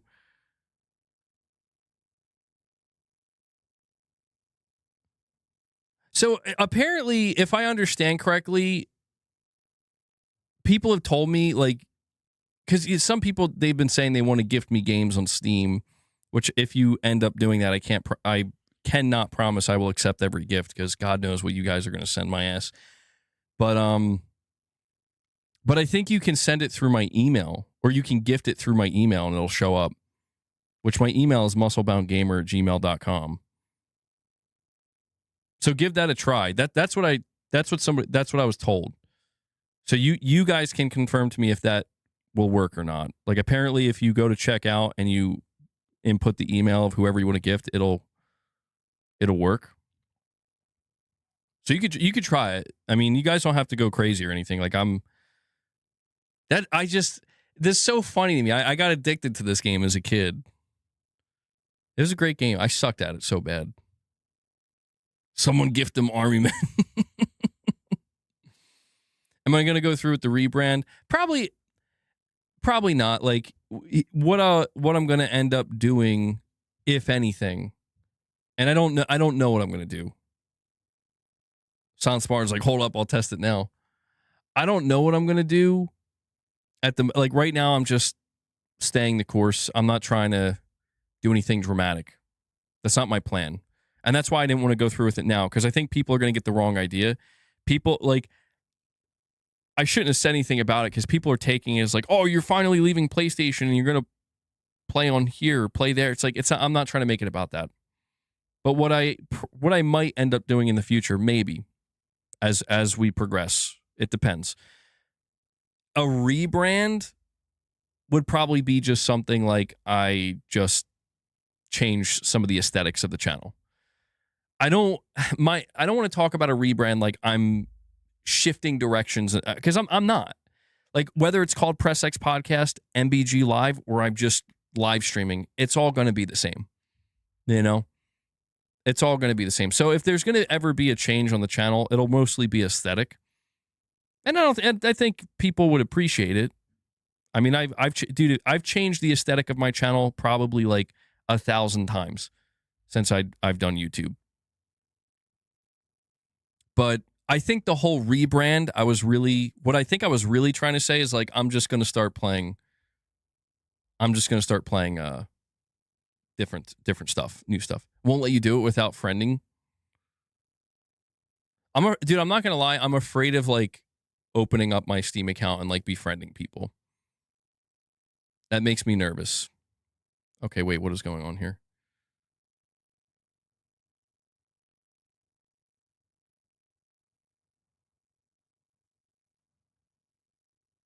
Hold on.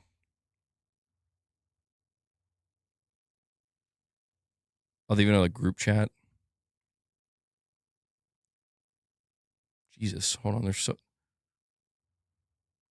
I'm still figuring out how to use Steam, okay?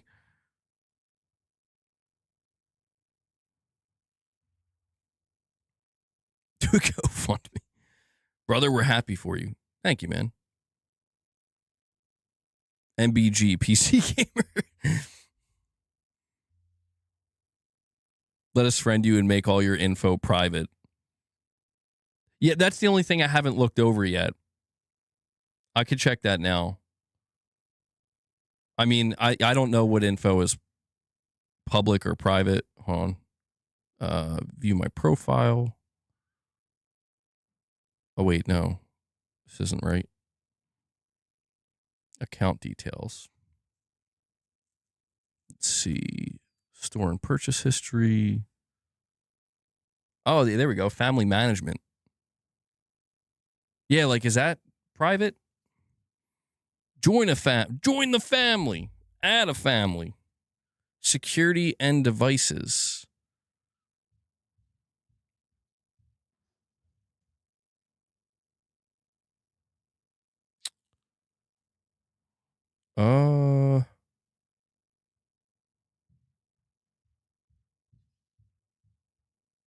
I'm looking over all the settings now, but notification settings.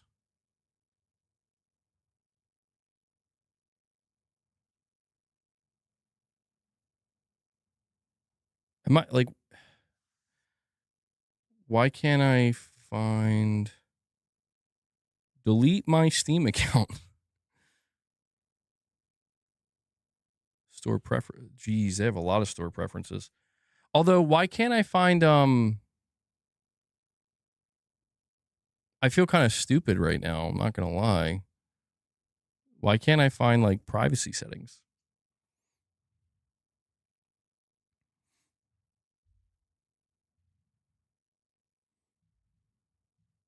Can you get that game on PS1 with a disc? I don't think so. I think that Army Men game was a PC only game.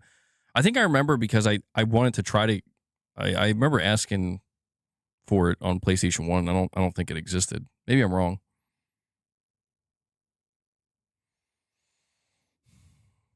Sorry, I'm trying to figure this out now in real time. Steam Guard.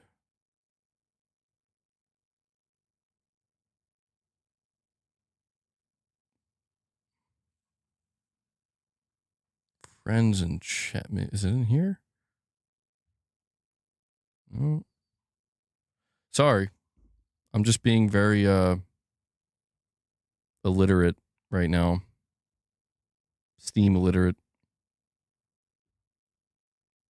Yeah, I'm not gonna lie, I'm kind of confused on what to do. Like, come on, there's no way I'm this dense, bro. Like, this is why I can't do PC. Like, listen, everything here is set up in almost the exact same way as PlayStation, and yet I can't. I'm gonna have to look it up. To send your Steam profile link, open your Steam community profile, right-click anywhere on the page, and select copy page URL, or copy it straight from your web browser's address bar. Hold on.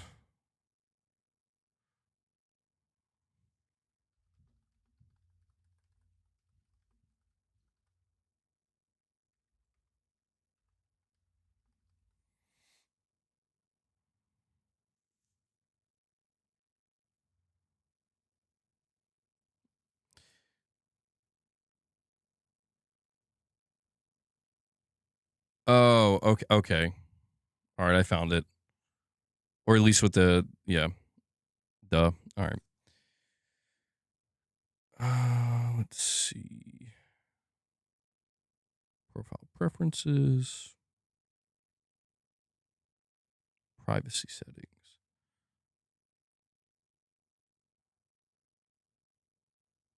Okay.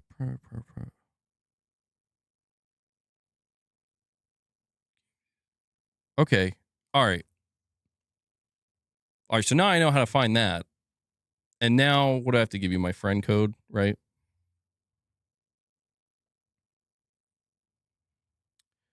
See if I can do that now.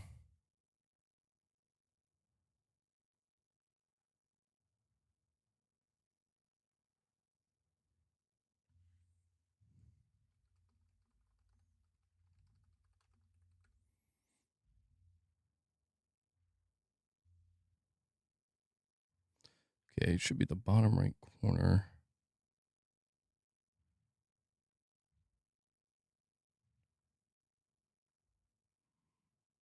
Don't worry, guys. Eventually, we'll figure this out eventually. Although I probably should go back to my chat. I've just been sitting here silently. Holy shit! I just realized we're over the 4-hour mark. It's a learning process, as is usually the case.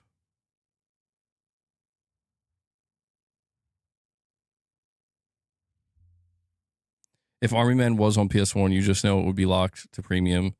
Maybe you could cloud stream it. Who knows? Depends on how Sony feels at the time. But would it have trophy support?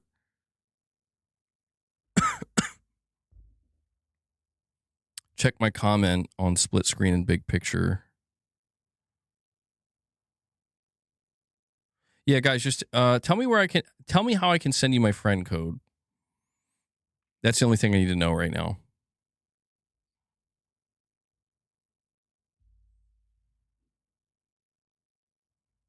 There are some split screen co-op games: Castle Crashers, Portal 2, Bottleneck, Tether, Screen Cheat, F125, A Way Out.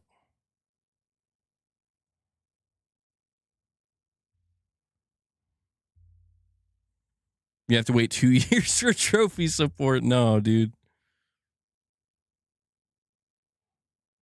I want you to buy a small game from Software made in 2019. You don't got to play it. Quiet. You know what? I'm done. I'm not doing PC now. Now you scared me away.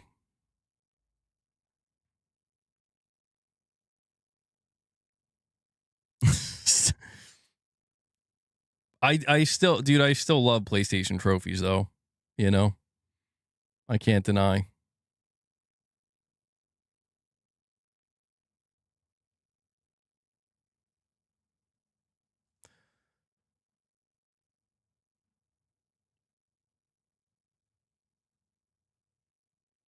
Okay, I found my friend code. I'm going to post my friend code in the chat.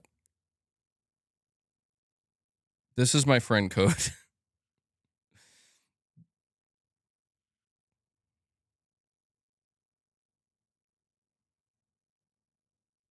Or wait, or send a quick invite. Generate a link to share via email or SMS.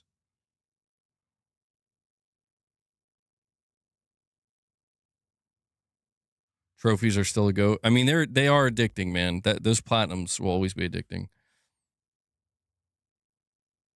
All right, so I'm gonna let you know right now. Anybody I add, I'm not interacting with no one. Okay? I'm letting y'all know now. I ain't interacting with no one.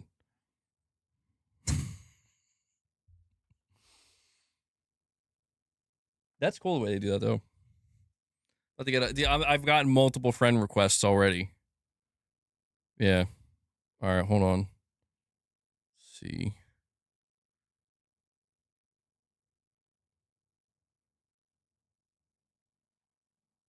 Okay.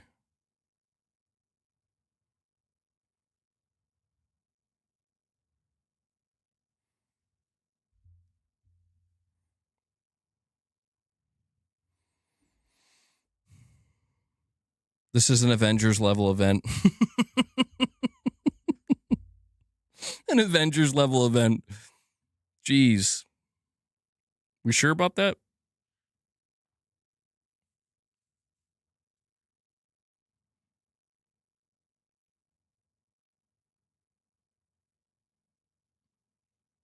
I should probably post this in my Discord too. Hold on.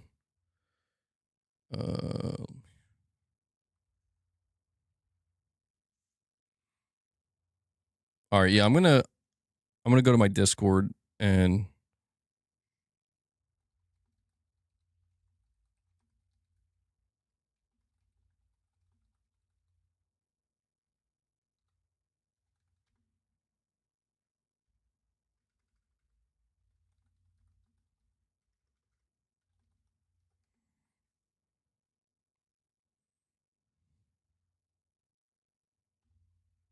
okay.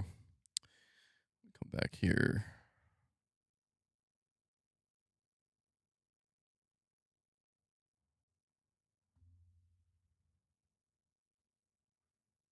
Where'd my chat go?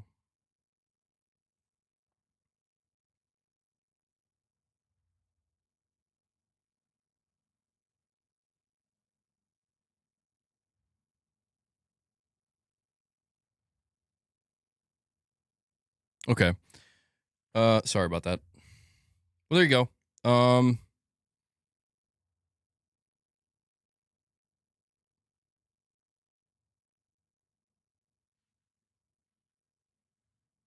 Share your screen. We can help you, man. I got it. I actually figured it out. For once. I figured it out.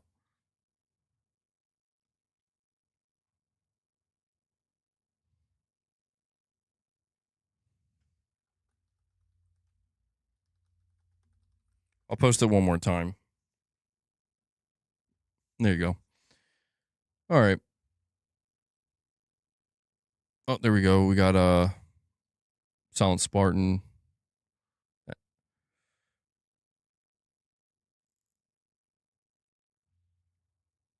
All right, yeah, like I said, I know some of you guys have been wanting to I've been getting requests ever since I made my Steam account for people to send stuff over, and if you want to, go ahead. I cannot promise I will accept, you know, I know there's some weird games on Steam, bro. So don't be offended if I reject it. If I reject it, I'm just saying thank you, but no thank you.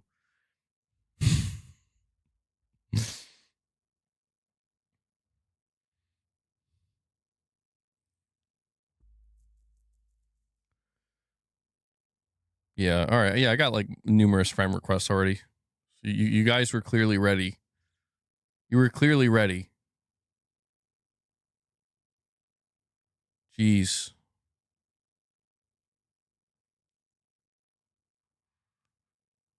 Well, there we go. Progress. See? Baby steps. They'll only give me the big games. Give me the big games. I want the big games.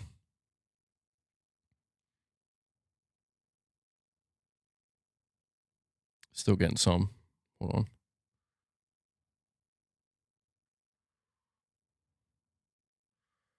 Okay. I think I got like 10 friends already. Damn, you guys are quick. Did anyone buy you Army Men yet? I don't even know how to check to see. That's the next thing. Yeah, how do I even check to see if anybody sent anything? I don't even know. Oh, okay. Just notify. Oh, it did work. Silent Spartan. He sent over Hollow Knight. I will accept the gift. My first gift from Silent Spartan. Sent over a good one, Hollow Knight. I haven't played Hollow Knight. I've heard good things. You guys are buying games for my family. Family. Thank you, Silent Spartan. I appreciate that, bro. Base game.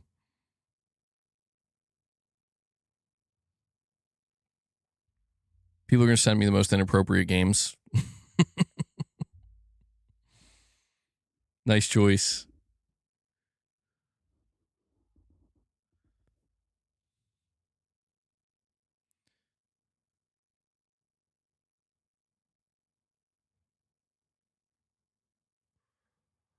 Dude, I hate the idea that people are in Discords talking shit about me, man. Like, why? I don't hate Sony. I just can't stand some of their business decisions, bro. Like, they're hurting themselves for no reason, in my opinion. Oh, so, hold on. It looks like Silent Spartan sent me another one. Although,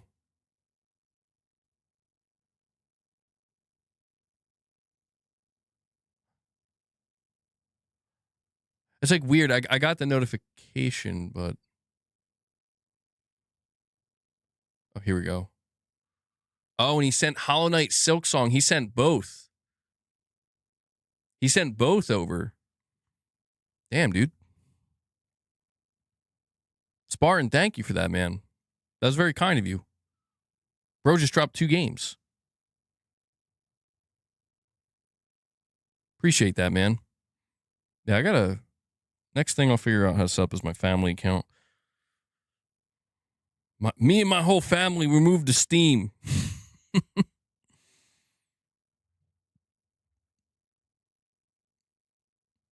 says there's group chats here.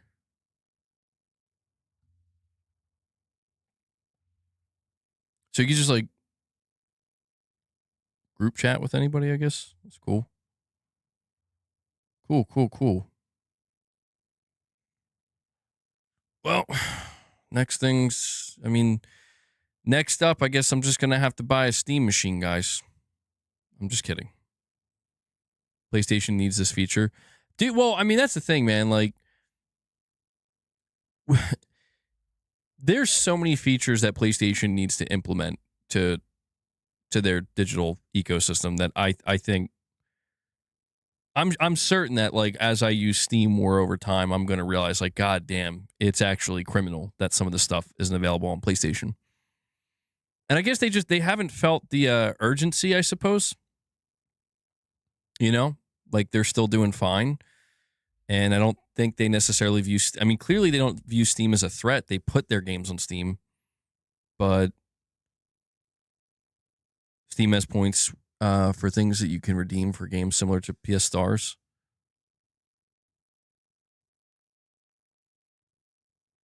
MBG, you don't understand how hurt your PlayStation fan base is. We get, you know, like, the physical thing, but you don't have to go to PC. You're not going to like it. You're the PlayStation guy. Well, no, MacTube, it's not about... dude, listen, I think people need to relax. I got to be honest. Like, I think people have to relax. It's like, and I understand. Like, I don't blame anybody for thinking like, oh, well, they're, you know, he's switching the PC. Like, no, dude, I'm not switching to anything. I'm just not going to limit myself anymore. That's all it is. Like, I'm not going to limit myself anymore. I'm not going to forsake anything. I'm not forsaking PlayStation. I'm not forsaking Xbox. I'm not forsaking Nintendo. But I have a gaming PC, and I'm sure eventually I'll upgrade it, you know? But don't leave PlayStation. It's just a matter... Oh, my God, my neck. Hold on. It's just a matter of, you know... Oh, The Witcher 3. Yo, where's Silent Spartan dropped 3 gifts. He sent me The Witcher 3 Complete Edition. Sound Spartan, thank you, man. He's going crazy with the gifts. I appreciate that, man. You're he's like, I gotta give MBG all the games. Can't promise I'll play them. Don't know if when I'll try. We'll see what I can do when I could get around to it. But it'll be nice to have a. I appreciate you guys sending anything over. I'll definitely not opposed to building up a games library. Very cool. Very cool. MBG is going to become the world's first soldier console YouTube channel. Yeah, no, it's not about leaving anything. It's like, look, man, the reality of the situation for me is I still do enjoy playing on PlayStation, and they have plenty of games coming up that I want to play. I still love console. None of that's changed. I just honestly, man, my hope is that I can just enjoy playing in all places. And even if my preference does remain PlayStation, it'll at least be nice to know that, like, now I'm set up, and if I want to go somewhere else, I can temporarily, or for whatever reason I want. I just never really felt the urge to do that because, well, I don't know. I've been so comfortable, but that's why I'm saying, dude, like, this is it with PlayStation. It's like, would I be here on Steam right now? Would I have downloaded Steam and made an account if Sony didn't announce that they're done with discs? Probably not. And you know why? Because that overruled digital buying for me. If I can buy a physical copy, I'm going to buy a physical copy. If I can no longer buy a physical copy, I'm going to look at my options. He sent another. He bought me the Army Men bundle. It contains 4 Army Men games. Bro, Silent Spartan, thank you. That's 4 games this man sent. I got it. What is this Army Men bundle, though? What are the 4 games? That's awesome. Thank you, Silent Spartan. That's really kind of you, man. You didn't have to do all that. You already dropped 50 member gifts today, bro. All right, how do I even find my own games here? Hold on.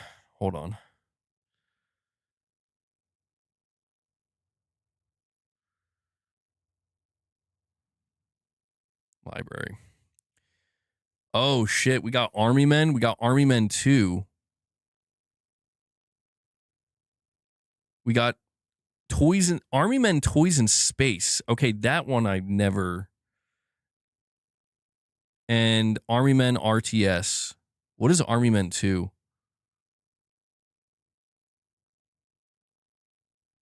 It looks like they changed the graphics.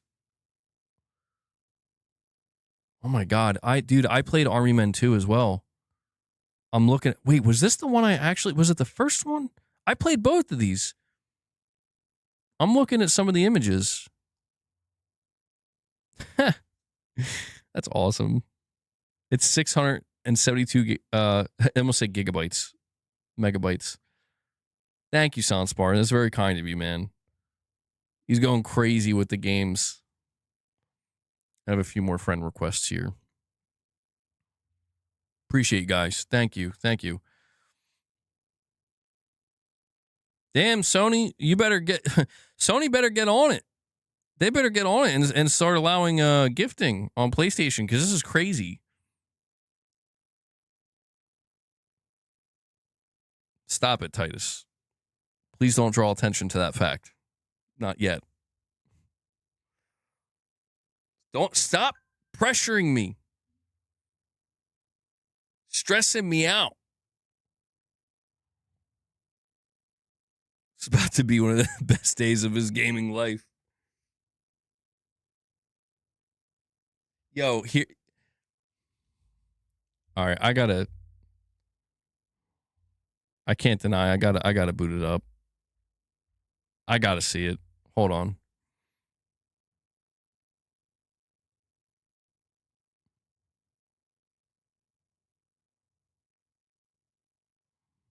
Army Men.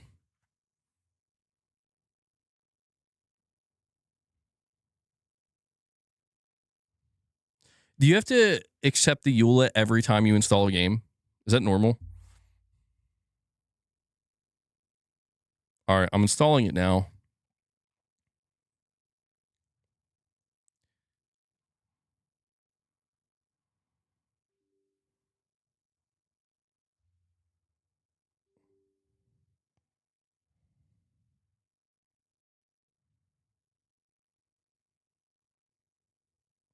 Oh, fuck, what is going on?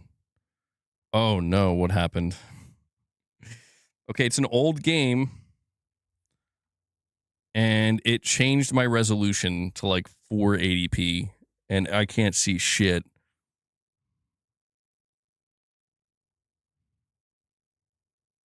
Oh, God.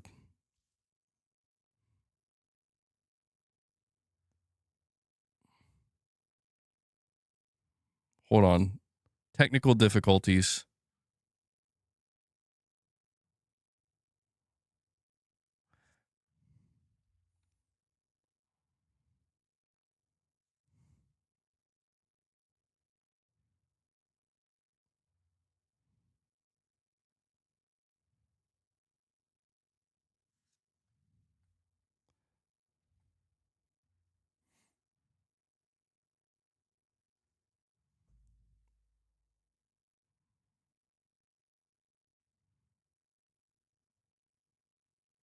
Oh, man. Hold on, guys. I have no idea what I did. See, this is where it's going to take time. It's going to take time. I'm going to try to... Okay. Oh, fuck. Okay, I don't know. I don't know what's happening. Guys, I don't know what the fuck is happening. It booted up for a second. It booted up for a second, but like I'm gonna have to set up another monitor or something. I was trying to bring it up on screen. I don't know if it's gonna let me. God, it played the intro though, and I'm like, no way.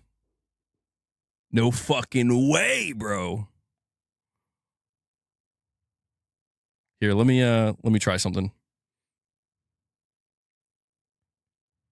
I'm a noob. I am. Let's see.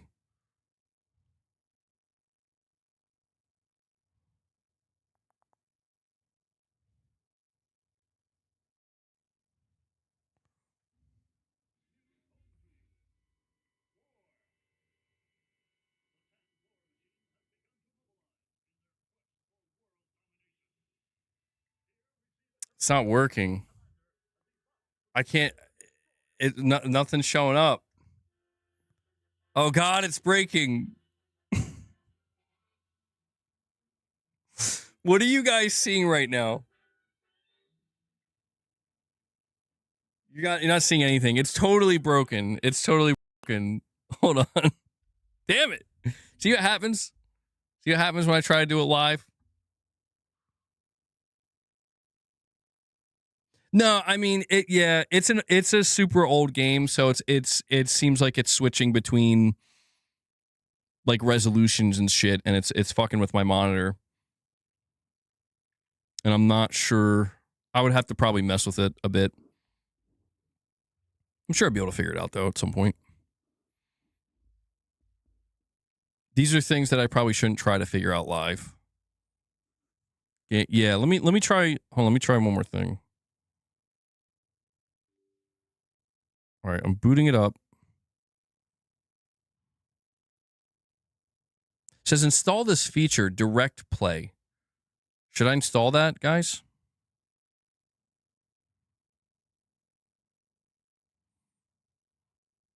To skip this installation. I don't know if maybe this is what I need. Oh, I clicked install. Shit. All right, well, if I don't know.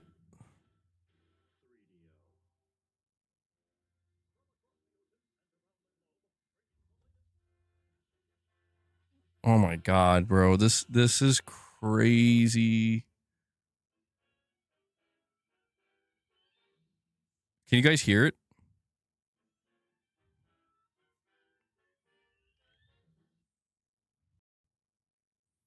All right, I'll try one more time.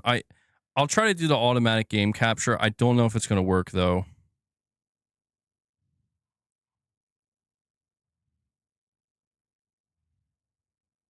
Let's see.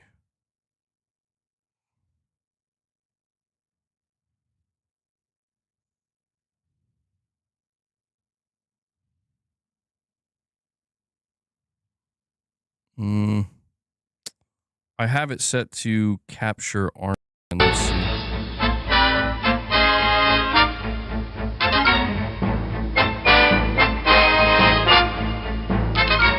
Yeah, I don't think it's working.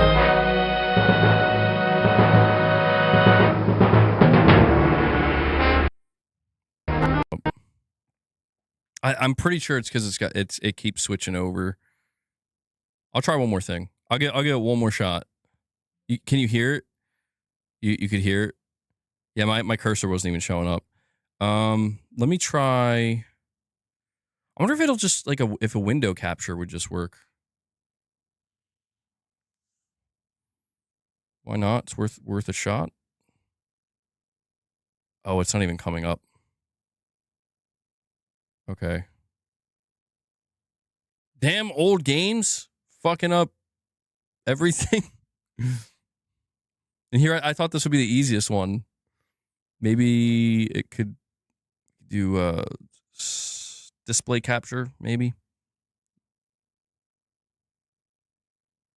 Oh, Jesus. Oh, my God. Okay, you know what, though? I don't know. Okay, let's just get this out of here. I don't know what's going on. This is the greatest challenge to be able to bring up army men, bro. There's got to be a way. There's got to be a way.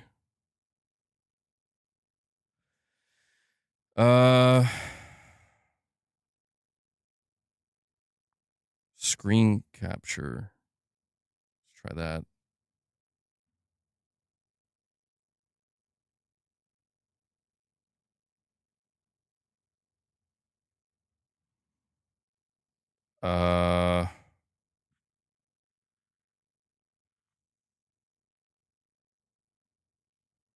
Use window. I tried using window capture. It for some reason. All right, I'll try it one more time. Maybe that is what it. Window capture. Do. It's like not showing up as a selectable window, which is what's weird. Hold on. Maybe.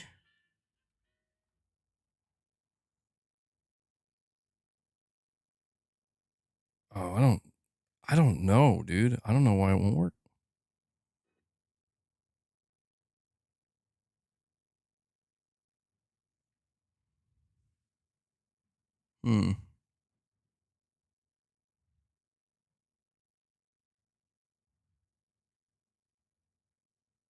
It's peculiar.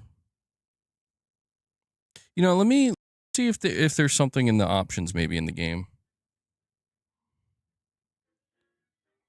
Now my cursor isn't even working though. Fucking games from 1998 not working and shit.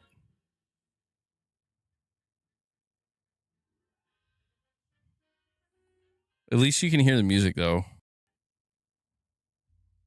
Yeah, I don't think I'm gonna be able to get it to work. I tried. Why though? Like there's got to be a reason.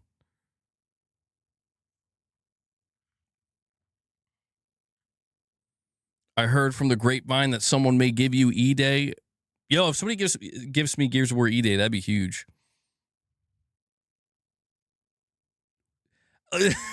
What are we doing? Is this my PC so good? Yo, hold on. Come on. You can't use what I'm trying to do here as the judgment. I'm trying to fucking play a game from 1998, man, and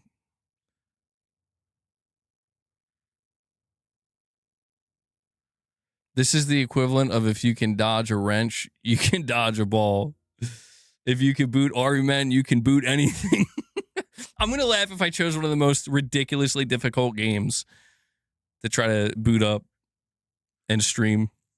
So, Arcane, you're saying MBG on Discord, you screen share your screen and you can share your games you're playing. I know, but I gotta figure out like how to, because I'm sure this won't be the last time I run into this issue. I'm gonna try one more thing again. Changes.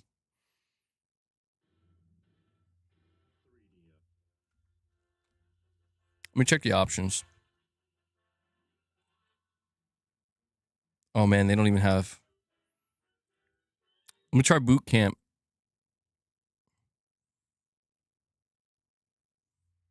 You guys can't see my screen right now. Oh my lord.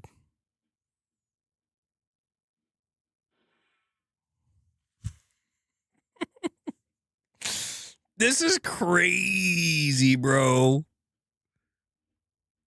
I don't even know how to move. How do I even move?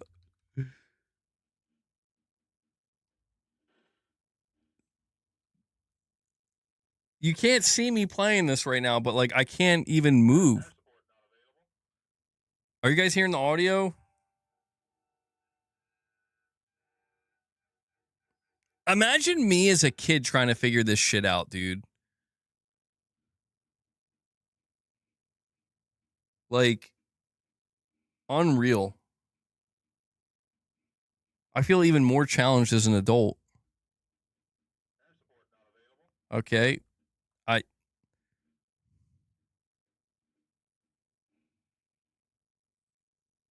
Plug in the DualSense.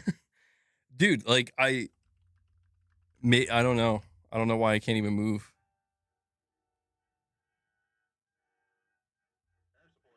Okay. All right, fuck. I have no idea what's controls. Typical configuration. Okay, how do I move? Pad 8? What?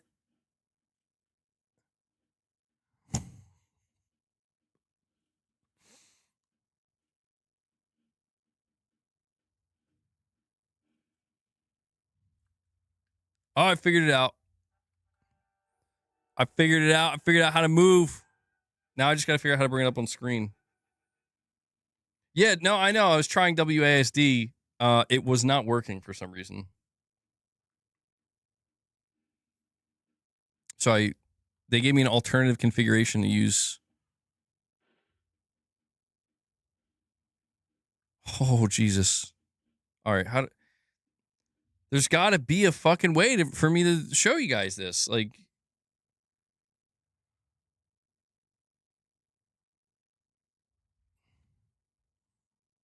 there's got to be a way. I'm not giving up yet. Oh, the whole game just crashed. All right, maybe I'm going to give up. He's like, Discord screen share. I'm not doing Discord screen share. I tried. All right.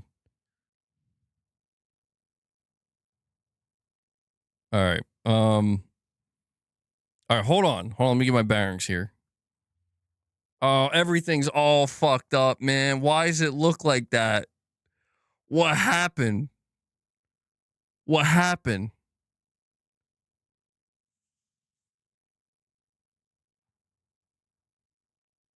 Okay, I think I really broke something, guys.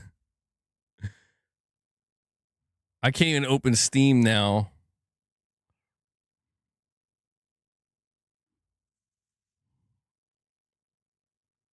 What the fuck happened? It's like this tiny ass window. I broke something. All because I just wanted to play some Army Men. Let someone remote control your PC. Arcane, you cannot be serious, bro. Come on, man. Just let somebody remote control your PC.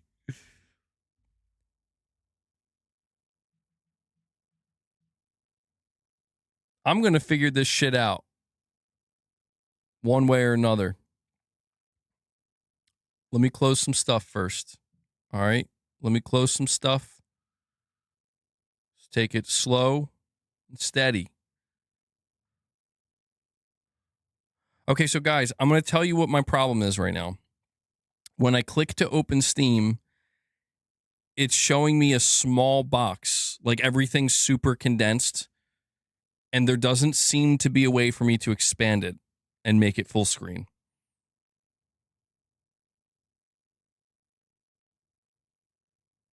Like, I don't know if it's a bug. I figured it out. I got it. Okay. We're good. Nobody panic. I figured it out. Oh, man. MBG breaking news. Yang Ye said less than 50 people completed Halo Evolved. I mean, campaign Evolved. That can't be true. That cannot be true. That just can't be true. All right. I think I got a bunch more friend requests.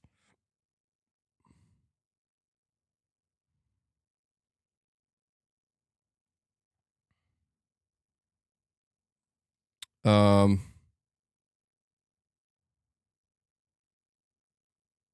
right.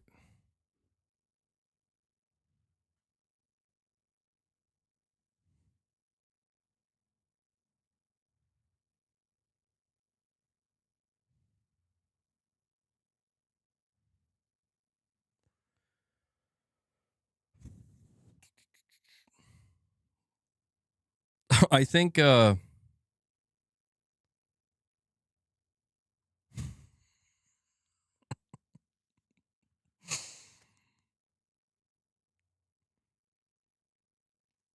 it out one day. I'm just like, I'm looking over, I'm just trying to read about Army Men here, and I'm trying to see, like, maybe I can do Army Men 2. Fuck it. All right. I'll give it. I'll download Army Men 2, and we'll see if that works. It's also an old game, so might have the same problem. Press Control F4 on your keyboard. Why? Y'all make me nervous. Gonna make something break worse than it already is. All right, hold on. I'm installing Army Men 2. Game's ready to play. Let's see if the same thing happens. I also don't know. I don't remember if I played Army Men 2. I feel like I did.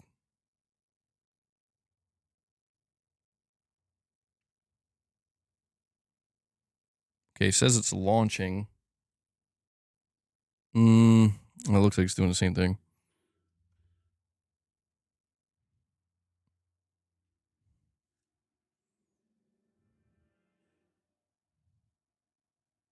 I'm like, what?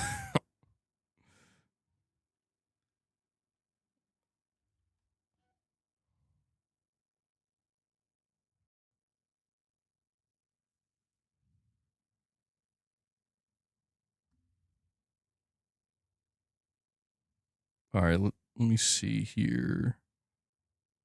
Game capture.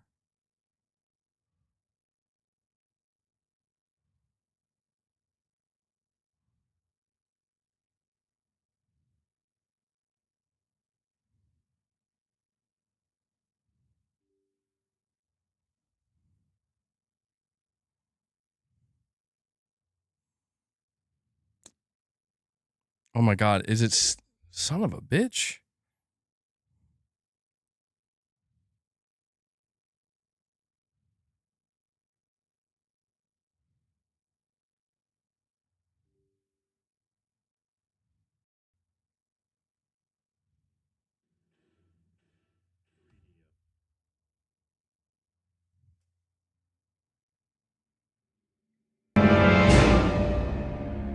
Nothing's showing up for you guys.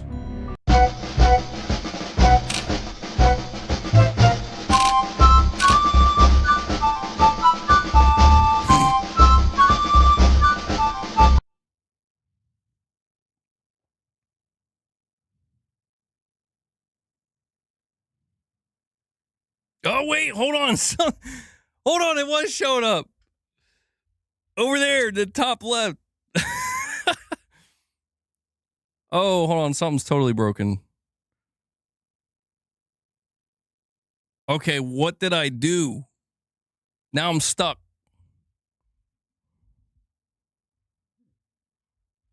That blew my ears off, MBG. I'm so sorry.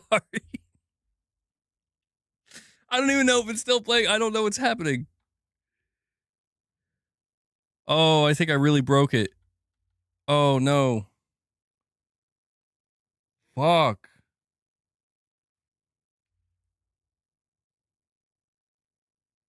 Dude, it's not even letting me open my task manager. Oh, God.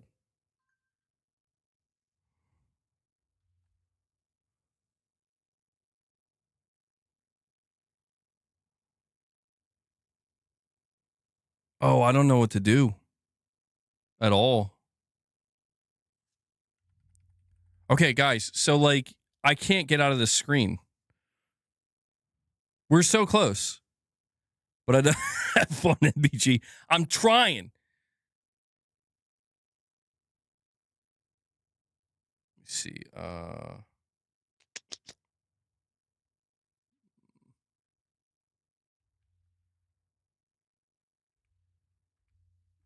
Hitting Alt F4. I think I'm cooked here. Alt Tab. Oh. Oh, okay. Hold on. Oh, God. It's glitching.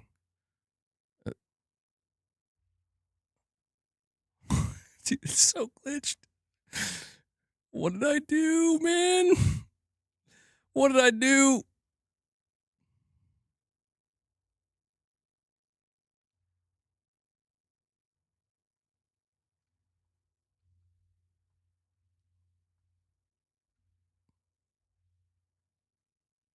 Holy shit. Dude, I'm like trapped in this screen.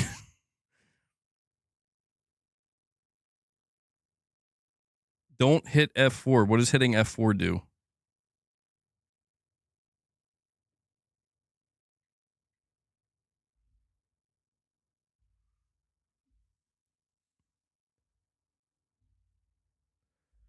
Dude, I don't. The problem right now is I can't.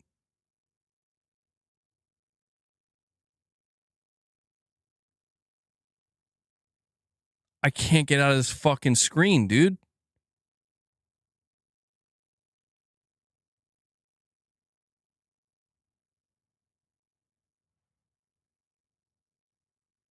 I'm trapped. Dude, I'm trying to use. I keep hitting Task Manager and it's like frozen. I can't get off the screen. Someone said check your gifts. I would love to. I can't get off the screen. F4 shuts down your PC. I mean, I don't even know that would be such a bad thing at this point. I've been doing Control Alt Delete. I tried Alt Tab and it. I think I like totally glitched out my PC or something. So maybe if I try logging out. I don't know if that's going to end my stream though. I have the option to sign out. You think my stream will keep running though? Control Shift Escape.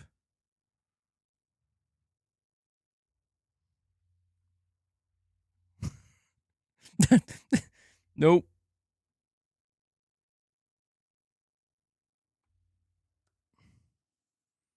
We're trying all the configurations, dude. Have you tried pressing the escape button? Yes. PC gaming, they said, huh? Sony's punishing you for going to PC. What did they do? All right, guys, listen. I'm gonna try to close the application. Goddamn it! Dude. I'm trying. It does like I don't really have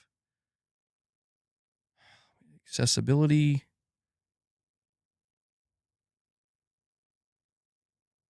I don't really have all right, I'm gonna try to sign out. I'm gonna see what happens. If my stream just dies,